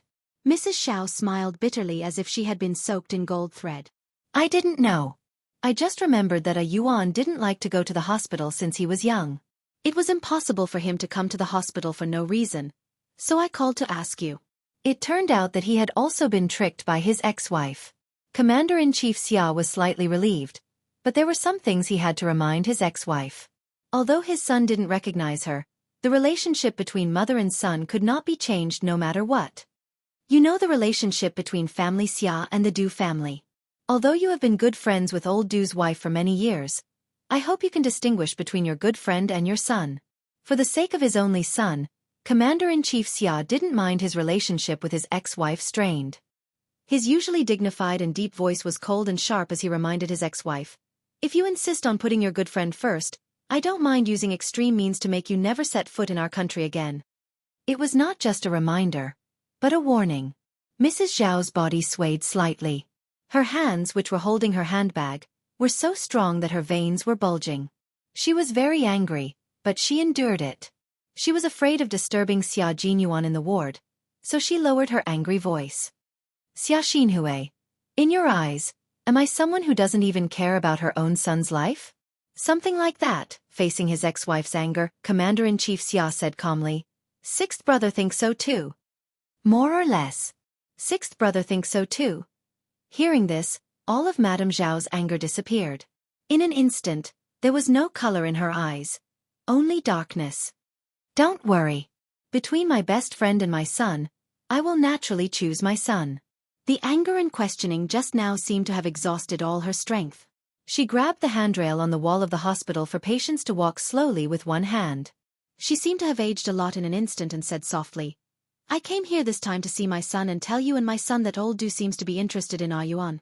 Since the last time I met a Yuan, old Du and his wife have been asking about a Yuan, intentionally or unintentionally. I know even less about a Yuan's current situation than the couple. It's useless to ask me. Today Jai called me." At the same time, I was surprised and even more certain that old Du has his eyes on Ah Yuan. Taking a deep breath, Madame Xiao, who was still elegant no matter how embarrassed she was, looked at her ex-husband tiredly. Facing her ex-husband's vigilance and thinking of her own son's indifference, Madame Xiao knew that she would have to live the rest of her life in pain for the sins she had committed in the first half of her life.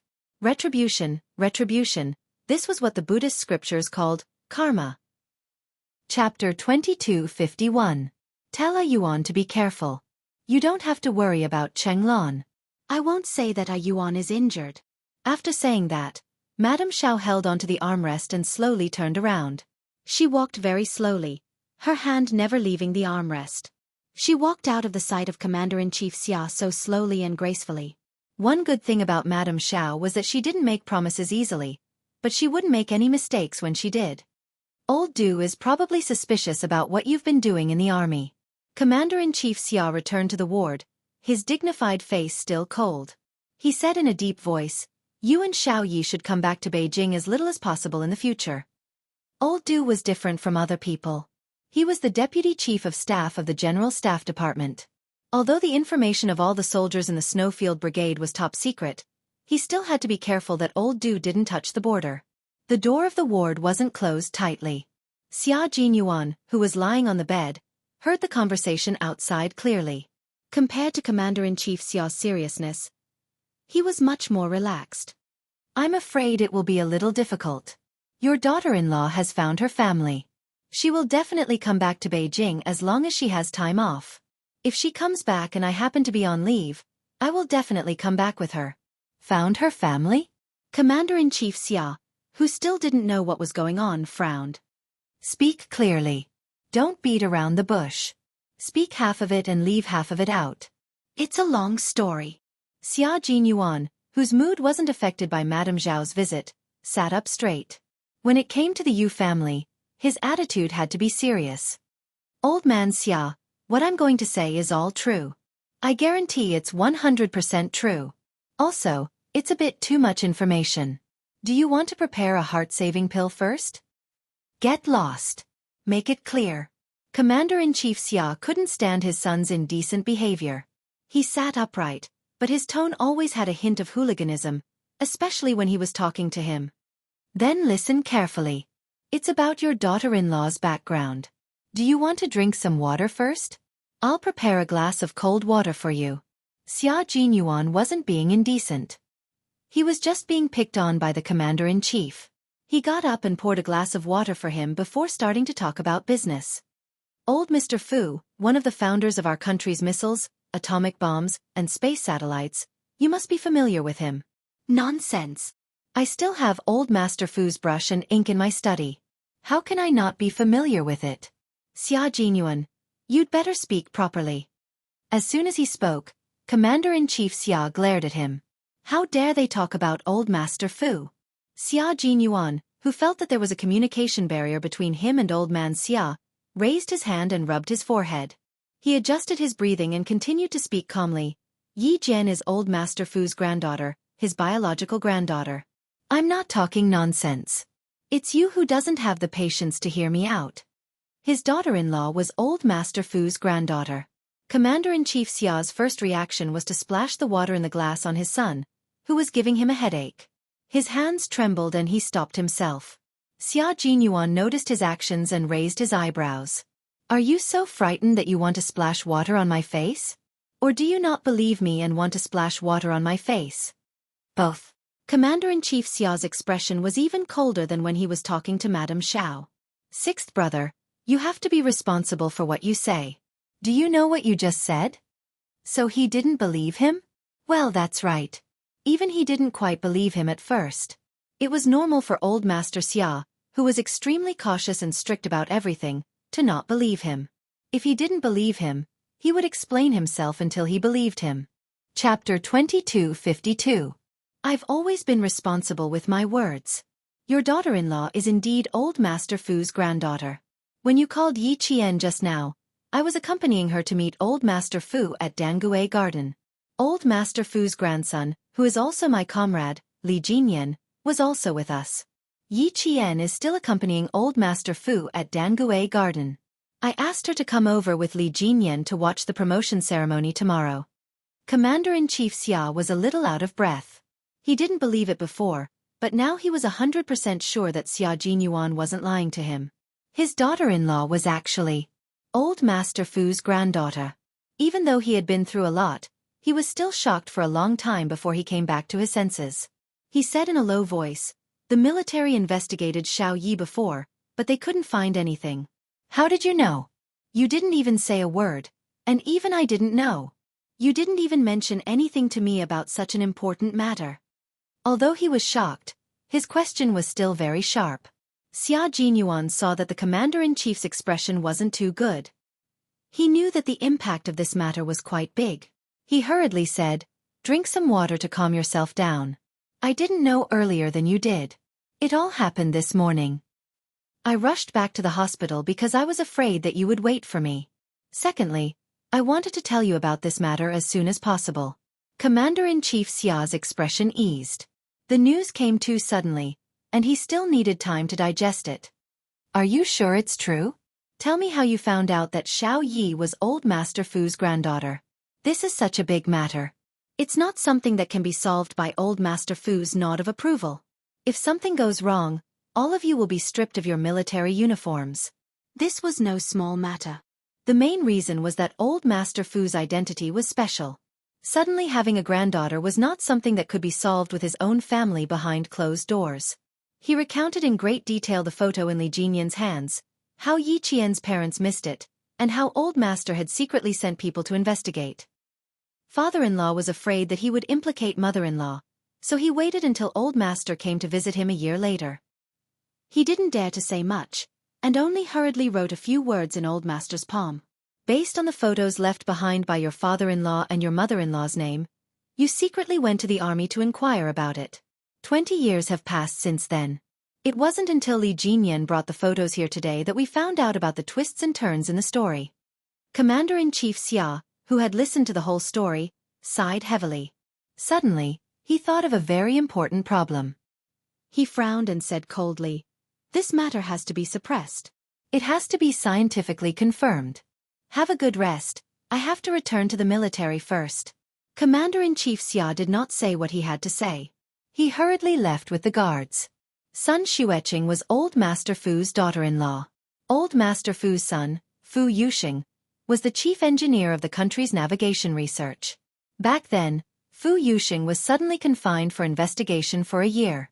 A year later, Old Master Fu went to inquire about Sun Xueqing, but to no avail. When Xiao Yi was 3 years old, Sun Xueqing sacrificed herself, and all her information was erased. Commander-in-Chief Xia thought of all these and his footsteps became faster. His expression became colder. All these incidents made it seem like someone was deliberately targeting the Fu family.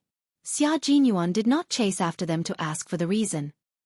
He conveniently told Old Master Xia that his father-in-law had suddenly been confined for a year, just to make Old Master Xia think in a certain direction. The smart and capable Old Master Xia must have already thought in a certain direction. He left the rest of the matter to the military and the military commission. He and Little Fox did not have to interfere for the time being. Chapter 2253. Because Xia Jinyuan's eyes flashed with a cold light. There were some things that he and his little fox could not interfere with. Sigh, what was his little fox doing now? Chatting with the old man with the Devil King? He never thought that the Devil King, whom he had warned to be one step too late, would become the little fox's brother, and he would be the one who brought the two siblings together. He had to admit that this was the fate between him and his little fox. Yi Qian spent the entire day with the old man. He did not go anywhere except home. The old man, who had just reunited with his granddaughter, was so hale and hearty that he even spoke with vigor. When it came to dinner, he ate half a bowl of rice more than usual. He also went to bed 2 hours earlier than usual. Usually, he would only go to bed after 12, but tonight, he was already sleepy at around 10. In the old man's words, a long life of 100 years is too short. I have to at least live to 110 years old.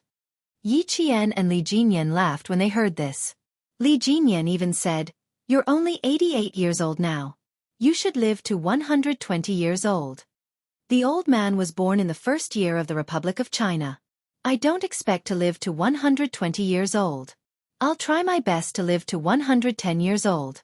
I'll be happy to see the two of you start a family, get married, and have children. I'll be able to hold my great-grandchildren. The old man, who was originally a little sleepy, became energetic again when he talked about future generations. He said excitedly, "I became a grandfather at 61 years old. I'm 88 years old this year. Let's see if I can become a great-grandfather again when I'm 90 years old. Little Miss Jen is still young. I remember that female soldiers can only get married and have children at 24 years old. Junior officers can only get married at 26 years old. Let's see if I can hold my grandchildren then. Then I'll have to wait another 6 years. I have to live well and strive to live to 110 years old. I'll live to have children and grandchildren. The old man's greatest wish was to have children and grandchildren. Before he went to bed, he did not forget to remind his grandson, Li Jinyan, to write the letter as soon as possible and send it to Yi Qian's father so that he could be happy. Li Jinyan felt that his uncle was not happy. He should be so excited that he was dancing with joy and tears. She gently closed the door and said to Yi Qian, who had a gentle smile on his face, "When I was 24 years old Mr. mentioned that he wanted to have a great-grandchild. Now that you're here, we can share the responsibility and reduce the pressure by half." He joked very seriously. Yi Qian tried so hard to hold back his laughter that his shoulders twitched. "Then you have to continue bearing the burden. You're 7 years older than me. It's time for you to get married and have children." Li Jinyan was 27 years old this year. It was time for him to get married and have children. "If I find a suitable girl, I will marry her immediately." Li Jinyan smiled and pushed open the door of the small study he had stayed in during the day. "Come in and have a seat. I will tell you about the history of the Fu family. Then you will know why grandfather wants us to get married and have children." Li Jinyan knew that she was bold. In the past, because of his status, she didn't dare to tease him. Now that he was her brother, she was bold enough to tease him directly. He hoped that this would mean that they would be closer. The old photo album opened again. Li Jinyan pointed at the photo taken in front of the Fu family's old mansion. His cold voice filled the darkness of the night as he said in a low voice, "The Fu family was a wealthy merchant family. They started their business in the late Ming and early Qing dynasties, and they declined when the old man was 28. From prosperity to decline, from being a wealthy family in Jiangnan to not even having a place to live."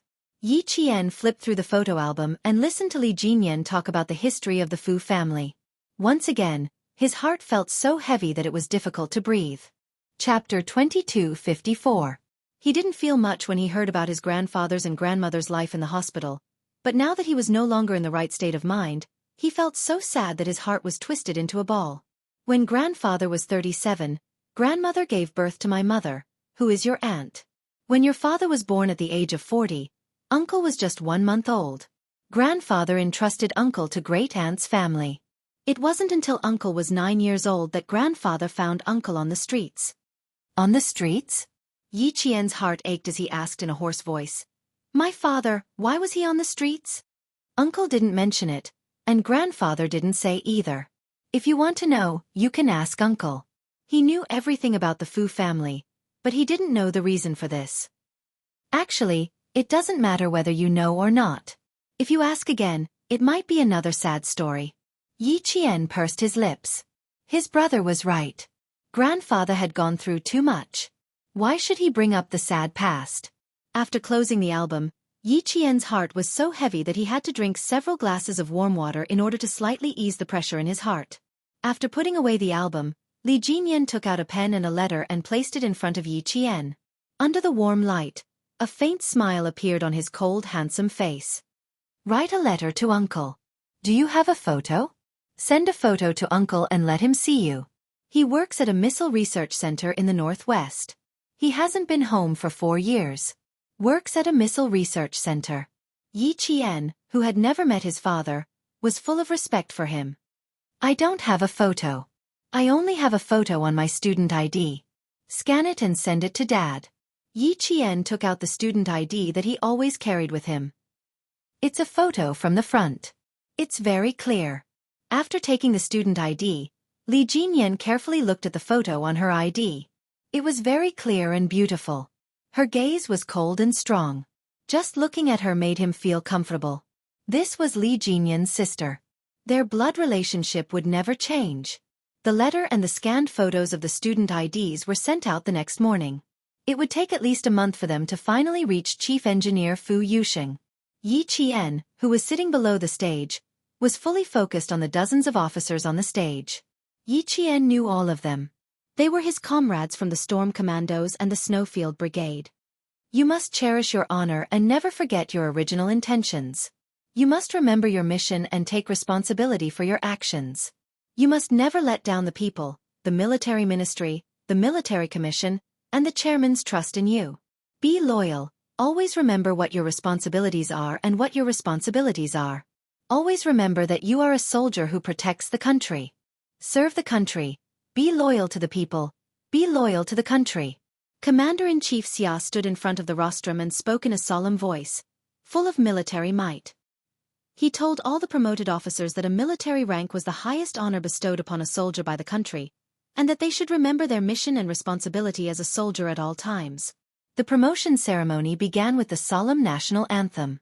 The officers lined up neatly in front of the rostrum. Commander-in-Chief Xia, Major General of the Army, and Major General of the Navy respectively presented them with their military ranks. Yi Qian watched as Commander-in-Chief Xia personally removed the major rank from Xia Jinyuan's epaulette and fastened the lieutenant colonel rank epaulette. At that moment, Yi Qian was so excited that it was as if he had been promoted himself. The ceremony ended with the majestic singing of the People's Liberation Army. All the promoted officers saluted the rostrum and the audience. Chapter 2255. There were not many people in the audience. This was a military promotion that was not made public. When Xia Jinyuan walked to Yi Qian's side, the military rank on his shoulder was still that of a major. To outsiders, he would always be a major. Yi Qian's gaze softened as he looked at the man walking towards him. Li Jinyan, who was walking beside Xia Jinyuan, stopped in time and said to him, "I have something to do. Accompany my sister first." His sister's eyes were fixed on him. He had better be sensible and leave. Xia Jinyuan smiled slightly. It was not bad to have such an observant brother-in-law. "You're returning to the base this afternoon, right? I'll bring her over to look for you later. My dad still has something to discuss with the three of us. See you later." Commander-in-Chief Xia needed to discuss Yi Qian's return to the Fu family in detail with the three of them. "Okay." Li Jinyan nodded. Since the commander-in-chief had invited him over, he did not say anything else and turned to leave. The Devil King today was the normal Devil King. His face was stern and his words were simple. No one was allowed to approach within 30 feet of him. Yi Qian saw him walking towards the commander-in-chief and knew that he had something to do. She stood in place and waited for Xia Jinyuan to walk over. The man in the military uniform walked elegantly. With every step he took, Yi Qian felt her heart skip a beat. Today, he was wearing a winter military uniform that was only worn for major celebrations and important foreign affairs activities. It was a Western-style suit with a white shirt and a navy tie. On the outside, he wore a well-ironed military uniform that exuded the aura of a soldier. As he walked, he looked more elegant and dignified than the regular military uniform. It also showed more military might. This was the first time Yi Qian saw him in a military uniform. It had gold embroidery and gold embroidery. It was so handsome that she could not take her eyes off him. No wonder Li Jinyan was so perceptive. Even his eyes were fixed on him. How could an older brother disturb his younger sister's happiness? Xia Jinyuan had never been stingy with his charm, especially in front of Yi Qian. Even his hair was extraordinarily charming. Seeing that Yi Qian's gaze never left him, the young lieutenant colonel's footsteps became lighter. "Why are you so engrossed?" He walked closer and stood in front of her. Under the military cap, his handsome face had a gentle smile. Indeed, even the strands of his hair had their own charm. "You have to be more reserved, little fox. You're almost drooling. Your brother wanted to come and look for you, but he was too embarrassed to come with you when he saw you staring at me." The young lieutenant colonel became even more charming. His every move. Yi Qian, who was engrossed by his teasing, couldn't help but blush. Her very, very, very handsome is the kind of handsomeness that makes me mesmerized. Xia Jinyuan couldn't help but laugh. The little rascal's guts were almost as big as the sky now. "Now, even my hair is showing you my manliness. If this doesn't make you mesmerized, I'll be very sad." The auditorium was not a suitable place for chatting. When Yi Jian muttered, "Shameless," Xiao Luo chuckled and said, "There will be times when I will be even more shameless. When that time comes, don't be scared away by me." Yi Qian suddenly realized what he was implying. Blushing, she glared at the shameless young lieutenant colonel. "What nonsense are you talking about?" "I'm not talking nonsense. Why are you blushing?" Lieutenant Colonel Xia, who was pretending to be innocent, chuckled softly. "Oh, you've become naughty too. Come, let's talk outside." Chapter 2256. Yi Qian didn't respond and just followed him. If he did, he would say something else. Yi Qian glanced at his shoulder, pursed his lips, and took a few steps forward. He frowned and hesitated for a while before he asked, "Captain Xia, why does the Snowfield Brigade keep their military ranks the same?" "Because they carry out too many dangerous missions. Once captured, the higher the military rank, the more dangerous it is. Sometimes, not only do we have to guard against the people outside, we also have to guard against the people inside. The missions carried out by the Snowfield Brigade are state secrets, and spies are everywhere in our country. Keeping the military ranks the same is also a form of disguise." It wasn't a secret that the military ranks didn't change to the public. He could tell Yi Qian. "As you can see, the only people who promoted us are Major General, Commander of the Navy, and Commander-in-Chief Xia. The Snowfield Brigade and the Tri-Habitat Frogman Assault Team don't belong to any army. The only leaders we face are these three, and it's also for the sake of our safety. And you, if you are awarded the rank of captain after graduation, with your military achievements, you can actually be promoted to the rank of major.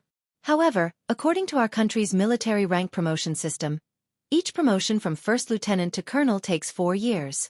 You may be promoted to major directly after joining the team, or you may have to wait 4 years before you can be promoted to major.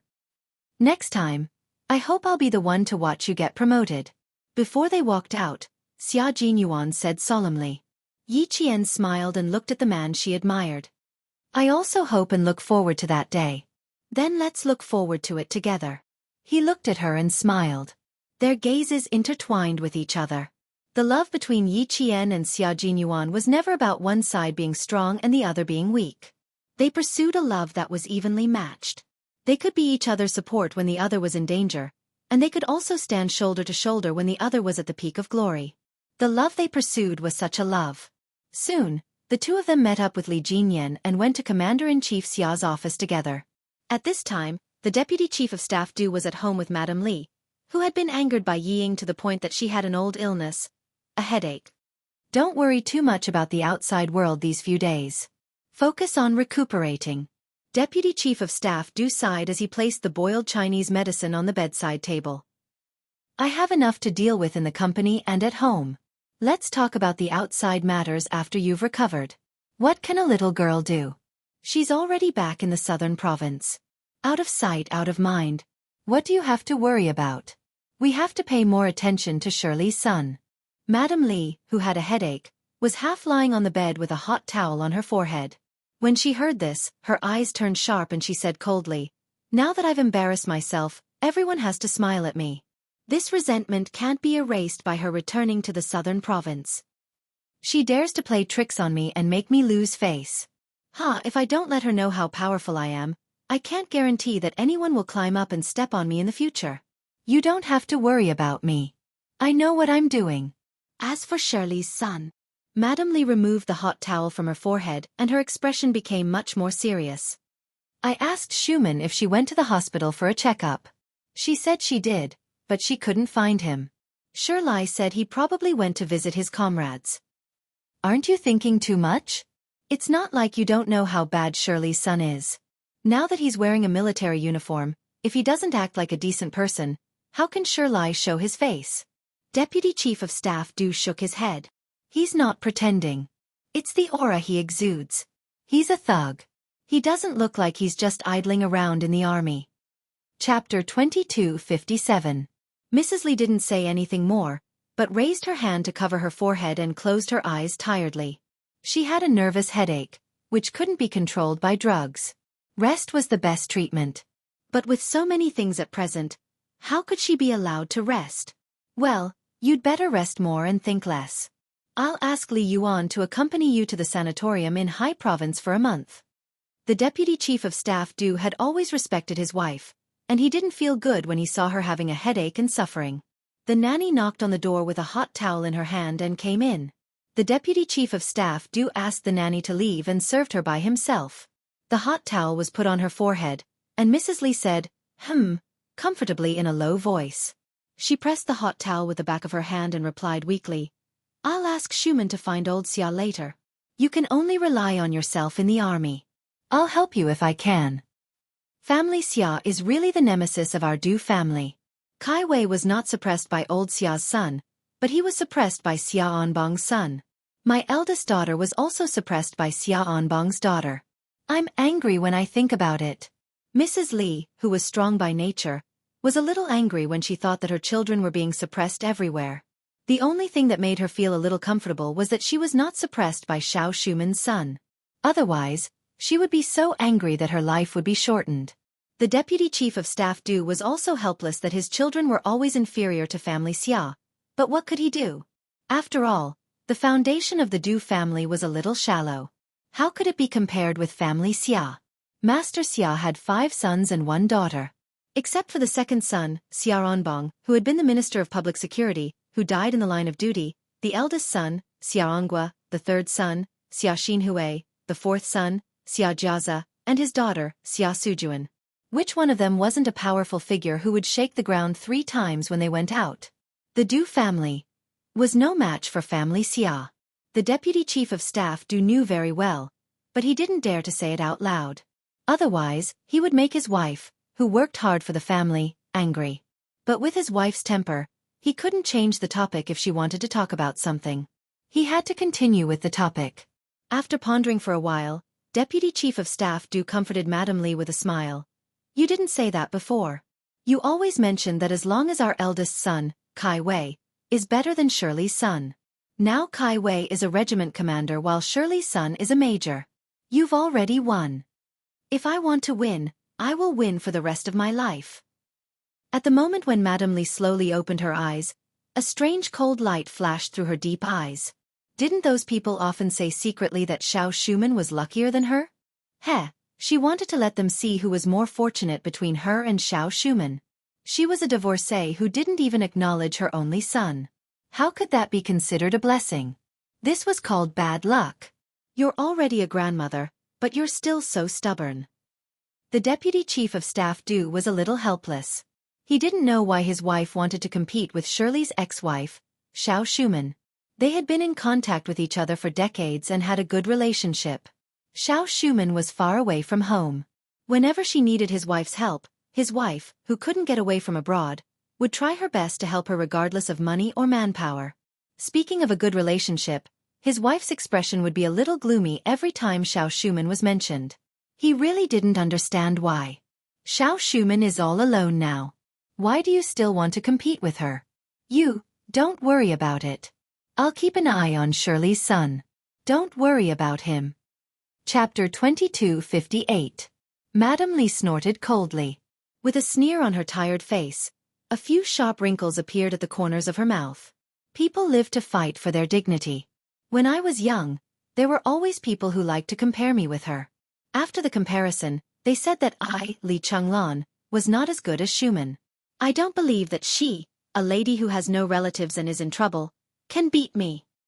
I'm determined to fight for my dignity. Look, haven't I won now? When she was in trouble, I helped her without hesitation. When she was in trouble, I worried about her. Now, who dares to compare me with her? Who dares to say that she is better than me? She is divorced, and even her son doesn't recognize her. But what about me? I have children, and even my eldest grandson is 4 years old. But what does she have? Nothing. Except for herself, she doesn't even have a close friend. The deputy chief of staff Du was stunned. After a long while he laughed and said, Madam, I really admire you. You can fight for your dignity for decades. I have no choice but to admire you. Our Du family can be where we are today because of your help. So, you are not in good health now. I am very worried. Since the outcome of the battle between you and Xiao Shumen has been decided, you don't have to worry about it. If it doesn't work, I will ask the eldest son's wife to take our grandson to High Province for a vacation to relax. The eldest son, Du Kai Wei, was already married and had a son who was 4 years old this year. Thinking of her good friend Xiao Shumen's current situation and her only grandson, Madame Li's gloominess dissipated a lot. Forget it. Don't bother the eldest son's family. I am not a big problem. When the matter in Nan province is solved, I will feel better and my headache will naturally go away. Madame Li, who had a slight headache after applying several hot towels, could not help but think of Yi Ying when Nan province was mentioned. Thinking of Yi Ying, She remembered that she went to the brothel yesterday and heard several noble ladies next door talking and eating. Her head, which had finally calmed down, suddenly throbbed with pain, as if it was being pricked by needles. Yi Ying. It was this bitch who made her the laughingstock of the upper-class circle in the capital. Did she think that after paying a fine and going to the police station for a few days, everything would be fine? In her dreams. Since she liked to change men so much, he would let her change men several times a day. Madame Li had always been ruthless in her dealings. Now that Sun Ying, whose surname was Sun, wanted to escape safely, it was simply wishful thinking. It was impossible. Madame Li, who had a splitting headache and had to take 2 painkillers, waited for the deputy chief of staff due to leave. With a fierce look on her face, she called Du Kongyue, the eldest brother of the deputy chief of staff Du, who was now the second in command of your province. Ying definitely wanted to come out. All right, then let her come out first. Once she came out, she would definitely make her life a living hell. With Madame Li's intervention, just as Xia Jinyuan had said, they did not have to care about Ying anymore. They just had to focus on their own lives. Xia Jinyuan, who was sitting respectfully in front of the old man and being scrutinized by the old man, maintained the standard sitting posture of a soldier. His expression and breathing were relaxed, and he tried his best to make himself look natural in front of the old man. The young lieutenant colonel, who was restless even when recuperating, walked out of Commander-in-Chief Xia's office. When he heard his brother-in-law say that he was sending his girlfriend back to Dangue Garden, Lieutenant Colonel Xia made up his mind to follow. Commander-in-Chief Xia was even more supportive. He said from behind the 3 of them, "Lao Lu, accompany Xiao Yi to visit the old man. Remember to bring some gifts. Don't be rude." Chapter 2259. Xiao Yi was very outstanding. In the past, when she was held tightly by his son, he was still a little worried that his daughter-in-law would be snatched away by other outstanding men. Now that his daughter-in-law had become Old Master Fu's granddaughter, he was even more nervous. Old Master Fu had dedicated his entire life to the country. He was involved in the 3 major fields of missiles, atomic bombs, and space satellites. There were countless outstanding students under Old Master Fu's tutelage, and countless outstanding students who were still unmarried. If Old Master Fu brought Xiao Yi to a blind date on a whim one day, he would be worried for 6th brother whenever he thought of that scene. With Xiao Ye's appearance, talent, and ability, only Old Master Fu would look down on others. No one would look down on Xiao Yi. Commander-in-Chief Xia, who was afraid that his future daughter-in-law would be snatched away, felt that he was really worried sick. He had to hurry up and express his feelings in front of Old Master Fu before everything started. At the same time, he had to show his face and leave a good impression. As a father, he thought a little too much, but as a son, he didn't think so much. It was definitely necessary for him to pay a visit and show his face in front of Old Master Fu to leave a good impression. As for whether Yi Qian would be snatched away by other outstanding men, Xia Jinyuan didn't think in that direction. Old Master Fu's gaze was very sharp. When he swept his gaze over, it was as if he could make demons and monsters have nowhere to hide. Under such a sharp gaze, Xia Jinyuan maintained the steadiness of a soldier. He didn't move or sway and was as majestic as a mountain. Yesterday, Old Master Fu, who was in a bad mood, only looked at him briefly and focused all his attention on Yi Qian.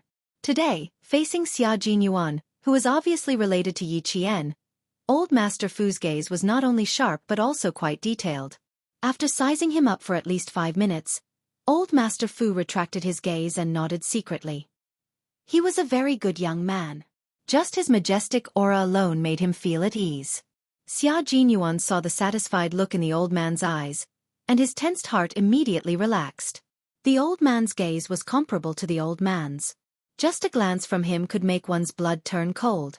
It could turn a tiger into a rabbit in an instant. No one dared to be presumptuous.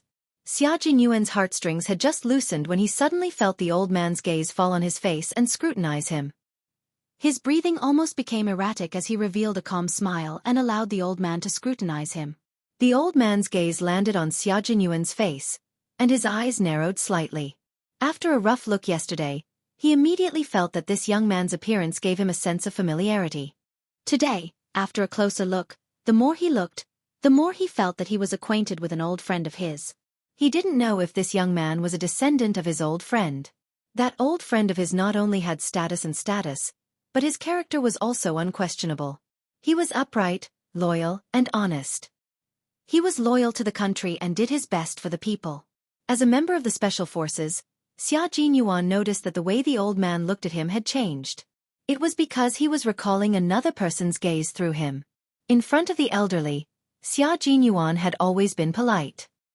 He sat upright with his eyes open and his smile elegant. No matter how the old man scrutinized him, he didn't show any disrespect. As a soldier, no matter what, his back must be straight and his gaze must be open and candid.